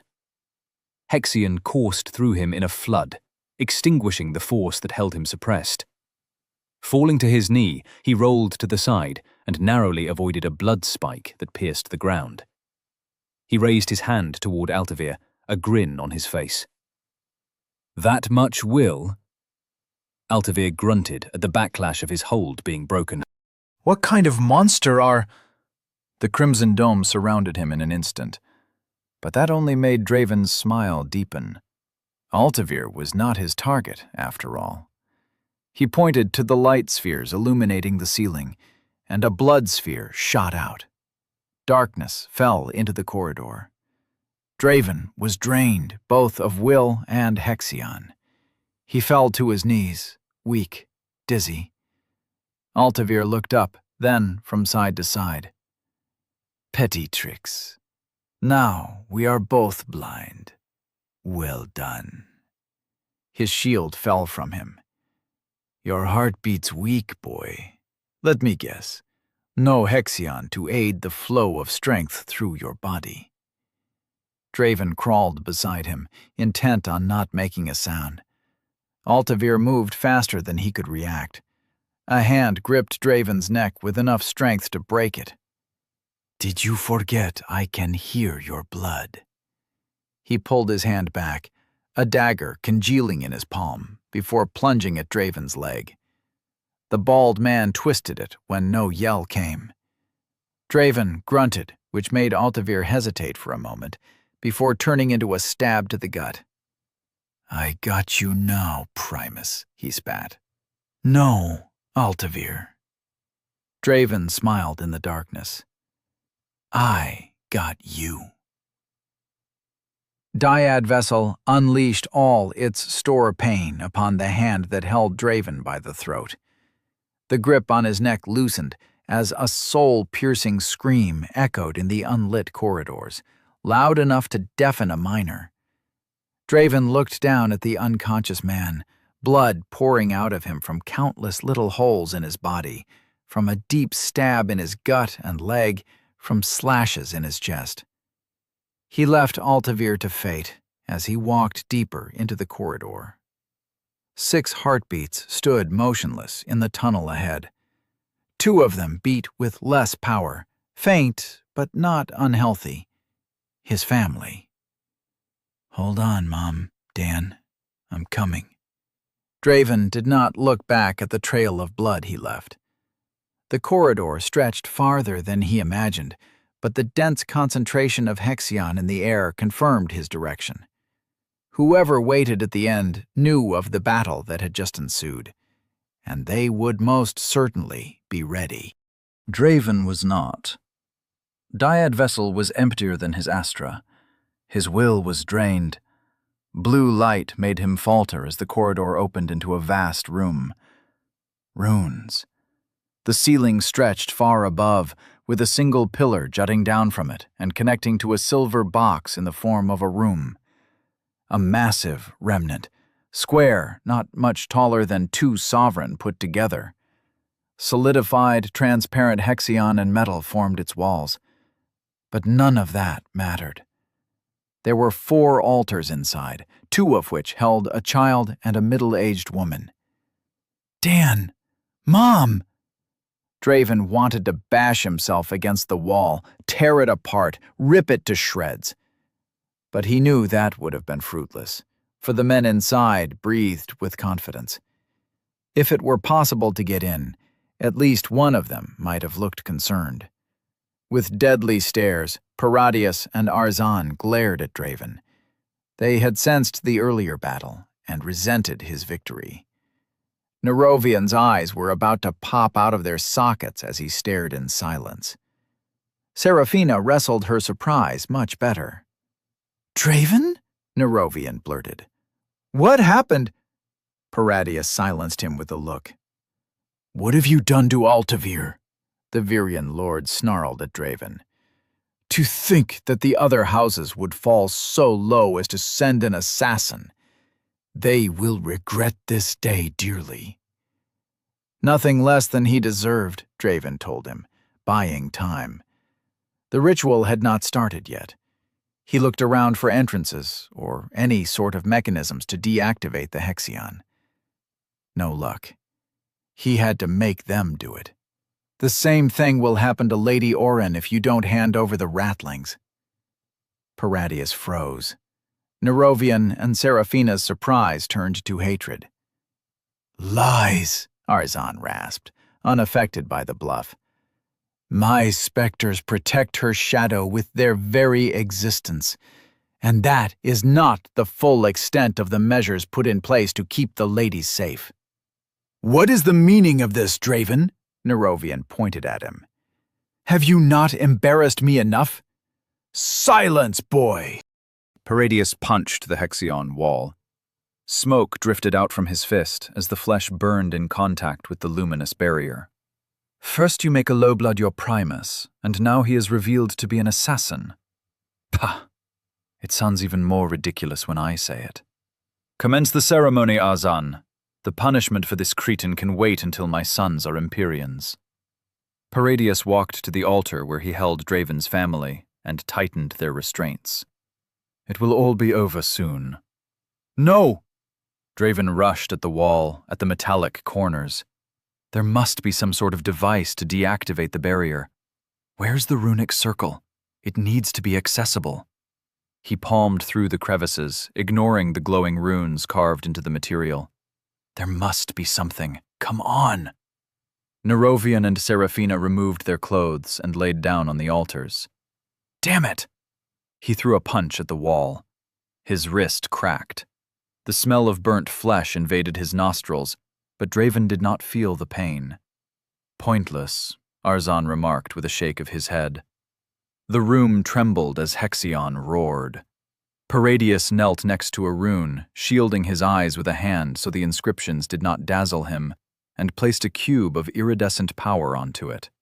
Condensed, unimbued, pure Hexion. The rune shone with renewed strength. Wind blasted Draven's face as the venting mechanism expelled the impure Hexion out of the room. Wait, that's it! He gazed up, and sure enough, there was a venting duct wide enough for a man to walk crouched. The runic circle. With a jump, he climbed onto it. It has to be there. Hidden from sight, but not inaccessible. Paradius shouted after him, "Stop, you cretin! You will kill us all!" But Draven did not listen. He crawled inside the duct, following the currents of Hexion until he found the runic circle that controlled the entire remnant. 4 small holes, no bigger than the size of his fist, surrounded the complex runic structure. He saw the heightening chamber below, but remained clueless on how to stop it. Stop! He punched the metal until his fists became bloody. No! No fucking abyss! Through the holes, he saw the runes below activating, one by one, flooding the chamber with the blue glow of forbidden power. He saw the terrified look on Dan's face and the confused frown on his mother's as she looked at him, a hint of recognition in her eyes. "Aiden," she whispered. He also noticed the sweat that gathered on Paradius's forehead. The Virian Lord was worried, afraid. Draven smiled at the small circle of runes between the 4 venting outlets. These runes, whatever they meant, were important to the ritual below. A savage grin overcame his face as he raised his fist and brought it down. Again, again, until his bones broke, until blood stained the blue glow. "Stop!" Paradius shouted. Draven raised both mangled hands in the air and brought them crashing down. The metal cracked, misaligning the inscription of one symbol. The blue glow below disappeared as the runes winked out of power. Yes! Dan, Mom, I did it! Now I just need to... Heat blasted Draven in the face, making him flinch. All the runes in the room lit up with blinding vigor. The entire world trembled as the whistling of broken machinery rose to a crescendo.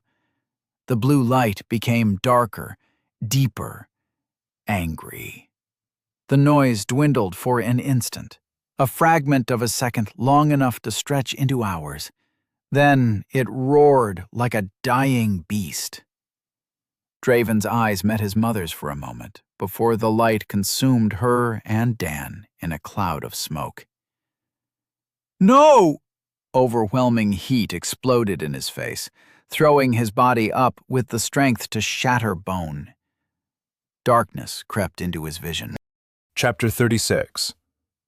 Cold Metal and Burnt Skin. The intermittent sound of conversation reached Draven's ears with the distance of dreams. He waded through a fog of lethargy that robbed him of any measure of focused thought. He had been doing something important, he was sure of it, but abyss take him if he could remember it. Up! Something pressed against the center of his chest. "Wake up!" Draven opened his eyes with a breathless gasp. Immediately, he noticed that something was wrong. Half of the small, humid room was so dark that not even his unnatural vision could pierce it. A single metallic door provided it with fresh air. His body felt heavy, rigid, and it did not respond in the way it usually did. Draven tried to rub his other eye open, or to see if there was something stuck to it, but something held his wrist high in the air, something freezingly cold and strong. "Who sent you?" Paradius walked into the room. Who sent me? What was Paradius doing in his room? Draven must have taken one too many drinks in the wild voice to get so dazed and confused. He opened his mouth to utter a lie, but the pain held him back. "Ugh," he whispered through breaths. Arjan and Altavir stood behind Paradius, neither of looking pleased. "What?" Draven mustered at last. "This is pointless," Paradius punched the wall. "Altavir, mend the cur so he is at least capable of speech." "Lord Paradius, I must ask, why not just let Arjan wrench the secrets out of this traitor?" Altavir snarled at Draven with anger. But there was also something else hidden in the way he stared at him. Hatred. Embarrassment. "Waste of Hexion. Traditions are in place for a reason, Altavir. If we resort to Empyrean art at the slightest hint of difficulty, what would become of us when devoid of it?" Lord Oren shook his head as impatience settled in his forehead as an unpleasant frown. "Do as I tell you." Altavir grabbed Draven by the throat, his fingers digging into his flesh. The mere contact made his skin burn unlike anything he had experienced before. His Hexion touched Draven's will, subtly asking for permission to repair the damages. He took one glance at his scripture before allowing it. Draven von Astreus, Dyad Vessel, Refinement, Median. Bloodpath, Reverence, Lesser. Median Refinement? When did I? Altavir retreated. "Abyss take me, but the boy should not even be alive," he muttered to Arzan, who stayed silent. "Now, low blood, or whatever your name is, who sent you?" Paradius signaled to Arzan, who departed promptly. "Who dares send an assassin to thwart the heightening of my heirs?" Memories came crashing back into him. The meeting in the wild voice, Elevalane's ambush, the heightening chamber. His family, Maker forgive him. Dan. Mom. Tears streamed down his face, unbidden. Did they? He knew the answer, but something within him wanted to believe. "Are they alive?" "Of course," Paradius snapped at him. "Alive, yes, but not thanks to the desperate stunt you attempted to pull." "They are alive. Dan and Mom, they are alive." "Nerovian and Seraphina are sovereign of the Oren bloodline. A minor Hexion surge is not enough to kill them," Paradius scoffed, making Draven's stomach drop to the ground. "The same cannot be said of the heightening chamber." "Damned abyss!" he roared. "Do you have any idea how expensive that remnant was?" Draven's heart clenched within his chest. If Nerovian and Seraphina were alive, his family was not. Kill me, he said. He failed to save them. Just end it, please. Paradius was taken aback. The torture has not even begun, and you have already broken? I must say, there is a first time for everything.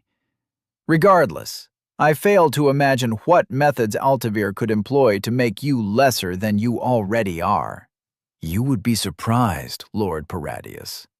Altavir produced a mirror from his vest and pointed it at Draven. Take a deep look at yourself, or what is left of you. Draven looked at the thing depicted in the mirror.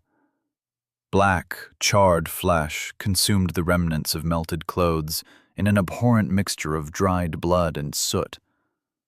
Chains held his legs and arm. One arm, the other was missing at the shoulder. It's not me. One eyelid melted into what remained of his face, nothing more than a twisted rictus of what had once been a person. It's not me. It could not be him. He closed his eyes and sobbed silently at the things he had lost that day. His dignity, the humanity he had taken for granted, his family. Splendid, Paradius laughed. It is not without reason that you are employed under my house, Altavir, though you have certainly made me question that decision once you lost to this untrained cretin. Altavir, I held you to a higher standard than that. I'm telling you, I had the bastard, Altavir snarled his hatred at Draven. He was no better than someone heightened yesterday. I had him the whole time. Until you screamed like a madwoman down the corridor. Arzan entered the room, an iron rod in his hand. All that to an opponent devoid of Hexion. You losing to him surprised even me, my friend. Why don't you keep your mouth shut like always, Arzan? Altavir snapped at the giant man. Hurry up and search his soul for what he did to me. That wasn't an art. There is no need. Paradius raised a hand to receive the iron rod. It looked like some sort of branding device. Whoever sent him had the means to equip him with an Oz Tenri circlet. A gift to my house, I am sure. A blessing from the Maker himself, disguised as a disaster. A providence, Altavir muttered breathlessly. I see. Well, better not get too close, as that attack seems to trigger with direct contact. Still, Lord, in the hands of someone like him? Truly a waste. Arzan nodded. It does not matter. Black claws grew where Paradius's nails used to be. He clenched the metal in his hand, eyes careful not to look at the rune on its end until it turned red hot. His execution will be in 6 days. No house in Elysium would dare lay claim to the artifact in his soul after sending him to do their dirty work, lest they bring the attention of the Silver Flame Inquisition. Paradius approached him with an uninterested look on his face, hot metal in his hand, as if the task at hand was an everyday chore.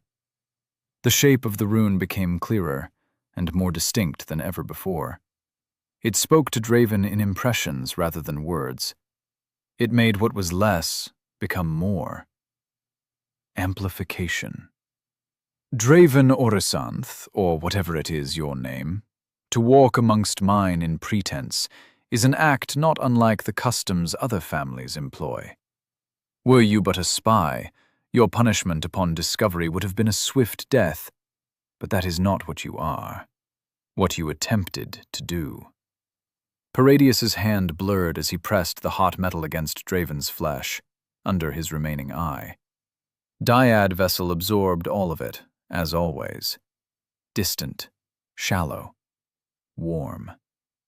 He wanted to laugh. This pain was nothing compared to the one he felt inside. You have conspired to end the lives of my sons, prevent them from claiming their birthright. They were not his right! Hatred exploded out of Draven, spittle flying from his mouth. If he died, Paradius would join him, he swore. They were people, innocent people. You slaughtered them like cattle. The ratlings. Paradius pulled out the branding iron. There was burnt skin stuck to the rune. He threw it to the side in disgust. "Is that what you call your wife when you are screwing her in bed?" "Silence!" Lord Oren's fist broke Draven's jaw in a Hexion-infused punch. "Rattling fucker!" Draven spat blood and teeth on the ground. Beckoning the Hexion from beyond the rift to come, Draven imbued it with his will. Paradius would pay for what he had done. He commanded it to flow outside his astra, into his body, to form the blood spheres. But the Hexion dissipated as soon as it ventured outside his shield. "It is useless. The collar on your neck, the chains that hold you imprisoned, are made of Viatherium. It will gorge on all the Hexion you try to emit." The Lord motioned to the armored mountain beside him. "Azan, show this cur the consequences of what he has done." "The powerful Lord Paradius," Draven rasped. Paradius would have a taste of Dyad Vessel, and when he did, his screams would be a melody. "Better rattling, and don't even have the guts to kill me yourself." "Be very careful of what you wish, Draven. I understand physical pain does not faze you as it should, but the wounds of the soul cannot be shrugged off that easily." Paradius scoffed. Arzan approached Draven with thunderous steps, green mist drifting from the slits in his helmet. The ground bounced from side to side. What was down became up. "The call of the abyss can detach one's soul from its mortal vessel. I would wager you are struck with a dizziness not even the senses of a mender can overcome." Arzan's deep voice rumbled closer. Draven threw up. "It seems I was right." He touched Draven's head. "Now!" Draven urged Dyad Vessel to release the pain into the giant, but nothing happened. "I have suppressed the connection between your soul and will, traitor. Abandon your attempts at wielding Hexion, or your providence." You will pay for this." Knives stabbed him from all directions, inside his head, cutting bloody paths on his limbs and eyes. Nowhere was untouched. Dyad Vessel did nothing to dampen the pain. Draven screamed until his voice went out. He begged Arzan to stop. The giant did not comply. After what seemed like hours, the torture stopped. His soul was already wounded, Lord Oren, by another evoker. A voice spoke somewhere, but Draven could not make sense of it from where he stood, buried in a darkness that restrained every piece of him. It is unfathomable to me how he could best Altavir under these conditions. "Heal him," Paradius said. The darkness was wrenched away. The numb hold over his body disappeared. His jaw snapped back into place. The pain disappeared. "Now do it again." Lord Oren looked at him, a satisfied smile on his face.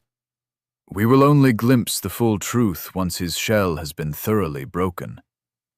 The pain came back, again and again, until Auden welcomed death with every shred of his being, what remained of him. The assault on Draven's shield subsided as the sound of footsteps grew distant. Hour after hour, day after day, Arzan weighted his presence against Draven's shield. It cracked under his strength and experience, pieces of it falling apart to wound his soul deeper.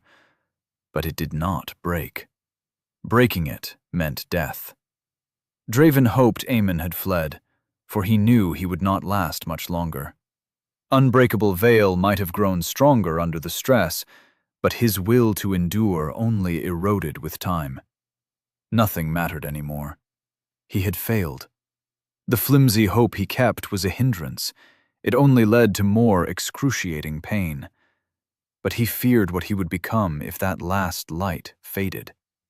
Lack of purpose was the road to oblivion, so Draven gave himself a new one, even when he would rather have died long ago.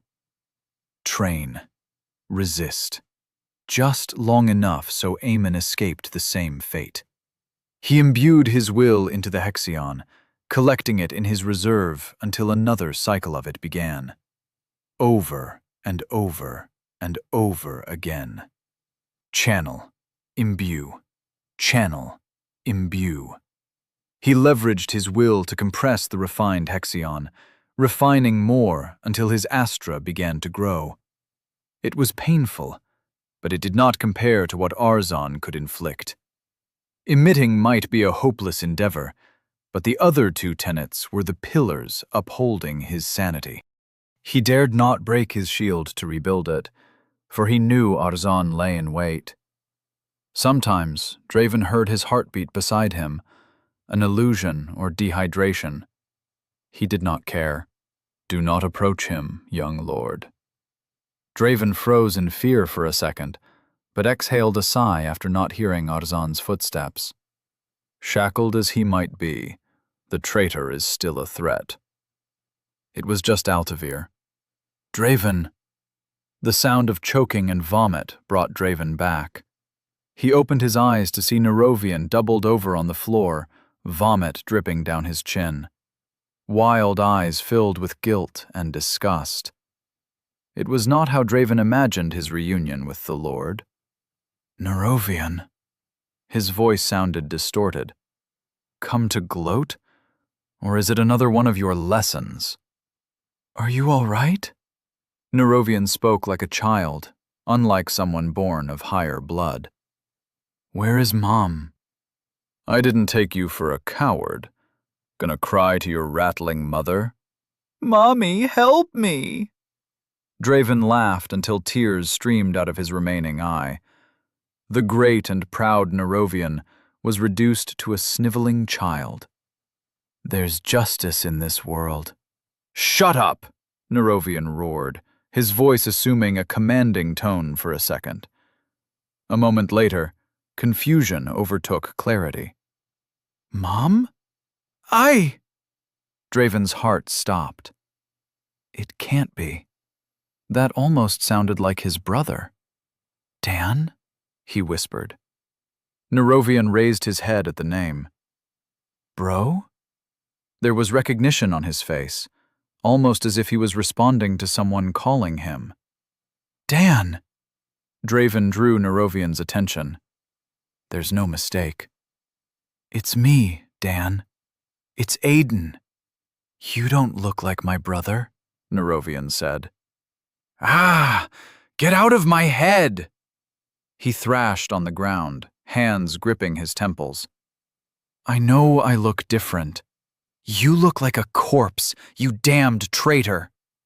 Nerovian seemed to win the struggle inside his head. And you say that little ratling was your brother? That would make you a half-breed. Where is Dan? No, bring him back, you fucker. Bring him back, you piece of shit. Draven pulled against the chains. His charred, half-mended skin broke under the strain, but physical pain did not affect him. Aiden Greystone. Nerovian spoke his name. So that is who you were. A disappointing revelation. Father and Arzon were speculating which of the great houses sent you, but it turns out you were just a ratling. You mean a ratling like you, Nerovian? Draven met his eyes, all pretense and deception thrown to the wind. If I am a disappointment, I wonder what that makes you. Dan was dead. Only fragments of his will and echoes of his personality survived heightening. Whatever Draven had done to those runes caused the ritual itself to have unforeseen consequences. No wonder Paradius had been furious. Nerovian backhanded him in the face. Weak. Draven spat blood on his face. Nerovian stumbled back, taken aback. Pathetic. I could have killed you whenever I wanted. You have nothing else besides a big name attached to your own. He punched Draven in the stomach. Draven almost released Dyad Vessel on him, but hesitation stayed his hand. Dan was dead. His mother was dead. But the thought of making even an echo of his brother suffer made him sick to his stomach. I am not like you, Nerovian snarled, a crazed look on his face. The bloodline of Orin flows through my veins. My soul is heightened to the path of chaos. My fate ends not in chains in a dungeon. We are nothing alike. Draven coughed. That's what my brother used to call me. But you're right, we aren't the same. If I knew that heightening meant killing a minor, I would have never become an Empyrean. A hint of guilt passed over Nerovian's face. You are a coward, Nerovian. Anger boiled inside of him. The day someone else takes your mother, straps her to an altar, reduces her to nothing more than a catalyst, you will understand how I feel. Nerovian fled the room with horror plastered on his face. Chapter 37. A Timeless Place. Arzan returned every hour. Every hour, Draven wanted to die. Hatred, grief, revenge, none of that mattered. The pain was all that remained. The evoker ravaged his soul with needles forged of misty green hexion, piercing the essence of his being while leaving his body untouched. Escaping the pain was impossible. Just end it already. Every time Arzan's thunderous step echoed down the hallway, Draven hid himself deeper within himself, taking solace from the three tenets. It was the only way to protect his sanity. The giant man showed no knowledge of his origins, so Nerovian must have kept that piece of information to himself. Draven did not. He spewed every secret he had, every answer to every question Arzan asked. It was the truth, he swore, but Arzan merely responded with a callous, "Do you expect me to believe it?"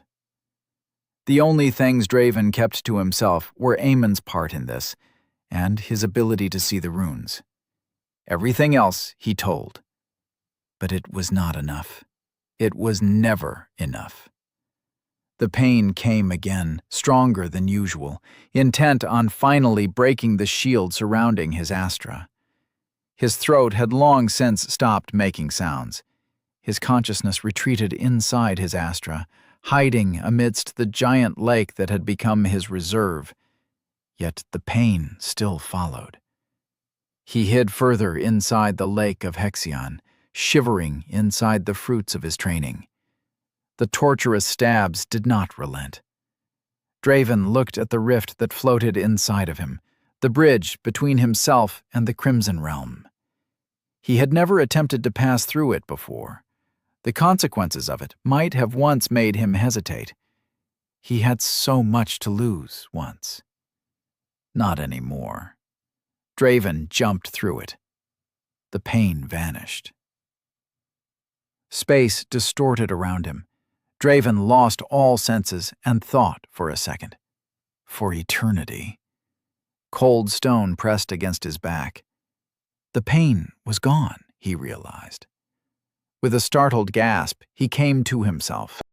Obsidian floor, forged of smooth, liquid stone, stretched around him. It looked like a twisted form of glass, too dark to see through. Walls sprouted from the ground, forming intricate designs of artfully crafted lines and patterns. There were no light spheres or torches to illuminate the strange room, yet his vision stretched on unimpeded. The six-fold corridor. Astagan! He stood up, surprised to find all his limbs there. Astagan, where are you? He shouted the name, but only the sound of his voice echoed back.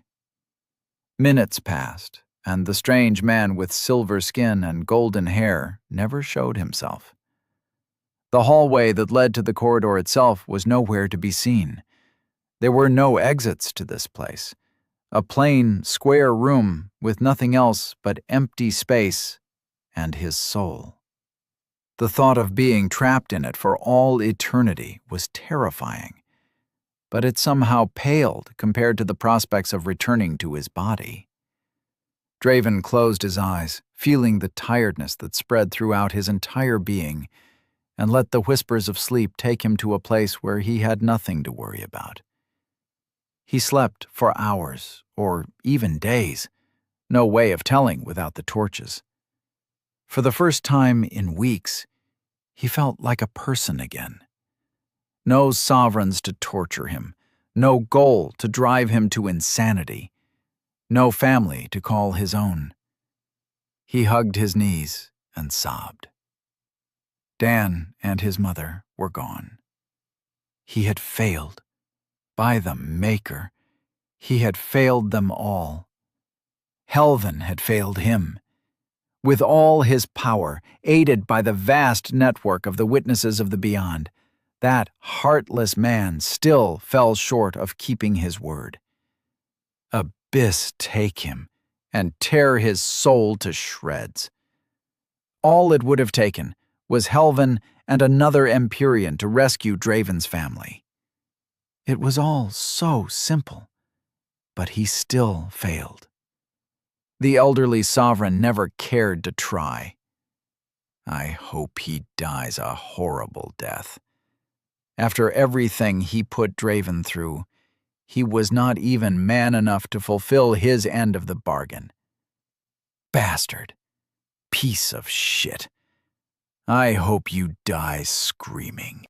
Draven punched the walls, roaring all his frustration, rage, and grief into the ears of no one. His knuckles bled, his bones cracked, and that took him aback. Even as a soul, his spiritual body seemed to behave like flesh and blood. He urged Hexion to fix the damage, hearing the distant beat of his heart devouring it and reverting the damage throughout his body. The wounds closed promptly. Draven was not afraid to admit he knew little about the sixfold corridor, but as far as common sense went, he was the only person to visit it twice. He still had a connection to his reserve of refined Hexion. He could channel it inside his spiritual body, but what about emitting it? The feathers forged of Viatherium restricted his Empyrean abilities to nothing, yet he was unsure if their clutches stretched into this place. One way to find out. Draven inscribed his intent into the will-imbued Hexion and let it fly outside of his body as a sphere of blood. The goblet shot out of his finger, shattering against the wall without leaving a scratch. He tested again, with the same outcome. The hatred burning inside Draven was strong, but the sheer weight of reality had suppressed it. To get revenge over those who took his family from him required power and experience he did not have. Until now. This changed everything. The sixfold corridor was the key to his escape, to his vengeance. Other menders emitted Hexion without hurting themselves, something which undoubtedly saved a lot of their reserves. But whenever Draven tried, there was always an exit wound. That had to change. He sat and focused his intent on the Hexion. Blood sphere. Gentle. The Hexion traveled inside of him, fracturing blood vessels as if it was a foreign parasite wreaking havoc on its way out. It came out of his finger alongside droplets of blood on its toe. Better, but still not good enough. He was missing something.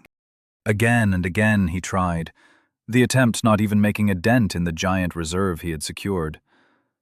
The damage diminished every time, but as soon as he lost focus or tried to attack with little thought behind it, an accident would occur.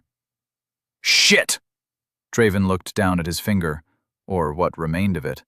To his surprise, Dyad Vessel did not suppress or absorb the pain. Flesh hung by the skin as the bone lay exposed. Blood splashed in front of him in a violent spurt of red that colored the monochrome black. Draven tried to shoot consecutive spheres as fast as possible, but somewhere along the line he had forgotten the word gentle. and the Hexion avenged its earlier mild behavior. It had to be kept in check. Inscribing his intent into it each time proved a hindrance. Nobody he met seemed to have this problem, which meant Draven was stupid, or his approach to emitting was wrong. An idea bloomed in his mind as he remembered his battle against Altavir. Instead of inscribing only parts of his reserve, the droplets that were about to be used, he turned to the whole thing and said, "Gentle, no harm." It shuddered, ripples spreading through it as his will mixed into it, acknowledging the command. Oh, no liquid either. Mist poured out of Altavir's body, not liquid Hexion. Maybe there was a reason for that. Mist. Gentle. Harmless. Mist. He pointed out his finger and mist streamed out of it, congealing into a sphere before flying and striking the wall without destroying his finger. It was so simple. Damn, Myra, why didn't you tell me this before? Draven inspected his body with his senses, and sure enough, the Hexion had damaged nothing. No ruptured blood vessel, no broken skin, not even a scratch. The only drawback was that the speed at which those spheres congealed was slower than before, and that gave an enemy plenty of time to prepare for an incoming assault. With a deep breath, he repeated the process with single-minded focus. 1 time, 10 times, 100 times, 1,000 times, until he lost count. Congealing the Hexion became faster, instinctual. With each attempt, he glimpsed the road of optimizing the process just a little more. Mist. Instant, he said to himself, but the words were directed to the reserve within him. Draven did not know for how long he sat down, only that his reserve was now half of what it had once been, even though he had consistently been beckoning and imbuing more Hexion. He raised his finger, and a congealed blood sphere materialized almost instantly before crashing against the wall. For a little while, he forgot about his grief, or the fate that awaited him. For an unknown stretch of time, Draven gazed at the fruit of his hard work and took pride in it. But a goal, once completed, was only an achievement, a sweetness that lasted but a moment between rest and the next step. He had finally learned how to walk, but that alone brought no lasting satisfaction.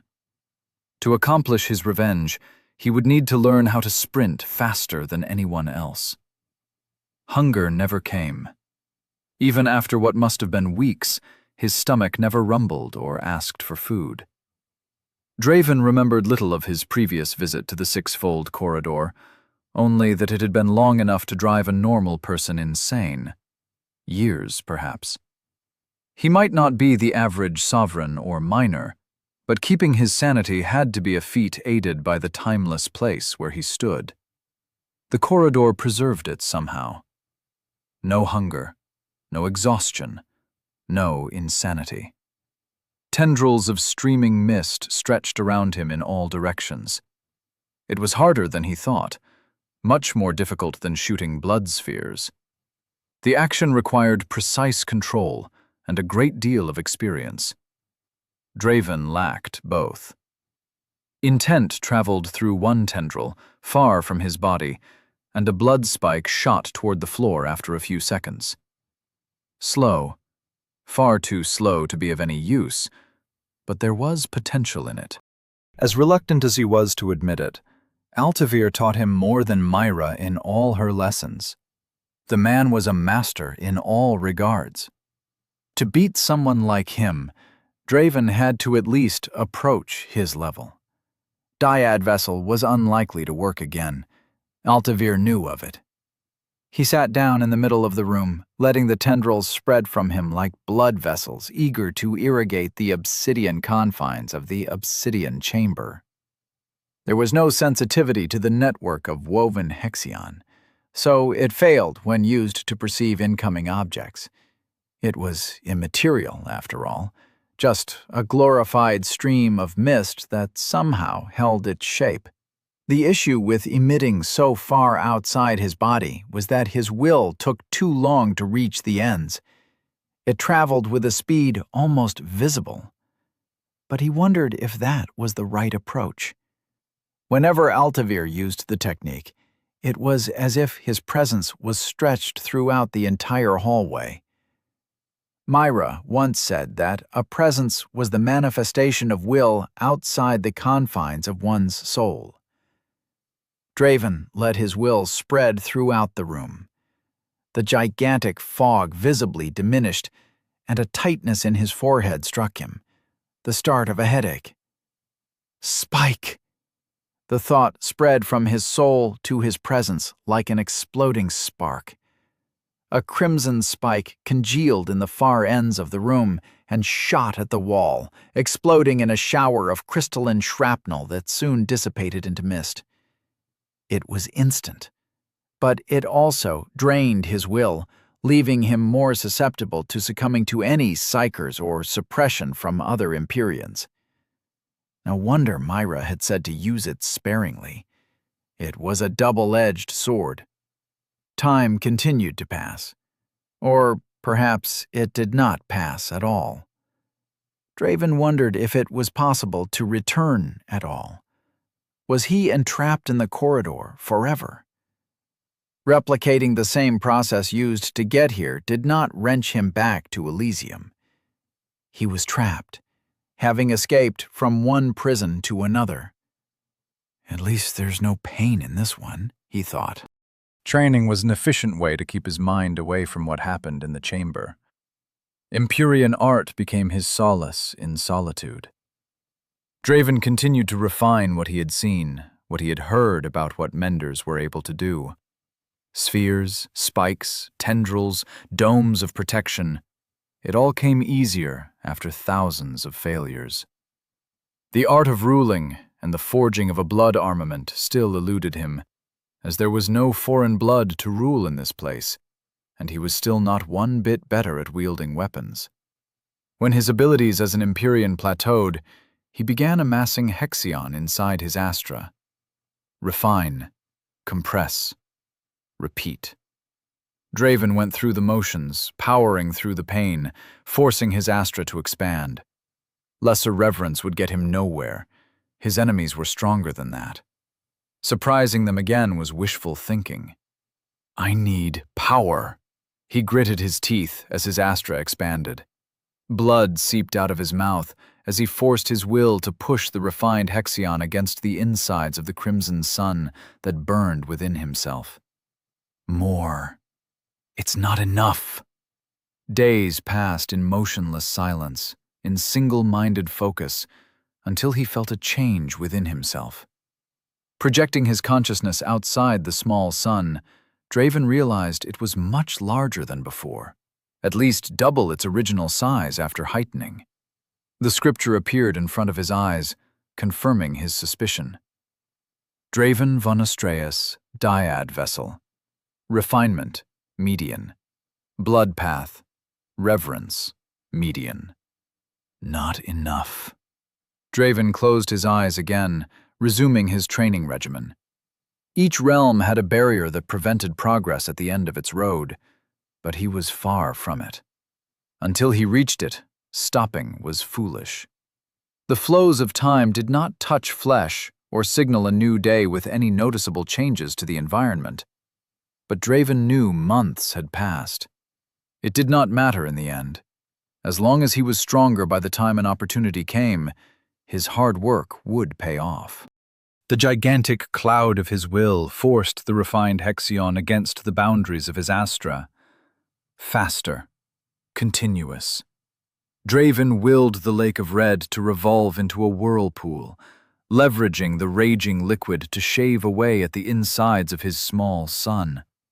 As he did, he beckoned more from the rift, imbued it, and commanded it to do the same. An ethereal chime rang through his soul as his Astra doubled in size once more. The crystalline walls that built his Astra became harder, less malleable. With an exhausted sigh, Draven summoned the scripture once again. Draven von Astreus, dyad vessel, refinement, median. Blood path, reverence, greater. Finally. He let himself lay down in the plain room, taking pleasure in the minimum comfort after an untold amount of time pushing his limits. Helven was an eminence, if his conversation with Corvanus at the Overseer Tower was to be taken seriously. Given that Altavir had a similar feeling to his presence, he might be just as strong. Draven still fell short of matching the bald man in raw power, but such complications were the least of his problems. A battle between them would never happen as long as he remained trapped in the sixfold corridor. If only I knew how to get back.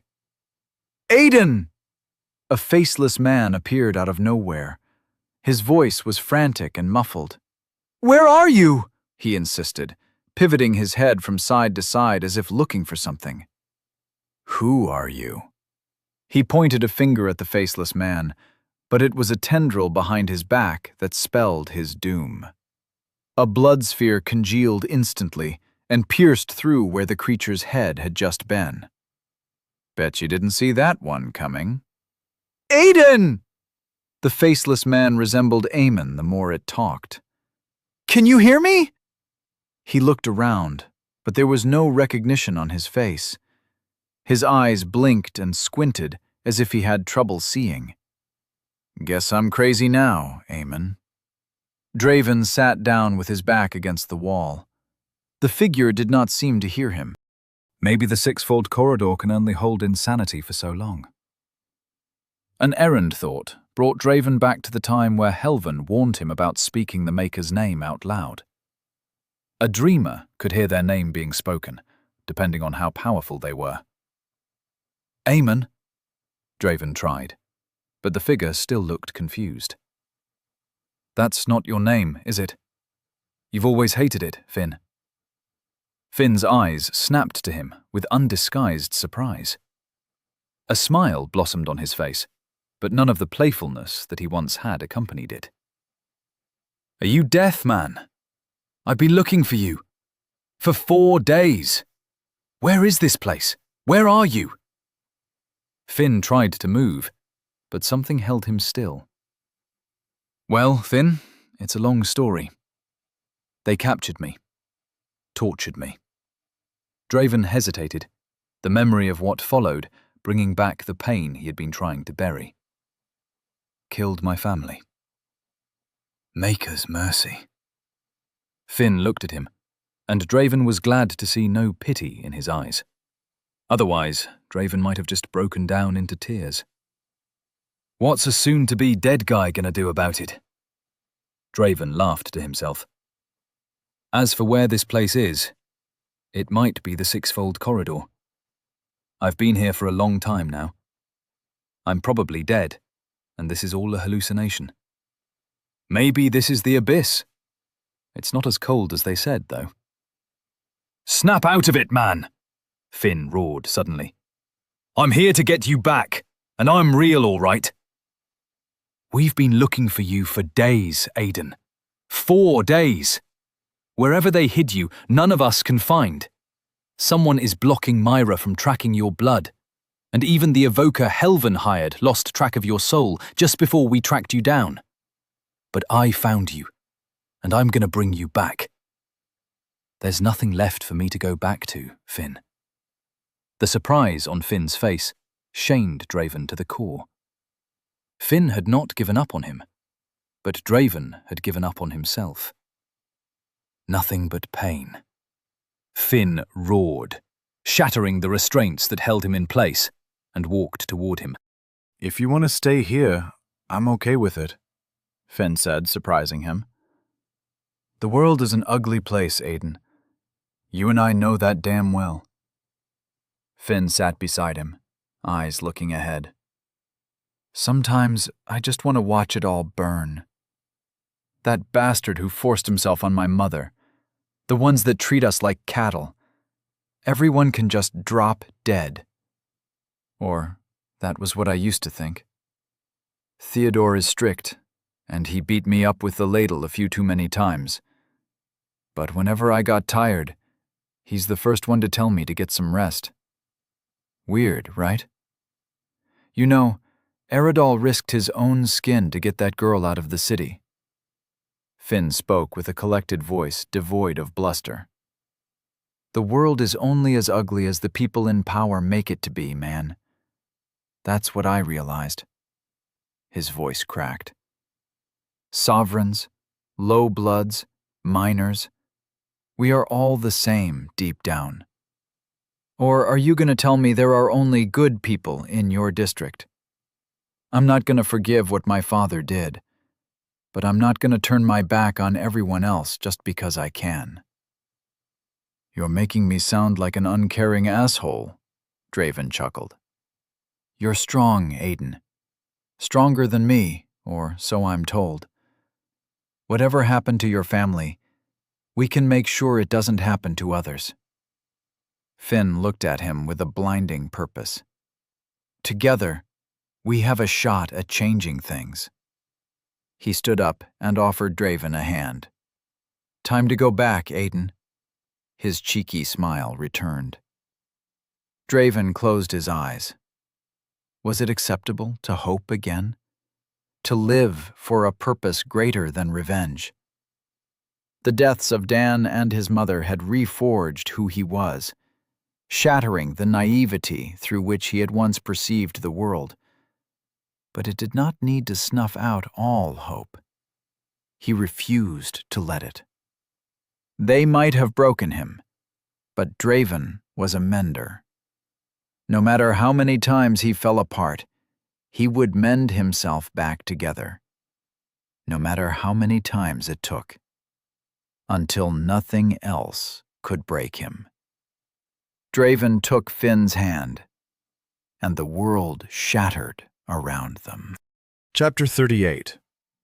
The Last Archon. Fire burned in Draven's lungs as if he had been holding his breath for a long time. He gasped, coughed, and shuddered as sensations overwhelmed him all at once. Itchiness, pain, burns, coldness in his wrists, foot, and around his neck. "What did you do?" Arzon rasped with a frigid tone. "How did you hide your soul from me?" A quick look inside his Astra told Draven that his reserve was as vast as they had been inside the six-fold corridor, deeper than a lake and endless as the vast horizon. Greater reverence. The space inside the burning crimson sun was filled to the brim.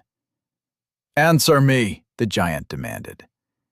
Needles of emerald glass materialized around him, their mere presence an unspoken threat, a living reminder of the pain that caused him to flee.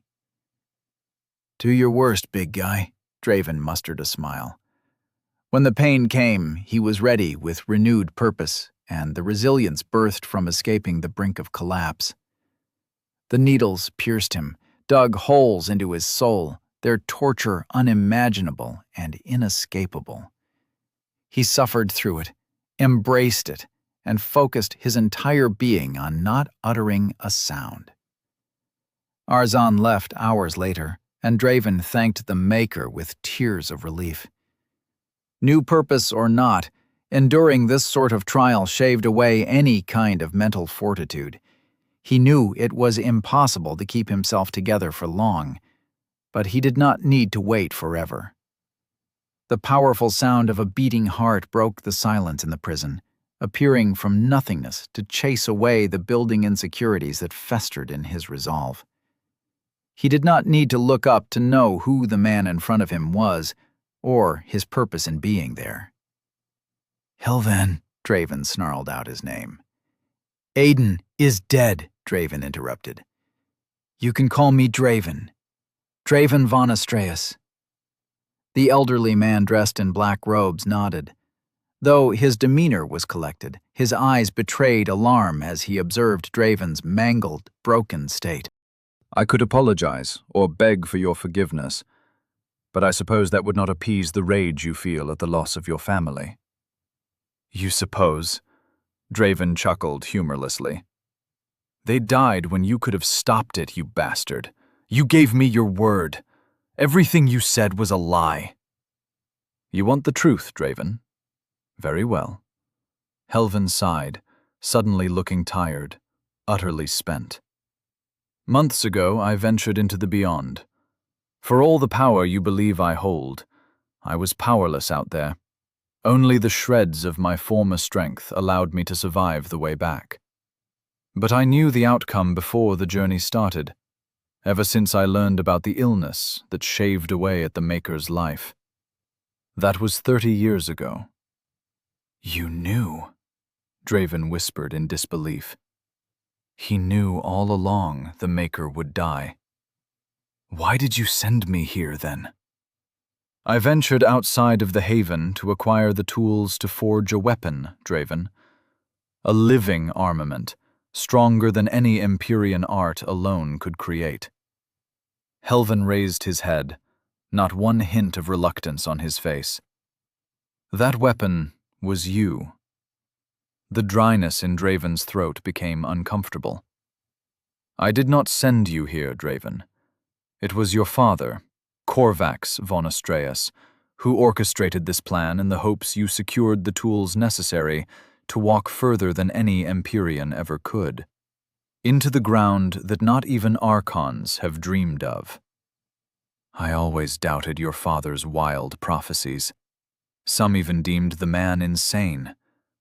But that all changed the day I met you in the gate. Helvin looked at the branded mark on Draven's cheek. The day I realized you were capable of seeing the runes, the sixth cited to exist besides the Maker and the Perfected. I knew Corvax was not insane. No. Just stop with the nonsense, Helvin. Draven pulled at the chains, but they did not budge. How dare you use the name of a dead man to validate your lies? That's low even for you. Helvin opened his palm, and a rectangular pink tablet appeared within it. Your father was more than the man you knew, boy. He foresaw many things, even the day I revealed such events to you. He approached Draven with the tablet at hand. Without asking, Helvin pressed the tablet against his forehead. A few pieces of coal set the small fireplace alight, the warm flames licking the cookpot and heating the food within. A comfortable rug, made from pieces of old clothing, rags, and other fabrics stitched together, was placed in front of the fire to provide comfort against the cold ground. A man sat down in front of the fire. Draven, he said, his tone filled with warmth. I'll die tomorrow. Dad! Draven ran toward him and tried to hug him, but his arms passed straight through his silhouette. It can't be avoided. Not this time, Corvax sighed, poking at the fire to breathe some life into it. House Astreus will hunt me down until they find the Az Tenri circlet I stole. It pained me to kill my brother, to take what's rightfully his. But I had no choice. He wouldn't listen, even though I dreamed of the end. There's too much at stake, way too much. There was no joviality in his tone. He carried himself with the finality of someone facing their impending death. The future changes every time we glimpse it, like the surface of a puddle rippling whenever it is touched. But those waves are bound to settle, so whatever events are set in the distant future are difficult to change. Some would say impossible, but I don't believe in that word. There was something in Corvax's hand, a pink tablet, a dreamstone. Sounds simple when I say it, but to change dreamed events requires power beyond what I can achieve. Power like yours. Corvax closed his eyes. An Archon. The sixth to exist in the thousands of years since the creation of the Haven. Someone whose affinity to the paths is beyond that of a normal Empyrean. Someone who is born sighted. How long had he carried that knowledge? Years before Draven was born? It seemed like a crushing burden, To carry it all alone required a kind of strength that was difficult to fathom. I can't reveal much to you. I'm sorry, son. I tried to protect them, but no matter what I did, the future remained the same. Tears streamed down Korvax's face. I'm so sorry, Aiden. If there was another way, I would die before entrusting this to you. His voice trembled as he sobbed. Draven had never seen his father look so broken. I hope you can forgive me one day. Helvan looked at him, the expectation palpable. He did not speak. Words were unnecessary after what he had shown, but he awaited an answer nonetheless. I'm an Archon? Draven asked. As am I, the 5th Archon. You are the 6th, Draven, Helvan stated matter-of-factly. So you are sighted like me, Draven accused him. Why had he kept that information to himself? That power could have changed things. Not anymore. The ground shook, rattling the chains that held Draven with a cacophony of metallic clicks. But I once was, and that knowledge still resides within me, even when I'm nothing but a shell of my former self. Korvax must have told you, but there are things I cannot reveal to you. You broke your word, your oath. You lied, Draven cut through his speech. I don't trust you, Helvan. Trust your father, then. Helvan placed his hand on the contraption. Draven did not see what he did, but the bindings opened effortlessly under Helvan's grasp. He fell to the floor, his body devoid of strength, though the Hexion was already working to restore it. Urging his heart to mend his body, he let it drink from his reserves as much as required, but the wounds healed slowly. The tears in his soul, though diminished after Arzon had healed them for the next session, still lingered as half-mended scars, preventing him from carrying himself with any measure of finesse. Hexion rushed out of his astra to mend them, but the damage was so extensive, so old, it would take time. A loud explosion echoed above. The ground rumbled, throwing Draven a few inches from the cold stone. "What is going on?" he demanded. "We are rescuing you. Is that not obvious?" Helvan extended a hand, but Draven slapped it aside. "We lack the time for tantrums." The ground beneath Draven changed color in the blink of an eye, monotonous gray becoming lustrous purple. His one-eyed reflection stared back at him, his mangled face in all its ugliness. He wore ragged, half-burned clothes. Helvan transported them out. "Abyss, take me. What did they do to you?" Red hair brushed against his neck as Myra embraced him. "They'll pay for this, Aiden." "Draven," he corrected. "Never thought I'd see you again." "Aiden, Draven, she stammered, looking away in shame. Her eyes were black with the lack of sleep. "I'm sorry. I couldn't keep my promise." "It's not your fault, Myra. I know you tried. That's all that matters now." He shook his head as foreign Hexion entered his body, attempting to mend the extensive damage. "Don't drain yourself." She nodded, her face pale after examining the state of his wounds. The sound of clashing steel echoed relentlessly through the vast hall, as guards all around fought people dressed in black clothes. The Hexion in the air was an erratic mess of colors, a consequence of many Empyreans wielding their arts with abandon. Like an interlacing, multi-layered veil, numerous presences permeated throughout the open hall. To use my Chronos domain in these circumstances is not something I want to risk. From here on out, we keep our heads down and leave as quietly as we possibly can. Helvan nodded to Myra, who helped Draven to his feet. "We are moving out." Helvan guided them ahead, using his keen perception to avoid any guards. The main door to the Amethyst Palace was locked shut. but the hallways that led to the east wing were unmanned by House Oren's guards. That was where they headed. The sound of footsteps ahead, 4 beating hearts pounding with fear, passed in front of them.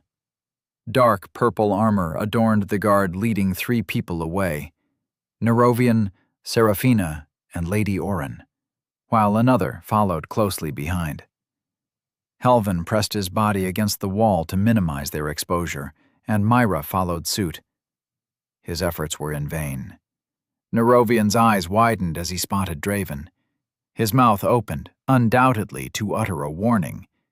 Hexion raged inside Draven, eager to be unleashed, crimson tendrils stretching out in all directions along with his presence. But Nerovian looked away after nodding, urging the guards forward and out of sight. "Withdraw your presence, Draven," Helvin admonished. "Do you want to give our position away?" "They are headed for the hierarchy stand arena, my lord," Arzan's deep voice roared behind them. "Abyss take us all." Helvin shook his head. "Run! Now! Just do your thing and take us." 2 presences encompassed him as they ran. "It is too late for that. As I am, activating Chronos domain against the presences of 2 Empyreans of their caliber is all but impossible," Helvin snapped as he ran. The hallway opened into a vast open field. The light of the torches above assaulted Draven's eye. Rows of seats, grown out of the ground itself, surrounded the arena, a feat only a transmuter could accomplish. While they were crossing it, a man emerged from the exit they were heading towards, with a dark face and a glistening bald head in the light. Altavir. Chapter 39. The Might of a Perfected. 2 daggers congealed in Altavir's hands as mist poured out of his body before manifesting into a ruby set of armor that covered him entirely. Tendrils of will-infused Hexion stretched out from his body. "This time you die, boy." He walked with weary steps as Arzan and Paradius also joined from behind. "I won't underestimate you again." "It does not surprise me that your masters came to the rescue, Low Blood. But to dare attack my house to this extent, death alone is an unfitting punishment for your lot." Paradius paced to the side, and Arzan mirrored his movements until they surrounded Draven on 3 sides. "All to no avail, I'm afraid to say. An elderly man who looks old enough to fall dead at any moment, and a girl whose piddling presence might as well belong to an unheightened," the Virian lord laughed, as purple lightning crackled over his clothes. Draven smiled, using the time to mend his soul. Dark purple scales grew over Paradius's skin, black claws bursting from his fingertips. 2 horns jutted out from his temples, as if a crown made of black bone. When the lightning subsided, Lord Oren looked like the unholy offspring of dragon and man. "Abyss take me. He's a median eminence." Myra paled. "Not counting the other 2 lesser eminences. Truth be told, it's not looking good." "Surrender to your death, and it will be painless." The Virian's voice slithered through sharp teeth with the rage of a wild beast. Arzan raised his greatsword, plunging it into the ground with a thunderous explosion. "Heed me," he spoke, and 2 figures emerged from his body. Specters? Draven narrowed his eyes. Their green silhouettes were translucent, faces devoid of a will of their own. But their armor mimicked him, albeit on a smaller scale. The specters reached out for the silver greatsword plunged into the stone, and each brought out a misty blade of their own. Helvin closed his eyes as he sighed. "Myra, get Draven out of here." I will deal with them. Altavir roared with laughter. "Big words coming from the dead." Helvin blurred out of sight. Steel crashed against the congealed Hexion, and Altavir was sent flying, blood spurting from a wide gash on his neck. Paradius roared, opening his mouth to release a torrent of golden fire streaming toward where Helvin had just been. "He is a Kroner!" he shouted in alarm. "Release the full weight of your presence before we all die! Arzan, send the signal to Nosfio!" Arzan stepped back and punched the air in front of him, opening his hand to grip thin air. He clenched his hand, and a thrashing humanoid appeared within his grasp, held by the throat. The giant man grunted and closed his fist, ending the struggle of the soul he held within his grasp. "Done," Arzan rasped. Helvin's movements slowed after the three Empyreans focused their presences on him, but the elderly man was still nothing but after-images. A pulse spread from his body, a wave of darkness interlaced with air that dimmed the light shining down from the torches, as if it were an approaching night. The movements of the roaring, armored evoker became sluggish, slower, almost as if his body waded through mud. "Paradius!" His rasping voice sounded distorted. Helvin rushed at Arzan, dodging a stream of golden fire that went his way, his green-edged sword in hand. Though the domain of darkness slowed the movement of the living, the specters remained unaffected by it. One screeched an ear-piercing sound, pouncing at Helvin with its greatsword cleaving downward.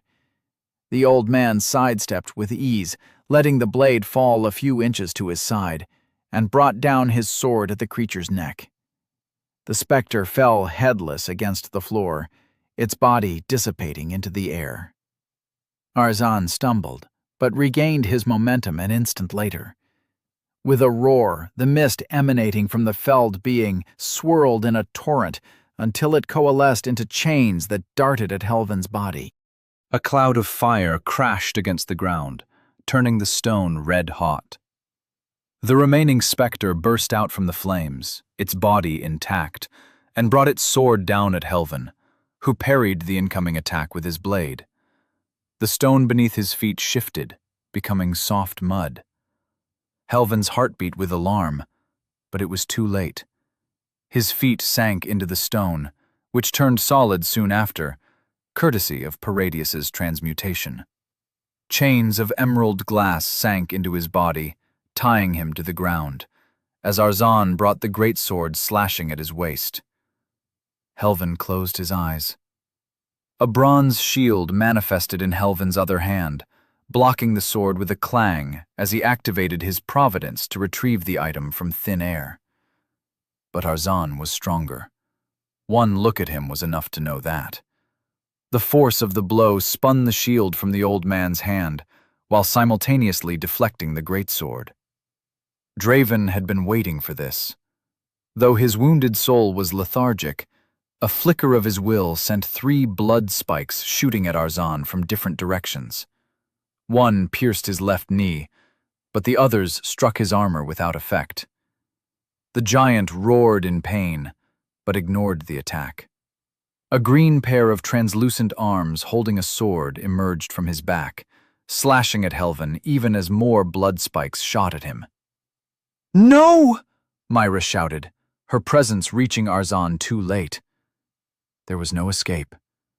The sword passed through Helvin, striking not his flesh, but his soul. The old man dropped his arms, his body sagging. The sword, however, did not drop from his hand.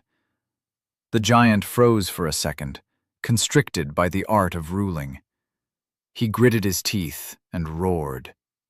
"A mere reverence tries to bind me? Know your place!" Myra fell to her knees, blood streaming from her eyes, her art shattered. Draven stretched his tendrils farther, consequences be damned. This was a fight for their survival. He needed to be ready. "I've got you, old man." "Your shielding technique is powerful. I couldn't even sense your soul." Arzan lowered his sword, withdrawing his presence. You will take the place of the specter you killed. Get away, Arzan! Altavir stumbled out of the broken wall, the deep cut on his neck still not fully closed. He's alive! Helvan's sword blurred. Arzan's severed arm fell to the ground as he stumbled back, his other hand held defensively in front of him. The stone exploded as the Helvan disappeared from where he had just been, shaking off the chains, the suppression of 2 Empyreans reduced to 1. Hexion flowed out of Draven, congealing into as many blood spikes as he could form before shooting them at Arzan. Die, you giant piece of shit! But a crimson dome formed around him, cutting off his control. Draven turned to her, rage twisting his face at the interruption. Myra, what are you doing? Golden flames engulfed him. The crimson barrier melted in an instant as the flames burned Draven's flesh with the hunger of a sun. He redirected his will to form a dome of protection around them, but the stabs in his soul crippled his focus, his ability to hold it against the assault. Something crashed against his body, and the overpowering heat disappeared. Myra, are you... Draven coughed, blinking away the temporary blindness. All right? It was Helvan who answered. Run, Draven! The old man dropped to one knee in front of Draven as the strength fled his body. The skin on his back was gone, and so was the muscle. All that remained were blackened bones. He blocked Paradius's devastating attack at a crippling cost to himself. Like the abyss, I'll... Draven looked down at the person who held him, shielded him from the fire. Myra, or what remained of her. It felt as if the ground had fallen from under his feet. Her hair was gone, and her skin turned coal. She did not breathe. Her heartbeat was gone. No! Draven urged his Hexion through her skin, letting it permeate every corner of her body alongside his will. Where is it? He searched for her will, but found nothing. The only way to mend someone else was to link the wills of the mender and mended, but when it mattered the most, he could not find it. Where is it? Helvan, I can't find her will, Draven pleaded. Help me, damn it! Helvan sighed, looking over his shoulder before returning his vigilance to Paradius and a stumbling Altavir. The evoker, Arzan, was on his knees next to his remaining fading specter, trying to stop the blood pouring from his severed limb. The dead have no will, Draven. His shoulders trembled. Even his voice seemed fragile, defeated. There's nothing you can do. There's nothing I can do. What is the matter, traitor? Paradius burst into laughter. Upset at the death of your masters? Be not in grief. The golden flames of the amethyst dragons grant a swift death. She can thank the Maker to have escaped the fate that awaits you. Dead? That's not possible. How? No, this can't be real. Myra's wounds did not look much graver than his. She should not be dead. If her heart had stopped, Draven just needed to start it again. She had done the same for him before. He wrapped Hexion around her still heart, squeezing it rhythmically with care. Blood poured from her closed eyes, ears, and mouth. Enough! Helvan slapped his hand away, uncharacteristic rage consuming his face. The old man knelt and picked her up. Myra vanished from his arms, but Helvan still held them up, his gaze lost. The old bastard also has an Aztenri circlet, my lord, Altavir said, as he sealed the wound on Arzan's arm. But the giant looked in no shape to stand after the blood loss. Who are these people? It dawned on Draven then. Myra's dead. She died protecting me. She died because I'm useless. She died because of him. It was his fault. Good bounty indeed. Paradius walked closer, the scales on his body unscathed. The foreign will inside his heart urged Draven to destroy them, to turn his rage and thirst for blood against them. Myra didn't die. They killed her, murdered her, consumed her. Paradius walked toward him with a reptilian smile on his face, mocking all the suffering Draven had been through. Helven took a step forward and fell to his knees, too wounded to stand. Hexion surged out of Draven as his rage boiled, guided by the will within his heart. Paradius! The rune under his eye burned, screamed, and he listened to its rage, to the ancient power that spread through his body as the Hexion fueled it awaking. Molten stone flowed in Draven's vessels instead of blood. The Hexion that mended his soul and body sped up, glowing, rampaging with a power that was magnitudes greater than what he wielded just moments ago. The tears in his soul closed. His missing arm sprouted from his shoulder. The destroyed eye reformed in its socket. Burnt skin peeled off from him, revealing the unblemished flesh underneath. As the rune under his eye turned red, so did his hair. Power coursed through his veins. Rage consumed his thoughts.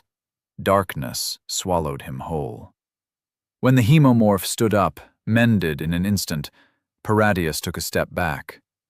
Aberration, Altavir snarled. The combined presences of three eminences pressed down against the hemomorph, cracking his unbreakable veil. But instead of falling to his knees, he released his presence. The rune that burned into his skin made his will, already as vast as three Empyreans combined, become stronger. Berserk. Altavir's knees bent. Paradius's purple scales whined. Arjan's face lost all color. The hemomorph snarled like a maddened beast. Rather than be suppressed, he single-handedly strangled the strength of all Empyreans gathered in the hierarchy stand. It begins, Korvax, Helven whispered. I hope you were right. He moved forward, every twist of his muscles carrying him further than they used to. One step became a leap as the Hexion enforced him in ways he thought impossible. He wanted to beat the half-dragon to death with his own hands, gorge in his blood. The purple beast raised his arms to block his punch, but the hemomorph was faster. One punch to the gut made the Virian lord gasp. Another to his chin cracked the scales on his face, revealing the light purple blood that flowed underneath. Altavir! Paradius rolled to his feet, yelling for help, but the hemomorph did not relent. He groaned as an arrow of congealed blood shot through his thigh, but the wound closed immediately after, not even making him stumble. Another one shot at his neck, but he ducked to the side with ease. The scales around Paradius's throat shone brighter, his chest inflating as he took in a deep breath and roared, Die! The hemomorph was about to leap to the side, but the stone grabbed his feet. Golden flames engulfed him in pain. He lost sight, then regained it an instant later. The world went silent. Then noise flooded back in. When the flames stopped, the hemomorph was still standing, though wounded beyond recognition. His burnt flesh knit itself together in a second, mending the damage as if it had never been there. That's it, he thought. Weak. The fire reduced the red-haired woman to a smoldering corpse. Part of him even felt sad about it. She had been there ever since he had been born. Was that why he felt so enraged at the half-dragon? No, he concluded. He was angry because she was weak. By the abyss, Paradius's reptilian eyes widened. He looked over his shoulder at the exit. What are you? This is not the power a reverence should have. Altavir howled, slicing his heels open with the blood armament. But the hemomorph stood unfazed, as the wound closed immediately after the blade departed his flesh. Weak. Prey. Nothing short of the giant armored man could threaten him. It had been hard to keep the unbreakable veil standing for 4 days under constant assault. But this, it was easy. Altavir jumped on his back, trying to tackle him to the ground. "Arzan, what are you doing? Assist us!" Blood daggers fell on his neck. The bald man turned them up, stabbing him in the head, then the heart. The hemomorph grinned a malevolent smile as the Hexion mended the damages effortlessly. The more time it passed, the stronger the rune burned under his eye, but he did not care. Consume. Prey. Kill. He only wanted to drench himself in the man's blood. He would pay for making the red-haired woman die. The strong preyed on the weak. That was the way the world worked. But the half-dragon was not strong. He had no right to hunt under the hemomorph's sight. He had no right to harm those he cared about. They were his prey. Why?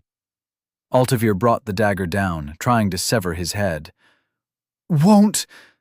He congealed new ones, stabbing the back of the hemomorph's head. Why won't you die? The shadow of a thought formed in his will, but that was enough. Countless blood spheres shot from his back, piercing Altavir's body until even his face was unrecognizable. A crimson tail sprouted from his back, ending with a sharp spike at its tip. It blurred in the air, severing the bald man's head from his neck. The purple beast snarled, swinging claws against his throat, ripping his flesh effortlessly. But the wound closed instantly. Another clawed hand burst his chest open, ripping off his heart and crushing it. The hemomorph did not even stumble. Instead, he caught the beast's arm, breaking it under his powerful grip. Weakling. Prey. He let the well of pain within himself flood over to the purple beast. Will pay. Lord Oren's eyes widened with terror. Wait! He burst into a cloud of flames. His scales melted, sticking together. He gasped rather than screamed, the air burning in his lungs. The flames vanished a few moments later, before his chest exploded alongside his heart. Numerous cuts appeared on his head, neck, and legs. The hemomorph snarled. The warmth of blood spraying on his face was a great feeling.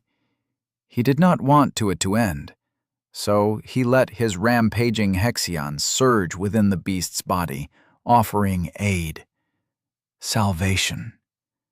The half-dragon welcomed the mending. It did not want to die. Not yet. This pleased the hemomorph. All the damage, all the blood and wounds disappeared from the half-dragon, leaving a naked, trembling man in its place. "Spare me," he begged. "No more, please. Maker's mercy, please." Tears trailed down his face. Pain racked the hemomorph's body suddenly, stealing his attention away from his prey. His skin broke like glass shattering under a mace, and the muscles beneath were torn to shreds. It lasted but a blink of an eye before his augmented Hexion mended it. A moment later, it happened again, this time longer, stronger. The whimpering, naked man fell from his grip but made no move to run. The hemomorph was confused. He knew this body better than anyone, better than the man he had been hiding from. Draven was his name. Just thinking about the lengths he had gone to hide himself from that hunter made him shiver. Draven was no prey. He was better left slumbering. Steam rose from the hemomorph's skin as if the fire in his blood was evaporating all the water inside him. Something was not right. Wounds of this degree would have killed him if his heart did not mend them with expedience. He had to end the half-dragon before that. Paradius Auron, an emotionless voice echoed through the arena. The hairs on the back of the hemomorph's neck stood on end. He was in the presence of a true hunter. You have conspired to spread deceptions, lies woven from greed disguised as kindness, against the golden firmament, he who sealed the darkness, the Maker. A silver-skinned man entered the arena. Runes covered his bare torso. His body was muscular. His face was confidence itself. His voice carried a final sentence. Perfected, the hemomorph recalled. Make way, in the name of the Maker, protector of the haven. The perfected threw a glance in his direction, noticing the rune beneath his eye. The traitor's mark. Disgraceful. Do as he says, Draven. Helvan stood up, using his sword as a cane. How dare this creature come and demand what was rightfully his? Paradius Auron, the half-dragon man, killed the hemomorph's prey. He did not belong to the shiny man. The hemomorph leveraged his will to suppress the perfected. Mine! The perfected appeared in front of him, though he had been several paces away. Cold reason filled his eyes. Impudence, he stated, with an unconcerned tone. That was the last thing the hemomorph remembered, before everything went black. Chapter 40. He Who Ventured Beyond. 3. It was rarely that Helvan enjoyed the company of one of his brothers, for he had spent centuries in hiding, crawling through every dark corner of the haven in search of answers that might lead to a path of salvation. Now 2 of them met in this forsaken arena, and he knew it would not end well. Draven had tapped into the power of the runes, but something was wrong with him. Helvan wished to know which rune Draven had carved into his flesh, but he had lost the memories of their mysteries along with his soul. No longer was he able to see or understand them. He was blind, like everyone else. The perfected, his enslaved brother, spoke. His voice was ice, devoid of emotion, unlike how it had once sounded in life. Ulisson von Meers had been a kind man, but now he was nothing but an empty shell. Do as he says, Draven. Helvan stood up, ignoring the smoldering pain on his back. Astral Razor was reduced to a cane. Draven did not do as he said. Helvan focused his Hexion within himself, slowing the flow of time around him with Chronos' domain, but he did not intervene. Had he been what he once was, able to yield the full extent of an Archon's power, he would have stood a chance at stopping Ulisson. Now, however, attempting to do so was begging for death. Ulisson raised his hand and slapped Draven in the face. The boy's head exploded. His bones thoroughly shattered under the blow, jutting out from his skin as if an insurmountable weight had hit him. His body struck the walls of the arena like a blood-filled mosquito under the wrathful hand of its victim. No one could survive an attack like that. A gasp echoed out from the crumbling crater, almost sounding like a complaint, a grunt of pain. Helvan let go of Chronos' domain, moving under the facade of old age to ward off the predatory gaze of his brother. He must not be recognized, lest oblivion would soon follow. He arrived at Draven's tomb, to witness a sight he had never seen before, even after living for over 300 years. Draven's head sprouted out of his shoulder, one layer at a time. The bones grew with mind-numbing speed, then muscles, and lastly his skin.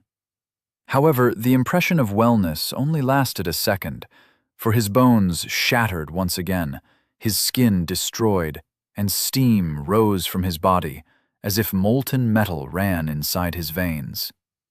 But Draven was alive. As impossible as it might seem, Draven was alive. Helvin looked over his shoulder to see the perfected carrying Paradius by the neck. The Virian did not protest. He merely accepted his death.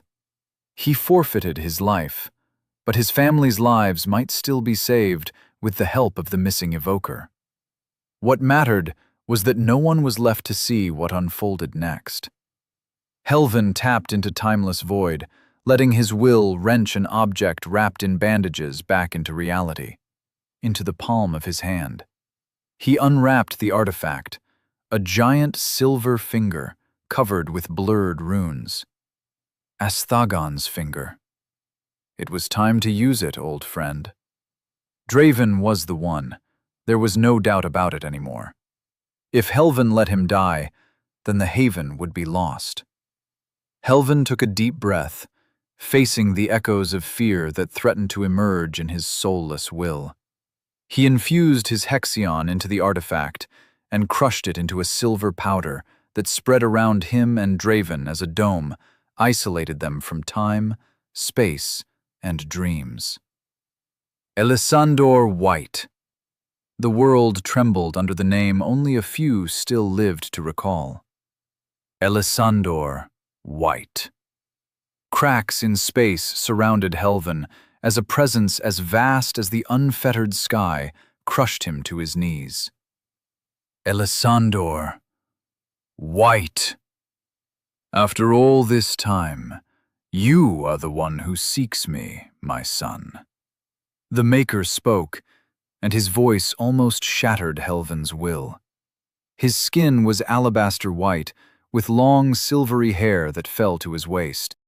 Emerald eyes, ever settled in a collected, condescending gaze, looked at Helvin, and no secret was left unturned. A silky robe hung loosely around his immaculate physique, a projection of the real him. Asthagon's artifact ensured Helvin's position remained uncompromised, yet Helvin had to stop himself from quivering under a fraction of the Maker's presence. I am not your son, Maker. Murdering my father does not make you so. Helvin stilled his Hexion, urging his will to resist. The Maker ignored him, turning his eyes to Draven. A smile parted his lips. The sixth fragment is reborn. Asthagon must have paid a severe price to hide his existence from me, but your loyalty to me has overcome Shavitri treachery. He is dying, Helvin said. The call of the abyss holds no authority in my presence. The Maker examined Draven, or rather the rune on his face. Amplification. Crude, without outlet or restrictor runes. It will remain ignited until his reserve runs dry, until his body and soul break under its increasing power. He cannot be saved with the seal you placed upon me. Helvin tore away his robe, revealing the intricate layer of runes carved in his chest. Release my strength, and the boy will live. The Maker looked at Helvin and scoffed. That will not do, Osenthar. Not at all. You will release the boundary that surrounds you, this unnecessary veil. Do so, and I shall come. It is in the best interest of all who dwell under my haven that I acquire the last fragment. There is no future if the wrath of the Shavitri is unleashed. Not if I am not here to protect us all. The fallen must not be allowed to live again. 1,000 more years of slavery to the forgotten. 1,000 more years of having their lives shaved away to power the obelisk, while you cower at the prospect of having your power diminished to do so. Something boiled inside Helvin. It felt like an emotion. Rage. But that was impossible without a soul. It is their life's purpose to serve. The Maker's tone was frigid.